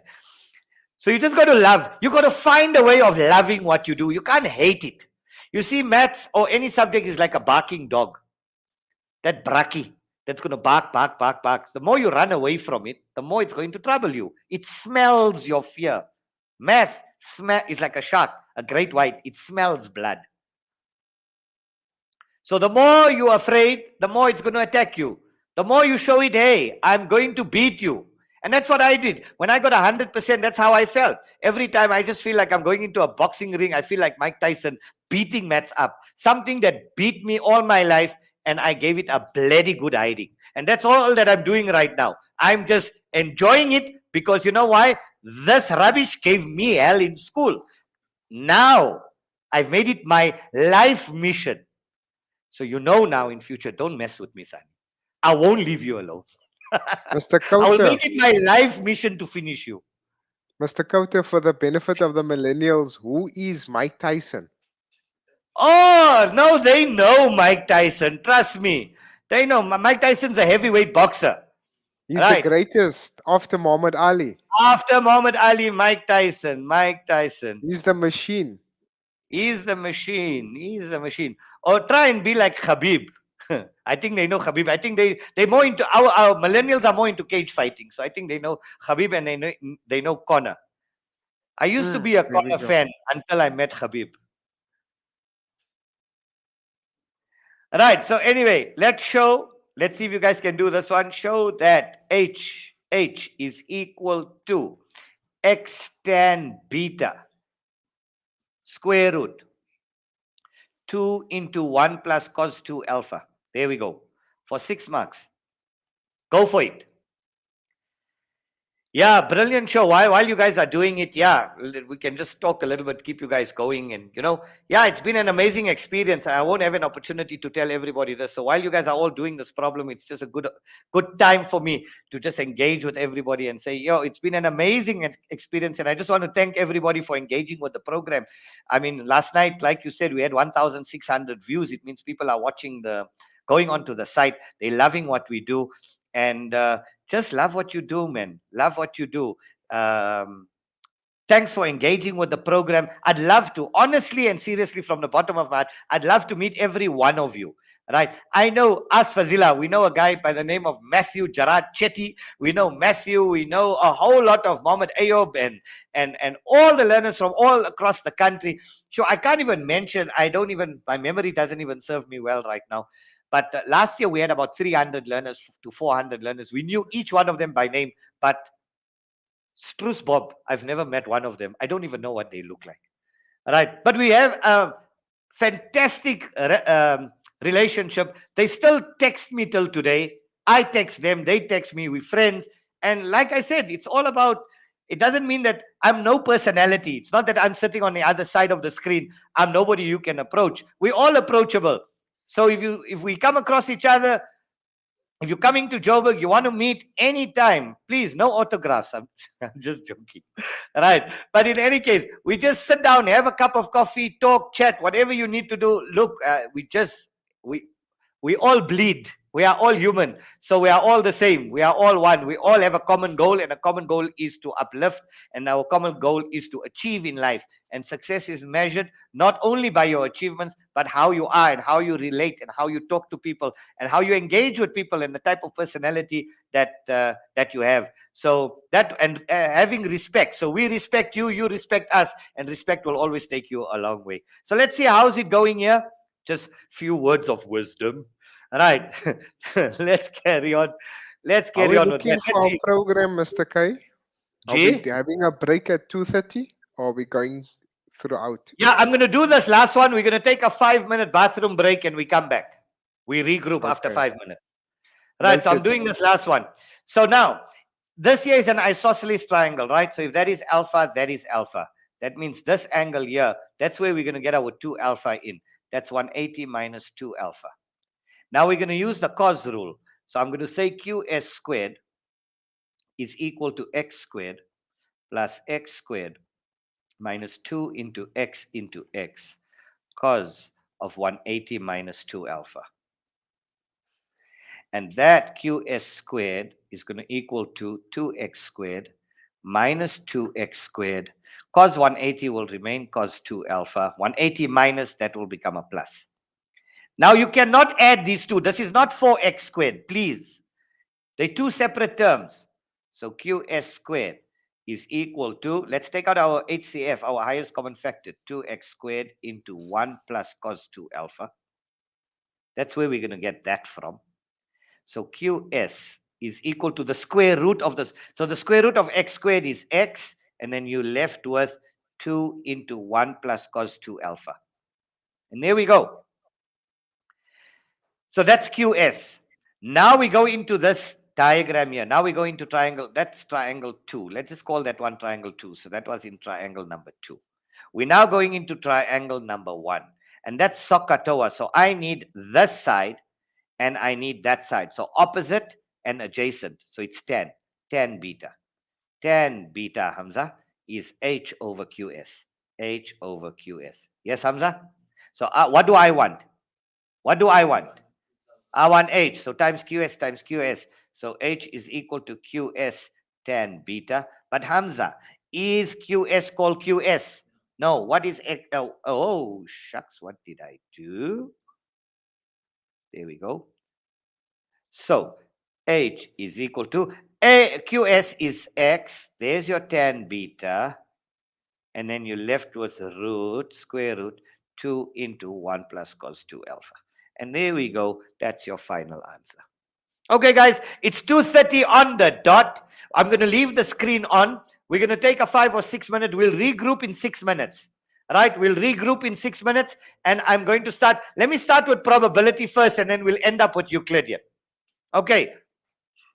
Because I know probability is going to kill you guys. Euclidean you guys have done during, but I'm sure that you don't even know the difference between fundamental counting principle and factorials. And that's what we're going to do immediately after break. Okay, so guys, I hope you guys are enjoying the show. You're going to love the next segment. So please make sure you are here in 6 minutes time. Assalamu alaikum. Enjoy your break. Enjoy your comfort break. Enjoy your stretch. 235, Mr. Kauta? Let's go 236. Hey, you must add that plus I one. must be technical. 236.5. Anyway, Mr. Kauta, we love you for that.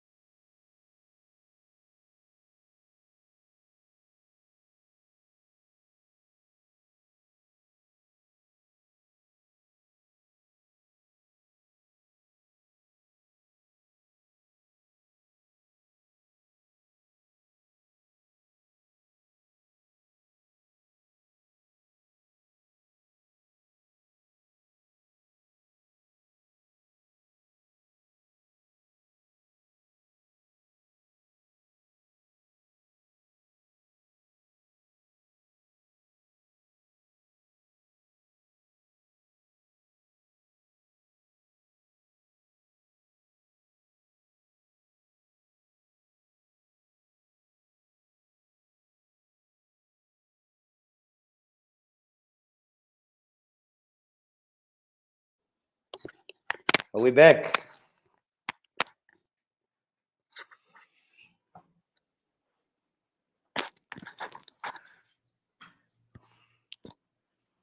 So next weekend is uncensored, uncut.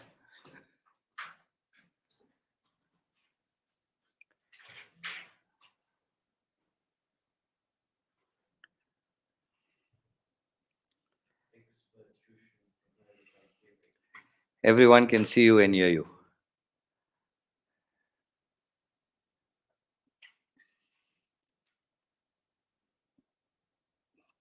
Where's Hasanain?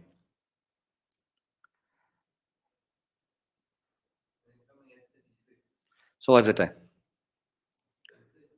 35.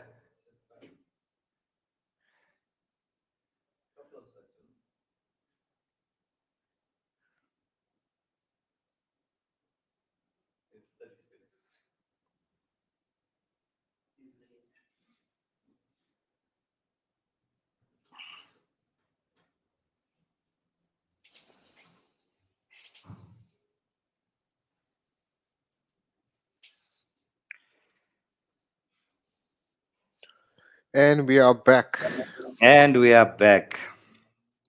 Hope your And we comfort are break was good. Yeah, always good. Comfort breaks are always good. See, you're not online. Let's do this. Okay. Are we back? Yes. Take the show away, Mr. Okay, K. right. Welcome back, everybody. Hope you guys had a break.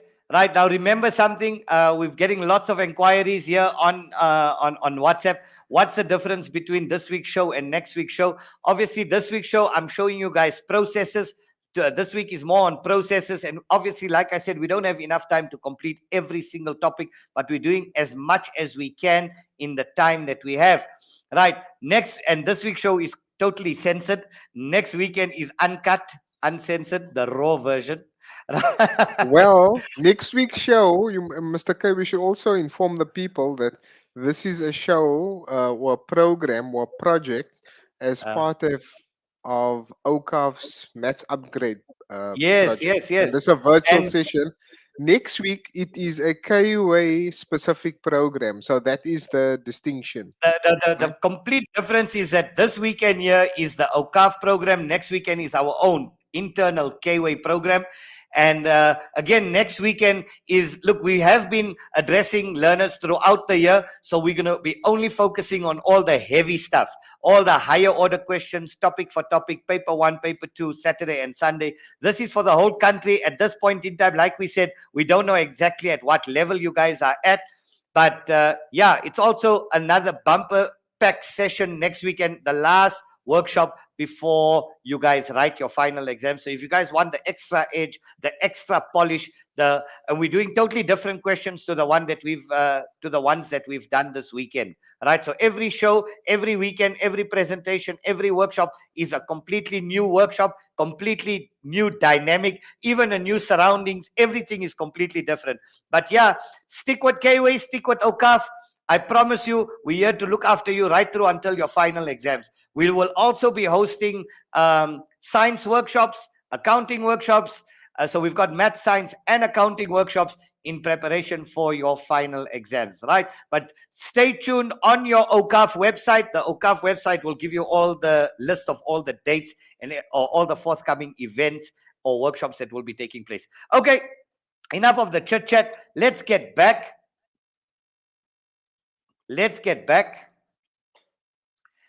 Right, let's start now with probability. Now, I know many of you cry with probability, and I'm only going to focus on now remember from probability grade 11, you need to know your the probability of A. So the probability of A or B is equal to the probability of A plus the probability of B, and that is for independent events.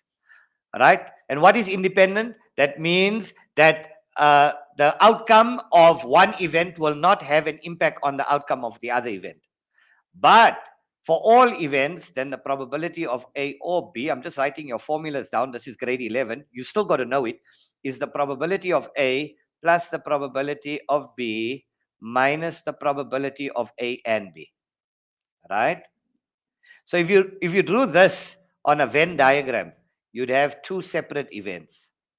If you drew this on a Venn diagram, then the probability of A or B, that's A, that's B, then the probability of A or B would be the probability of A plus the probability of B minus the probability of A and B. A and B is A times B.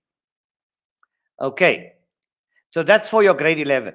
The probability of A and B is equal to, so when we say or, it's add. When we say and, it's multiply. So it's the probability of A multiplied by the probability of B.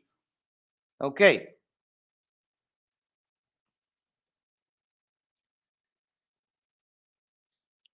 So you got to know your tree diagrams for last year. And you got to know your Venn diagrams for last year.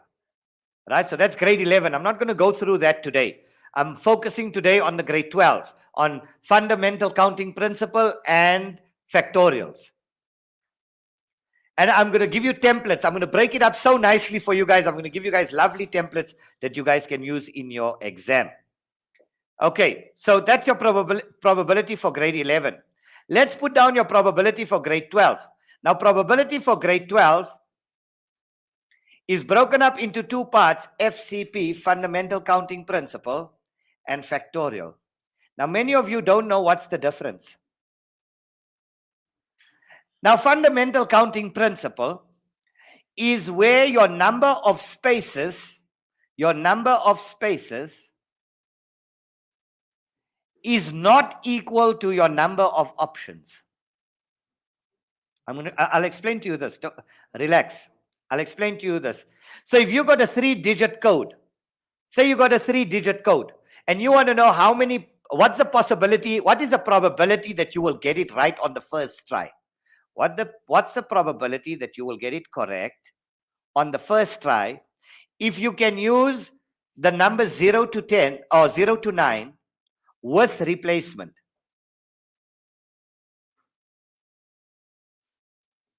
So that means in the first space, I've got 10 numbers to use from because we're including 0.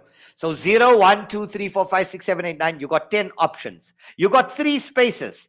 Here, you got 3 spaces. How many options have you got?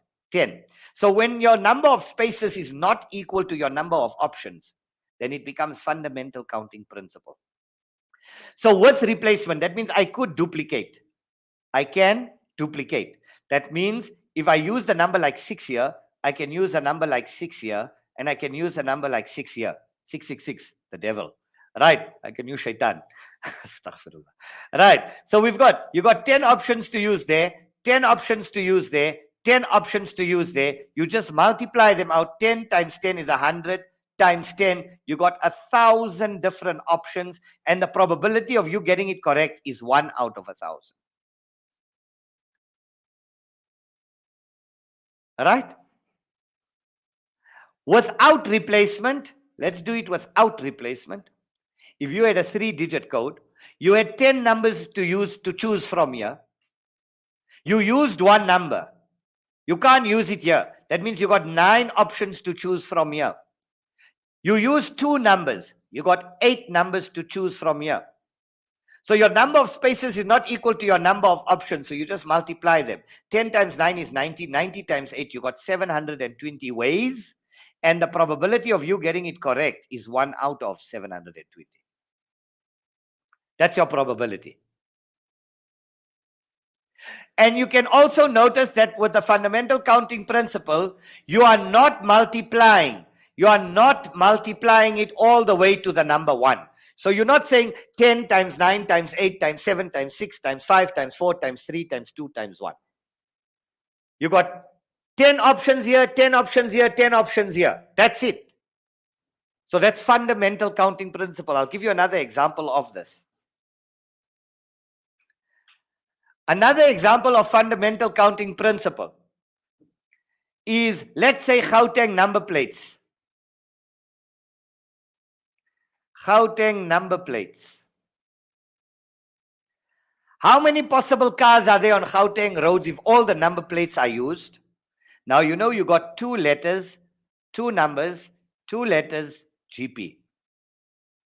So you got letter, letter, number, number, letter, letter. Now, and no vowels. No vowels. So you can't use A, E, I, O, U, and we're excluding personalized number plates. So we're just taking it on if you use the letters A to Z without vowels, and we're taking it that you can use the number 0 to 9 with replacement. So how many vowels do you have? A, E, I, O, U, 5. So 26 minus 5 is how much? So that means you can have 21 letters there. You can have 21 letters there, 10 numbers here, 10 numbers there, 10 options, right? 0 to 9 is 10. And then you got 21 and you got 21. So that's fundamental counting principle, right? Why? All we do is we multiply. We multiply, multiply, multiply, multiply, multiply, and that would give you your answer. So what's your answer? 21 times 21, 21 times, right, times 21 times 10 times 10 times 21 times 21. You're going to get, there are, if all the number plates were used, you'd have 19,448,100 cars. Now multiply that by 600 Rand per car registration. And that's how much Joburg Road Agency makes on renewal of license plates only every year. And they still broke. Makes you think. 19 million cars times 600 Rand minimum for renewal of a plate. It becomes exponential. And that's only for one province. What about Northwest? What about the 9 provinces? Now multiply that by 9 provinces. No, your calculator can't count it. It goes into scientific notation. Another example of this is if you go to I know some of you are big gamblers, right? I know you guys go to Suncoast Casino or Sun City or what's a casino there in Cape Town? No comment. I'm just saying. This is a halal We can't show. even use the word No, Mr. Kota, there's a contradiction here. If we are I'm not not having encouraging. photos of Hamza and so on, then we should be rightful enough not to entertain All right. some of I'm this just saying, lower if level. a guy had to go and pull a slot machine, right? Okay, Yeah. one day, Hasanain, if you ever come across a slot machine, right, in your life, Yes. if you ever come across a slot machine on your life and you want to hit the jackpot 777, right, 777, and you got 30 pictures here. You got 30 pictures here on the dial and 30 pictures there. So the dial will spin. So you'll have a cherry, you'll have a joker, you'll have an ace, you'll have blah, blah, blah, blah, all the different pictures. And one of the options is a 7. Now you need to have a 7 and a 7 and a 7. So that means a 7 and is multiply a 7 and a 7. That means the likelihood of you putting in a coin in a machine, spinning it once, and getting 777 is 30 cubed. 30 times 30 times 30 is 27,000. So 1 out of 27,000. And that's fundamental counting principle. Your likelihood, that is why we should not gamble. Because your likelihood is 1 out of 27,000. Now, what about the lotto, bruh? I'm not saying play the lotto. I'm saying why you shouldn't play the lotto. Haram. Okay, now I'm explaining why is it haram. Can we bring in can we put it into context?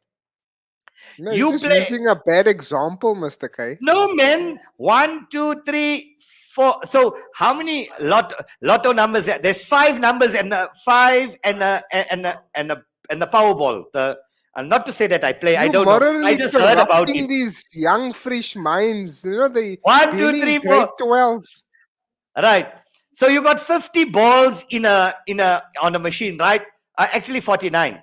So that means now they take out a ball. So that means you got 49 options here. They took out a ball. So you got 48 balls left, 47 balls left, 46 balls left, 45 balls left. And the last one is a different machine completely. So that's 49. So now the likelihood of you winning is 1 out of. Now you just multiply all of this. This is fundamental counting principle. So just multiply all those numbers. This is why you shouldn't. Gamble. 47 times 46 times 45 times 49 Yeah, times 1,12 times 10 to the power 10. That means 10 zeros. Your likelihood is 0, comma 1, 2, 3, 4, 5, 6, 7, 8, 9. That is the chances of you winning the lotto. That is why you shouldn't play the lotto. You'll be wasting your money. You can use it with a deck of cards. That's 1 out of 50. No, a deck of cards, you got 4 jacks, 4 aces, 4 kings, 4 queens. What's the probability of you getting an ace? Is 4 out of 52, which is 2 out of 1 out of 13. 1 out of 13. Okay, so this is fundamental counting principle. Now let's talk about factorials. So now let's talk about factorials. Now factorial, right? Here your number of spaces is equal to your number of options. So example number 1 under factorials, right? So here you can put your number of spaces is equal to your number of options. And it's multiplied all the way down to the number 1. So factorials is given by an exclamation mark. You know, X exclamation on your calculator. You go on your calculator, underneath your mode button is the X exclamation. That means your numbers are all multiplied all the way right down to the number 1. So in how many ways? In how many ways can 7 books be arranged on a shelf? Now, you can explain to, our mothers, especially Indian mothers. Indian mothers are OCD, right? Now, they want their books all, their cookbooks and their baking. You can't touch it, right? It's like touching your father's tools. You understand? He knows what he's got in the order that he has. Now, our Indian mothers, they are the most OCD people in the world because they want all their cookbooks on the shelf. So now you go there and you go and mix it up. And now she tells you, I mean, can't you see? Couldn't you just arrange? I only got 7 books. I didn't ask you. It's not rocket science. Can you not just put it in the way I had it? So now you can explain to her mathematically the number of different permutations or combinations there are. And how are you going to do that? So you will go to your mom, if she doesn't clap you at the end of this whole thing, and you tell her, look, here's a shelf, right? And you got 1, 2, 3, 4, 5, 6, 7 spaces. And you got 7 books. So in the first one, I had an option of 7 books to choose from. Then I used 1, so I got 6 in the second space. Then I got 5. Then I got 4. Then I got 3. Then I got 2. Then I got 1. Then I multiply all this. Now you can explain to your mother mathematically that the probability of you getting it right would have been 1 out of. Now you just go 7 factorial. 7 factorial, you get 5,040 ways. And then she's going to tell you, Jay Slim, I'll show you 5,040 ways in which I'll clap you left and right. That's what she'll tell you. Right. So the probability of you getting right is 1 out of 5,040. So there are 5,040 ways. And this is the way you can even prove, when they talk about, the human body, the cell mutation, and you're talking about in how many different ways can the cells mutate in order to you have, because I mean it has to follow a normal code. It has to follow a strict code. Otherwise you'll have a one eye at the back of your head. You'll have an ear under your foot. You understand what I'm saying? You might even not have a limb. So in how many ways? Now there are millions of now only if one combination gives you 5,040 ways.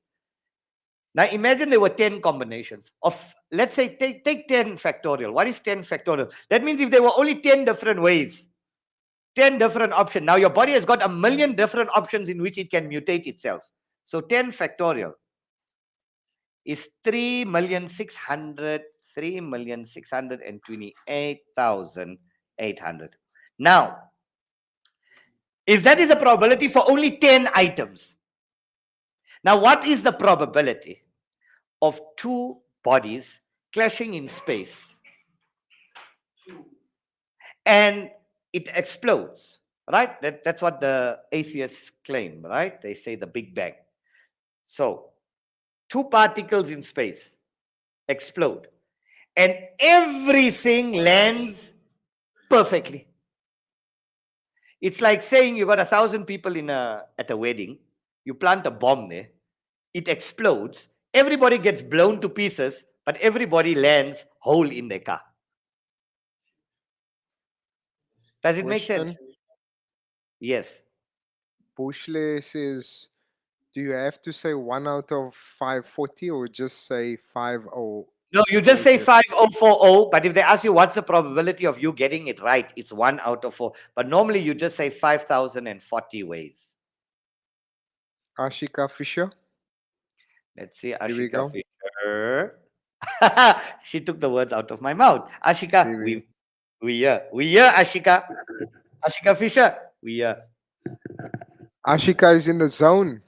She's in the zone, my bro. She's in the zone. Ashika's most a smoke show. Right, so Okay. that's what's example number 1. In how many ways can 7 books be arranged on a shelf? 5,040 ways. Right. Now, example or type number 2. Type number 2. If 3 out of the 7 books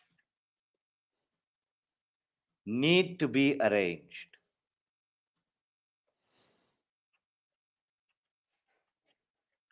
in how many ways can the books be placed? In how many ways?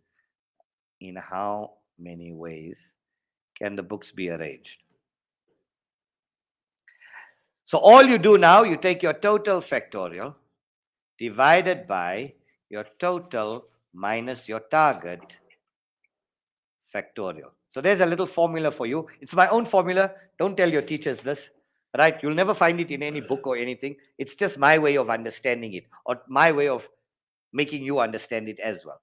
So your total factorial is 7 factorial divided by your total is 7 minus your target, 3 out of the 7 minus 3 factorial, which is equal to 7 factorial over 4 factorial. Now 7 factorial divided by 4 factorial will give me 210 ways.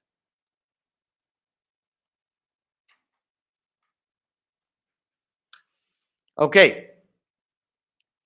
All right. Good. We're going to do a couple of different models. There's still more models to come. There's another about 3 or 4 models to come under factorials. Right. Next one. Type number 3. Now you've seen this in many papers before. In how many ways? How many ways can the word Namakwaland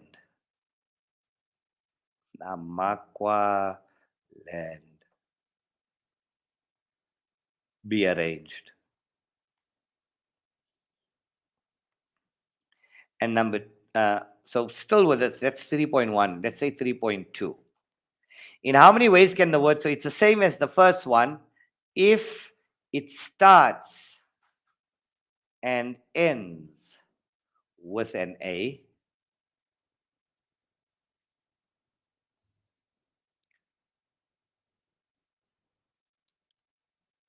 and calculate the probability of a word chosen starting and ending with an A. Calculate the probability of a word chosen from the above letters that starts and ends with an A. So let's answer question number 3.1, right? So that's 3.1. Now, in how many ways can the word Namakwaland be arranged? So let's do this. Let me change the color there. So we got 1, 2, 3, 4, 5, 6, 7, 8, 9, 10, 11 factorial. So you take your total factorial. So let's write a formula here. You take your total factorial divided by your repetition. Whatever is repeated, factorial. however many is repeated. So it's 11 factorial divided by n's. How many n's do we have? Namakwa land. No, 2. We got 2 n's. What else? Multiply by, how many a's have I got? 1, 2, 3, 4 a's. Multiply by 4 factorial. You're dividing it by the numbers that are repeated. So 11 factorial. So let's go fraction 11 factorial over 2 factorial multiplied by 4 factorial. 831,600 ways. So 831,600 ways in which the word, if you took them like Scrabble letters and put them all on a table and mix them all up, you can make 831,600 different words. Doesn't have to make sense, but you can have 831,600 combinations.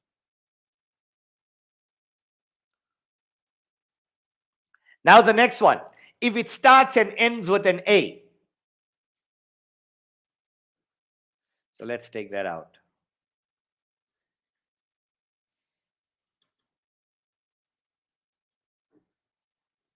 So we're doing 3.2 now. 3.2. So now you got 11 letters. And you can do this in the exam. 1, 2, 3, 4, 5, 6, 7, 8, 9, 10, 11. Nah. 1, 2, 3, 4. Nah. I know Capetonians say nah. 1, 2, 3, 4, 5, 6, 7, 8, 9, 10, 11. Nah. So now. We don't talk like that, Mr. K. We say neh. Neh. Yes, let's hear some Johannesburg accents there. Yeah. No, Joburg is flat. Flat, me. We say go park the car. You guys say go park the car. We say go park the car in the garage. You say go park the car in the garage. Isn't? And Boxburg accent? Like a mechanic from Boxburg? Hey, bro, that's like Botswana. That's like with an A, hey, and with the A at the back, hey. So You've got some homework, Mr. K. You got some homework to do. You need to brush up on your Eastern accent there in Johannesburg. Like totally. I doesn't know how to talk like I doesn't know. I don't know. Hey, welcome everybody and welcome to the bush. You guys. Right. So now we took out the A, Those two are fixed. So how many factorial do we have in between? We got 9 factorial, right?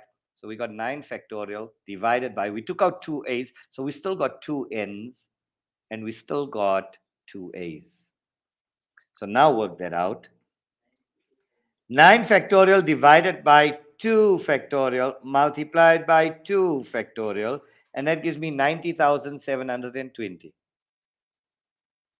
And the answer to question number 3.3, what is the probability that a word will be chosen, will start and end with an A? So it's not, so the probability of the event of it starting, no, it's not 1, it's 90,000. There are 90,720 ways over a total of 831,600 ways. And that is equal to, I think, 0.109, if I'm not mistaken, but it's 0.11.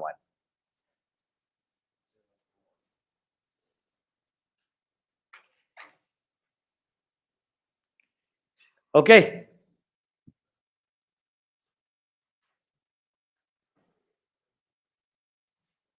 Let's go on to the next one.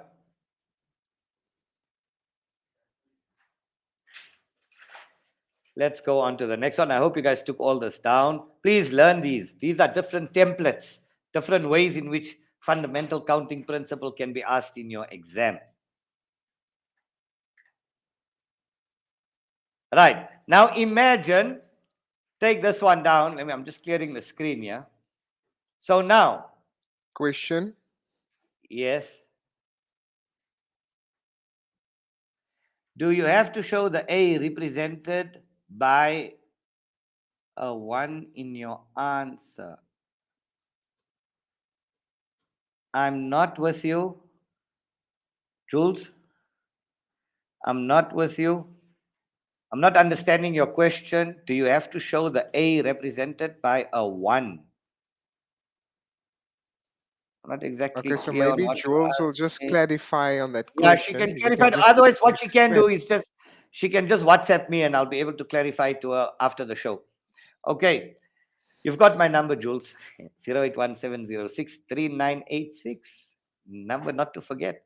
So a student has 5 math books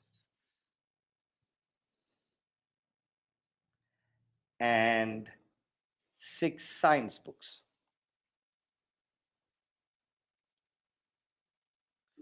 Right. If 3 math books have to be placed next to each other,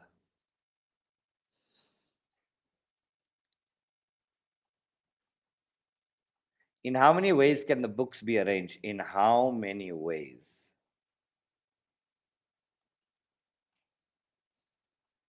can the books be arranged?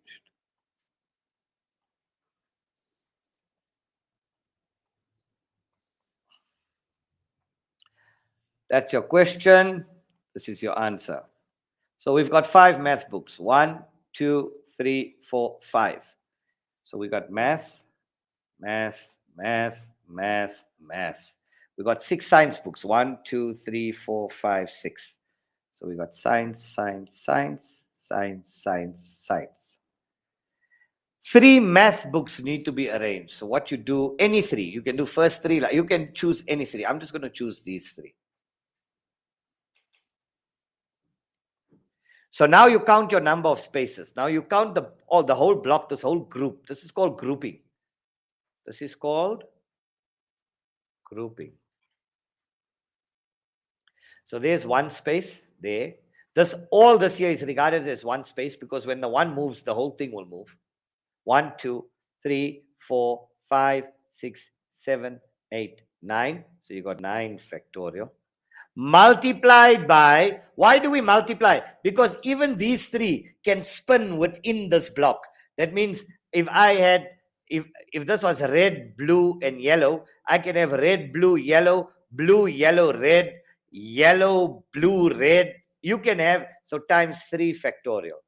So we multiplied. So we got 9 factorial times 3 factorial. So now your answer is 9 factorial. So when you're eliminating factorials, you divide. When there's another block and there's a factorial within that block, you multiply. So 9 factorial times 3 factorial, and that will give you 2,177,280 ways.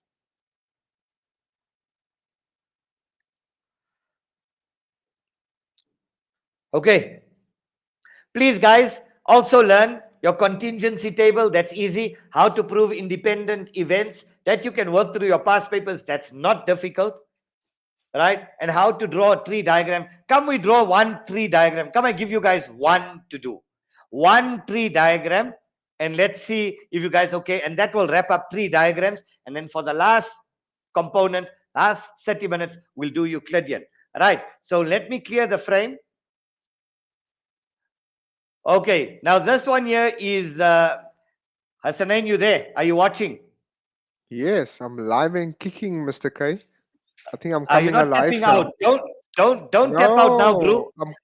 No, you see, Mr. Right. K, G. we've been doing the Cape Town Marathon today. Today, 20,000 runners took to the streets in Cape Town to take part I in the marathon. And, I'm a marathon runner, and we yeah. know that we know how to conserve energy and finish off strong. So today, we're finishing off strong, Mr. K. Correct. The probability of it raining tomorrow if it rains today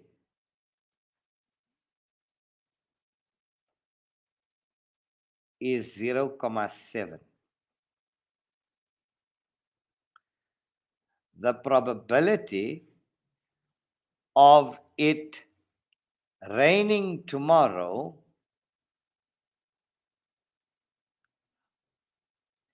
if it is sunny today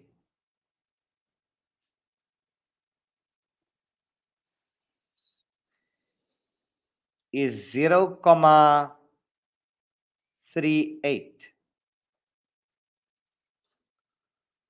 What is the probability? Oh, come on. Reconnecting. Am I still online there, bro? Yes. Okay, give me a Loud sec. and proud, Mr. K.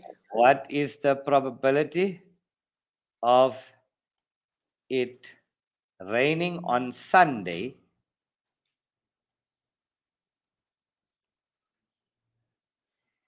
if today is Friday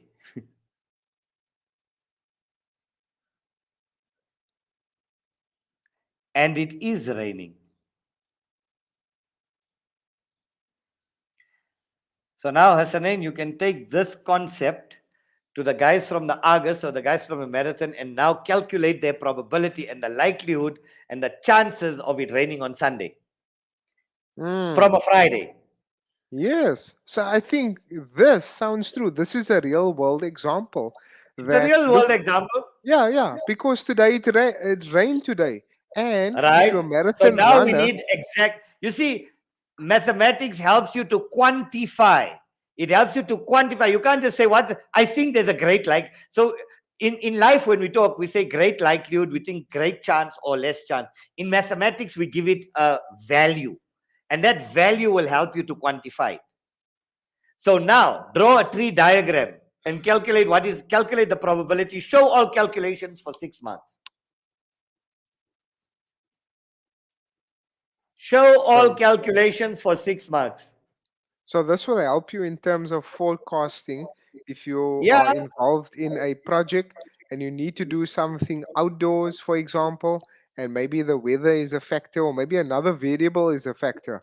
So it's going to as part of project management that I'm involved in terms of managing that risk and what's the likelihood yes. of something That is becoming why, a risk. good point that you brought up, because in the finance and in the banking industry, when I was tutoring, financiers for the institute, the Insurance Institute of South Africa, ISA, in Parktown. We had adults that were here sitting in a group, and the first component that you have to teach them for the banking or insurance industry or finance industry is probability, because this is how they calculate your annuities and your life, your policies. What's the probability of you dying? But they have to take in all the factors. That's where actuaries come in to actually formulate, to put up equations. They don't just calculate that risk factor. So they need to minimize risk. And this is for those industries. This is how they What's the calculate your premium. probability of Mr. K cursing during a family show? And how many times is Mr. K going to pronounce profanity? So I think this was the 0.999999. How's that? So I to say extra prayer this morning. What are the chances? But Yeah, Mr. you K, see, so you should have quantified it, bro. okay, So you got this is gonna come Friday, in. you got Saturday, you got Sunday. Friday. Today is Friday. They tell you today is Friday and it is raining. So there we go. It's raining. So you put R there. So now, Friday, two things can happen on Saturday. It can either rain or not rain. Not rain. We use the complementary. We're not going to say rain and sunny. We're just going to say rain and no rain. If it rain, now imagine we're in Saturday. So assume that it's raining on Saturday. Then on Sunday, it could either rain or no rain. Or if it was dry, if it was sunny on Saturday, then on Sunday, it could either rain or no rain. So you got RR, RR dash. So rain, rain, rain, no rain. no rain, rain, no rain, no rain. We wanted to know what is the probability of it raining on Sunday. What is the probability of it raining on Sunday? So our only two probabilities raining on Sunday is there. There's the one R and there's the other R. So it's this or this. Now what is RR? Now watch. If it's raining today, then the probability of it raining tomorrow is 0.7. That means the probability of it not raining is 1 minus 0.7, which is 0.3. Does that make sense, Hasanain? 100%. Now assume we are in Saturday and it is raining. Then the probability that it will rain tomorrow, because that's a general statement, that means it's 0.7. Then the probability of it not raining, if it rained today, is 0.3. Right. If it is not raining today, the probability of it raining tomorrow, if it is sunny today, so it's sunny today, then the probability of it raining tomorrow is 0.38. So 1 minus 0.38, 1 minus 0.38 is 0.62. Now we want to know this condition or that condition. So rain is 0.7 times 0.7 plus this option here, which is 0.3. This is rain, no rain, rain. No rain, 0.3 times 0.38. Does that make sense, Hasanain? Yes, 100%. So 0.7 times 0.7 is 0.49. And then 0.3 times 0.38 is 0.114. So I'm just going to write it here. The probability of it raining on Sunday is going to equal to that plus that. So 0.49 plus 0.114. 0 plus 0.4949. Your answer is 0.6. 0.604. That means there's about a 60.4, almost 61% or 60% chance of it raining. Okay. That's how you do the calculation using a tree diagram.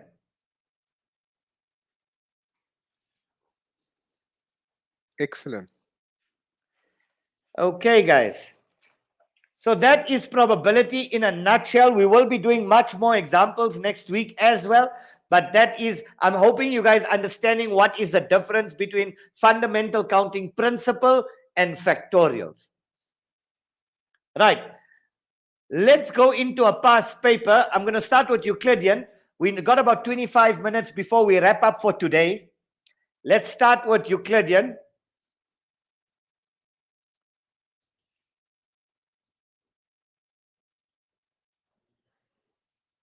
Let's see here.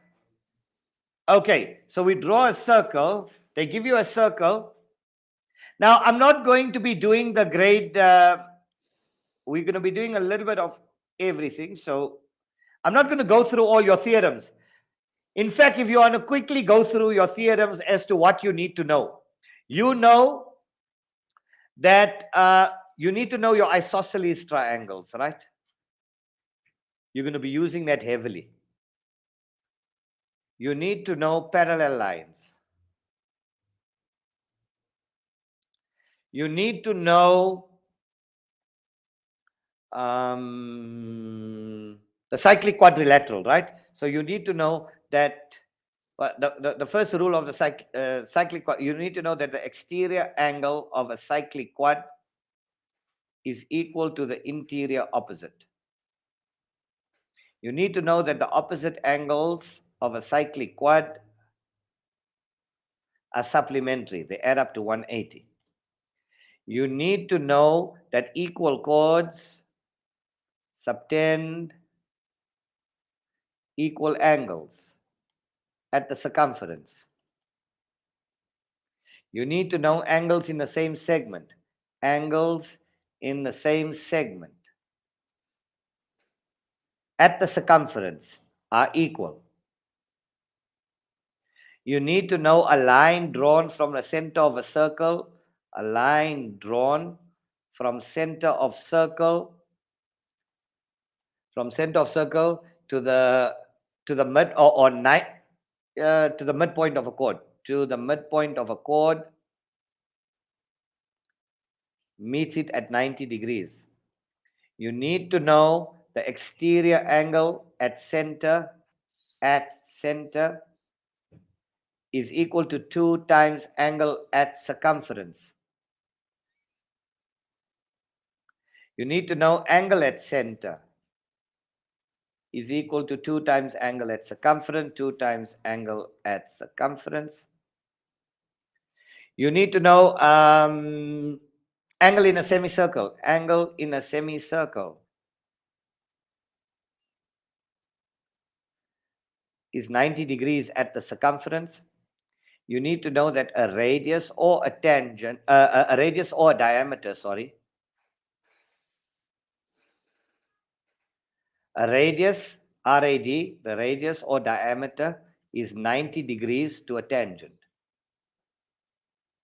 You need to know your tan chord theorem. Angle between tangent and chord is equal to the angle subtended at the circumference in the alternate segment. And you got to know two tangents meeting at a common point. Two tangents meeting at a common point outside a circle are equal in length to where they touch the circle.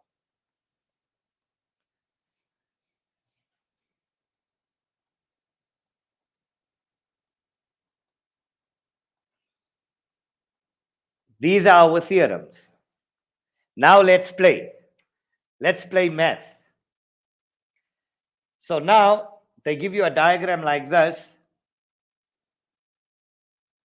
Take it down with me.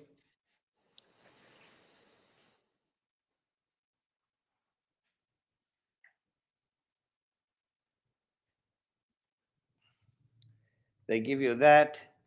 O is the center of the circle. And they give you a line going there. They give you a line going here. They give you a line joining these two. Then they give you a line going straight up. They give you a line coming straight down. Right. They tell you that is O. O being the center of the circle. That is point P. That's P1, P2, P3. This angle is T. That angle is Q. They tell you this is 1, 2, 3, 4. 1, 2, 3, 4. They tell you this is point A. They tell you this is S. This is S1. That's S2. That's R. That's Y. They don't give you X. That's point T, Q, S. No. Right. In the diagram, O is the center of the circle. P, Q, R, S are points on the circumference. PQ equals QS. PQ equals QS. And QRS is Y. The tangent at P, so this here is a tangent. There's a tangent here. That line there is a tangent. Meets right at A. Right. Let's ask you questions on this. So I'm just going to erase all of that. Let's take that out.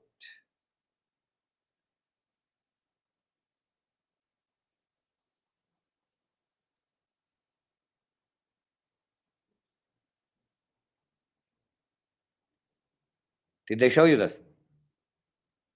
Have you done this one? No idea. Right, question number 1. Question number 1. Why? Give a reason why P2 is equal to Y. Question number 1. Why is angle P2 equal to Y? Mark allocation, only 1 mark. Why is angle P2 equal to Y?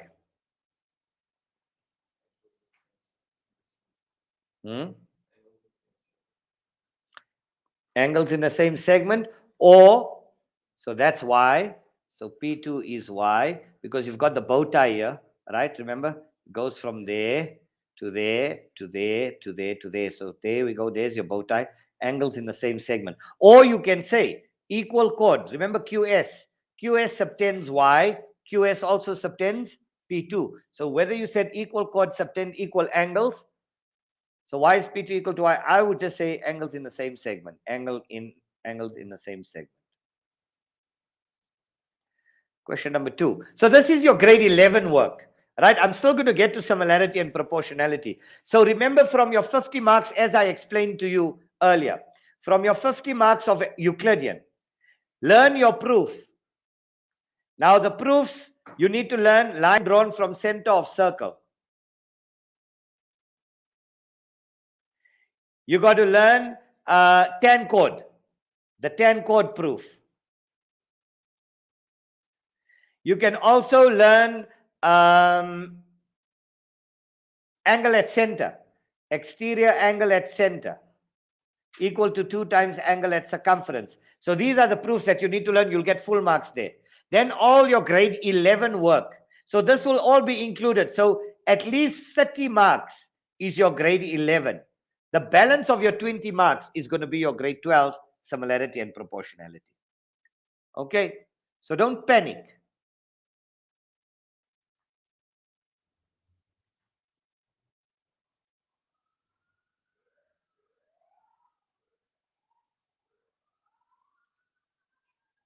Right, the next one. Prove that PQ bisects TPS. Prove that PQ bisects. Now, what does the word bisect mean? It cuts it into 2 equal parts. TPS. And that's worth 4 marks. Where's TPS? So let's do it in a different color. TPS. And prove that PQ. So that's the line that they're talking about. PQ. It bisects it. That means if that is Y, you need to prove that this angle here is Y. Can you prove that P3 is Y? If you can prove that P3 is Y, your problem is sorted. Done. I got it. I got it. I'm not working through a memo. I'm just working through the question paper here. Question, How, J? Question. Ashika. Yes. Oh, no. No, she's just responding to the previous one. Angles in the same segment. Subtended by QS. Yes. Correct, Ashik. That's the answer for question number 1.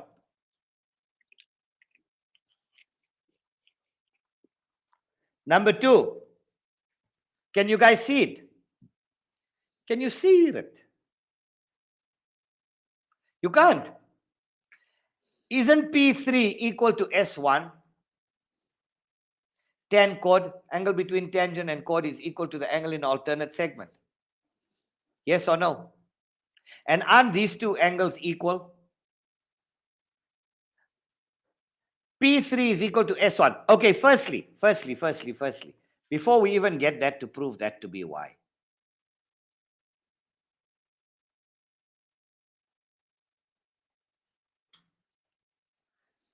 Right. If this is Y, isn't S1 Y? Isosceles triangle. That side is equal to that. So if this is Y, that is Y.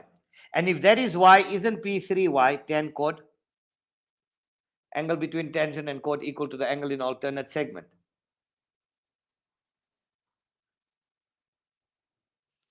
So therefore, if that is Y and that is Y, therefore PQ bisects it. So the first thing you're going to say, angle S1 is equal to Y. No, you can't. Firstly, you're going to say PQ equals QS. PQ equals QS given. Therefore, triangle PQS is isosceles. Therefore, angle S1 is equal to Y. Angles opposite the equal sides. Angles opposite the equal sides of an isosceles triangle. Right. And if S1 is Y, therefore P3 is Y. Therefore, angle P3 is equal to Y. Tan chord. Therefore, P3 equals P2 equals Y. Therefore, PQ bisects TPS. And there we go. And you'll get 4 marks for that. Right, next question. Still on this whole set of questions here, 1 and 4 is 5, 6, 7, 8, 9, and 5. 14 marks on this one diagram. So you always start from the known, moving to the unknown, using your theorems to navigate you. Right, question number 3. POQ in terms of Y. Take that one down so long. POQ in terms of Y. Question. Okay, give me a second. Let me just delete that. They want P, let me just put the question up. Question number 3, they want POQ in terms of Y. Mark allocation there, 2 marks only. So it's not difficult. Your mark allocation tells you how difficult it is going to be.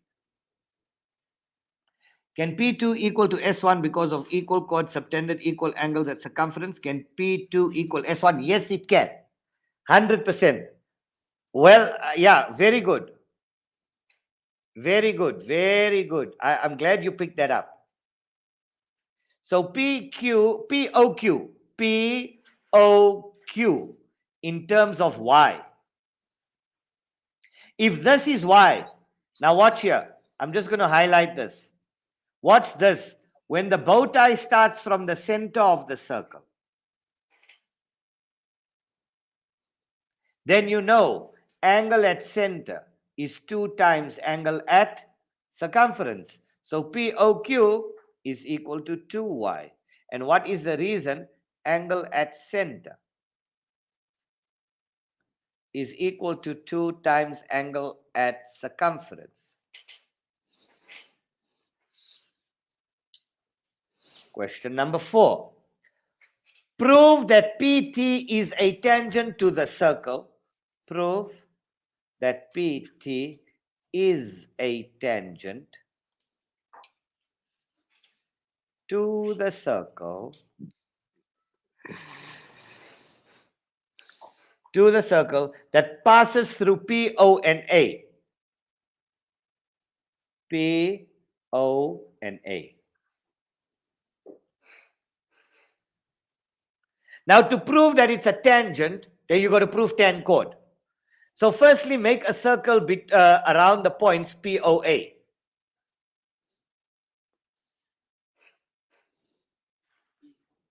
POA.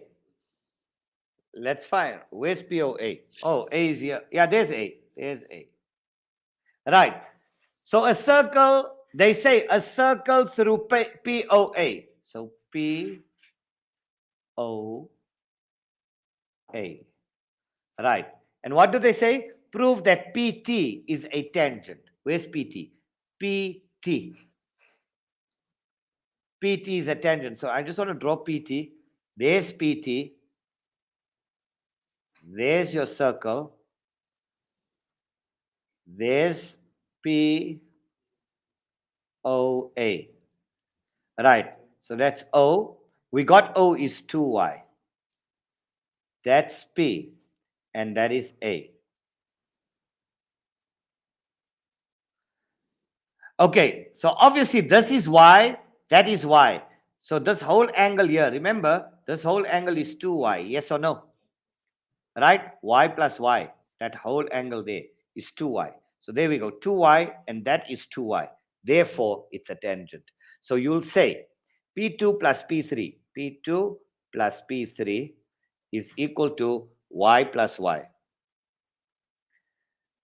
Y plus Y, which is equal to 2y.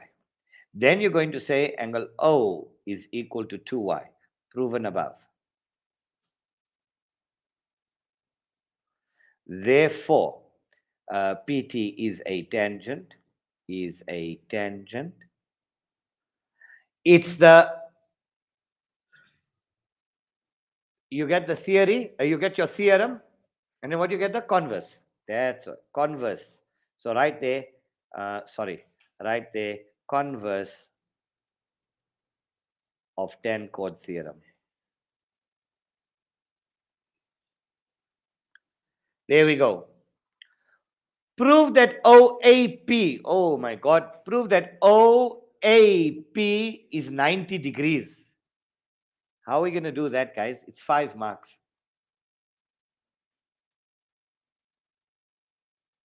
Prove that OAP is 90. OAP is 90. A is 90. Isn't because isn't P wide? Let's see. I'm just erasing all of this. I'm just erasing all of that. No, P2 is wide. It's part of the Now you got to prove it for 5 marks. You got to prove that POA is 90 degrees.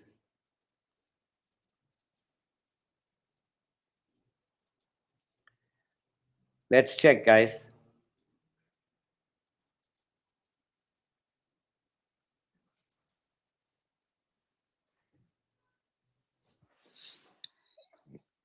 How are How you are we doing, going to Mr. prove that? Kauta? How are you doing? Okay. How are you doing, Mr. Kauta? I'm good. How much time have we got? I think we got about 15 minutes. Okay, no problem. We all good. What's it? OAP. Prove that angle OAP is equal to 90. OAP. You need to prove that that is 90 degrees. Let's see. Let's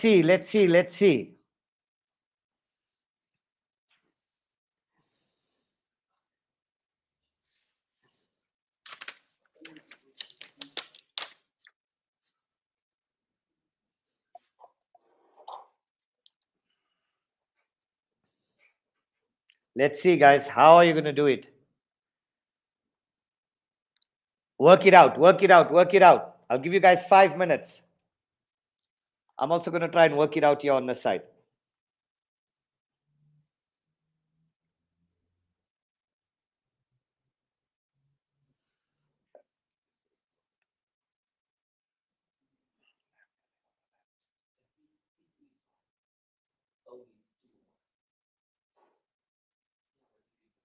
Is P.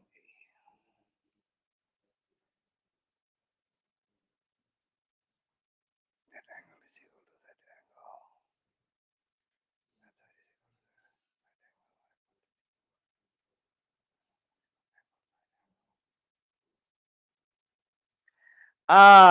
I know how we're going to do it.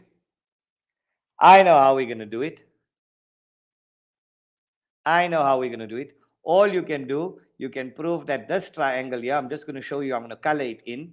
All you can do is you prove, you can do this at home because I want to do similarity now. So all you can do, you can prove that that triangle is congruent to that triangle. And if you prove that it's congruent, therefore these two angles must add up to, these two angles are equal, therefore that is 180 degrees. Okay. Okay, guys. So that's your 5 marks on that. I just want to go through one or two. Let's see if time permits. I want to go through the similarity here. Give me a second, and proportionality. Sorry, guys. We're rushing for time. So let's take an example like this. I'm clearing the frame here. Come on. Come. Why is it taking so long? I think it's tired now. Perhaps you need to start a new tab. Okay, there we go. Some Oh, patience then. there we go. Right, guys, take this diagram down. So they give you that. They give you this. They give you that. Trying to connect. They give you I this. think your computer is tired, Mr. Kauta. I'm telling you. It's You trying have to connect. Give me outpaced a your second. computer. Come on, guys. Reconnecting. Okay, there we back in. So we got from there to there. We got from here to here. We got from there to there.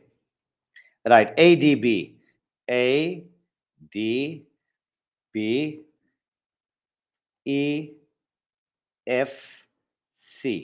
They tell you that is parallel to that, and that side is parallel to that side. Right.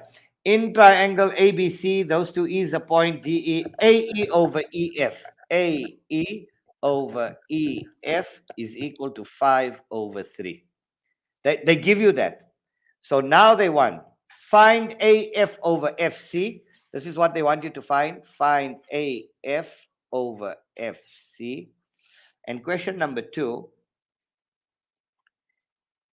if AD equals 10, if AD equals 10, and DB equals 6 centimeters, DB, so that's centimeters. Now they're giving it to you in centimeters and centimeters.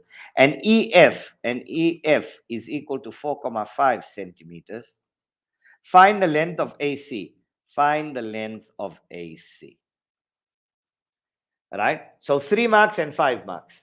8 marks in total for these two. Now you know you've got two triangles. You've got triangle ABF. Those two are parallel. That means that side is in proportion to AE over EF. And you got the big triangle. So AD over DB will equal to AF over FC. Now they tell you AE over EF. That's given. This is given. AF over, AE over EF is 5 over 3. So that's 5 over 3. Yes or no? So they want AF over FC. They want AF over FC. So if you're looking at this triangle here, let's see. I'm just looking at this triangle here, right? If you're looking at that triangle there, these two lines are parallel, right? So if that's 5 over 3, then this is 5 over 3. Agreed? Right. Now we want FC. Remember, we want FC. We know AF. AF is now 8, 5 and 3. Now let's look at the big triangle. Let's look at the big triangle. Now looking at the big triangle, because these two are in proportion, because now I'm not looking at these two parallel lines. Let's change the color. Let's say that line there and that line there. I'm looking at those two. So that means this piece over that whole piece will equal to this piece over that piece. Yes or no? So how would we answer question number 1? How would we answer question number 1? Question number 1, firstly, we're going to say AD over DB is equal to 5 over 3, proportionality. Now we say in triangle, so this is in triangle ABF. Now we're telling the marker, look at triangle ABC. So now we're looking at a different triangle, ABC. So we say FC over AF over 8. FC over 8 is equal to 3 over 5. Is equal to 3 over 5. Also proportionality. So we want FC. So FC is equal to 8 times 3 is 24 over 5. Yes or no? So this is 24 over 5. This is 24 over 5. What does the question want? They want AF over FC. Therefore, AF over FC. What is AF? AF is 3 plus 5 is how much? 8. Over. How much is FC? 24 over 5. So this is equal to times 5 over 24 times 5 over 24. 8 times 5 over 24. Where's your calculator? Here's 8 times 5 over 24. 8 times 20. No. What's it? 8 times 5 divided by 24. 5 over 3. And there you go. That's your answer for the first one. Now, if AD equals 10, now AD equals 10 units, AD equals 10, DB equals 6, EF is 4,5, EF is 4,5 centimeters. Now that's centimeters. That's centimeters. This 5 and 3 is your ratio. 10 and 6 is your actual length. Find AC. Find the whole length of AC. So let's erase all of this. I guess that's where we're going to wrap up. We've got a couple of minutes to go, like 2 minutes to go. That's Am I correct. right? That's correct, Mr. Kota. I'd You're on the love money. to do more. I'd love to do more. I've got so many past papers. I've got so much to do. But like I said, those of you who want to join, you are welcome to join us next weekend as well in our next weekend's workshop. Okay, so let's go. Let's see where we're going to go. Where we're going to go. So now look here. This is 4,5. The 10 centimeters, 5 represents 10. That means your ratio is 2. Am I right? So how much is EF? Right, AE, in fact, let's take AE over EF is 5 over 3, correct? So let me just change my color here. Let me change my color. What question was this? This one was question number 1.2, am I right? Okay, so here we go. So now we got AE over EF. AE over EF is 5 over 3. Right, so AE over EF, they gave you as 4,5, is equal to 5 over 3. So therefore, AE is equal to, we multiply this side by 4,5, we multiply that side by 4,5. Am I right? So AE is equal to 5 times 4,5 divided by 3. Therefore, which AE is equal to, where's our calculator here? AE is 7,5. 5 times 4,5 equals, divide that by 3 equals, I get 7,5. So Question? AE, J, is there a question? Yes. Okay. Can P3 be an opposite exterior angle of S1? In which question was that? That must have been in the previous question. Yeah. Okay, I can't answer that question now. Yeah, it was the exterior angle, yes. Are the proofs for number patterns examinable? Yes. Haley, learn the answer to Haley. Yes, they are. Learn your sequences and series, the proof of the sum of your arithmetic and proof of the sum of the geometric number patterns. That's bookwork. Please learn that as well. Thank you. Right. Therefore, AF is equal to, remember, now we calculated AE, so that's 7,5. So 7,5, therefore AF is equal to 12 centimeters. Right. Now let's find FC. So we got AF. We just calculated AF now, right? This whole length was the 7,5 plus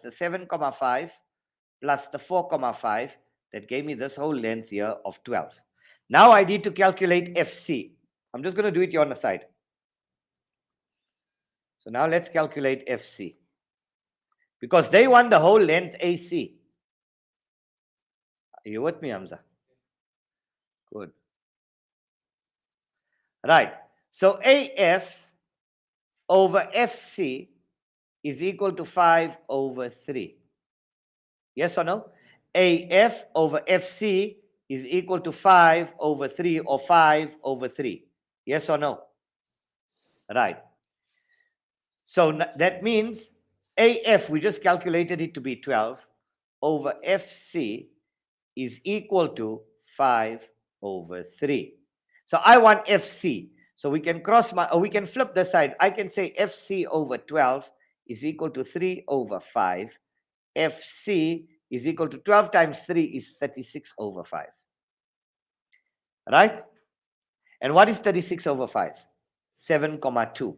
So that means this is 7,2 centimeters. Therefore, AC is equal to, what did we get this whole side? 12 plus 7,2, which is equal to 19,2 centimeters. And that's how we use our proportionality in this kind of diagrams. Okay. Boys and girls, unfortunately, time for me to love you and leave you. I just want to say thank you all to those learners who have joined us the whole yesterday and today from 10 o'clock in the morning until 3 o'clock, and today from 10 o'clock to 4 o'clock. You guys were amazing.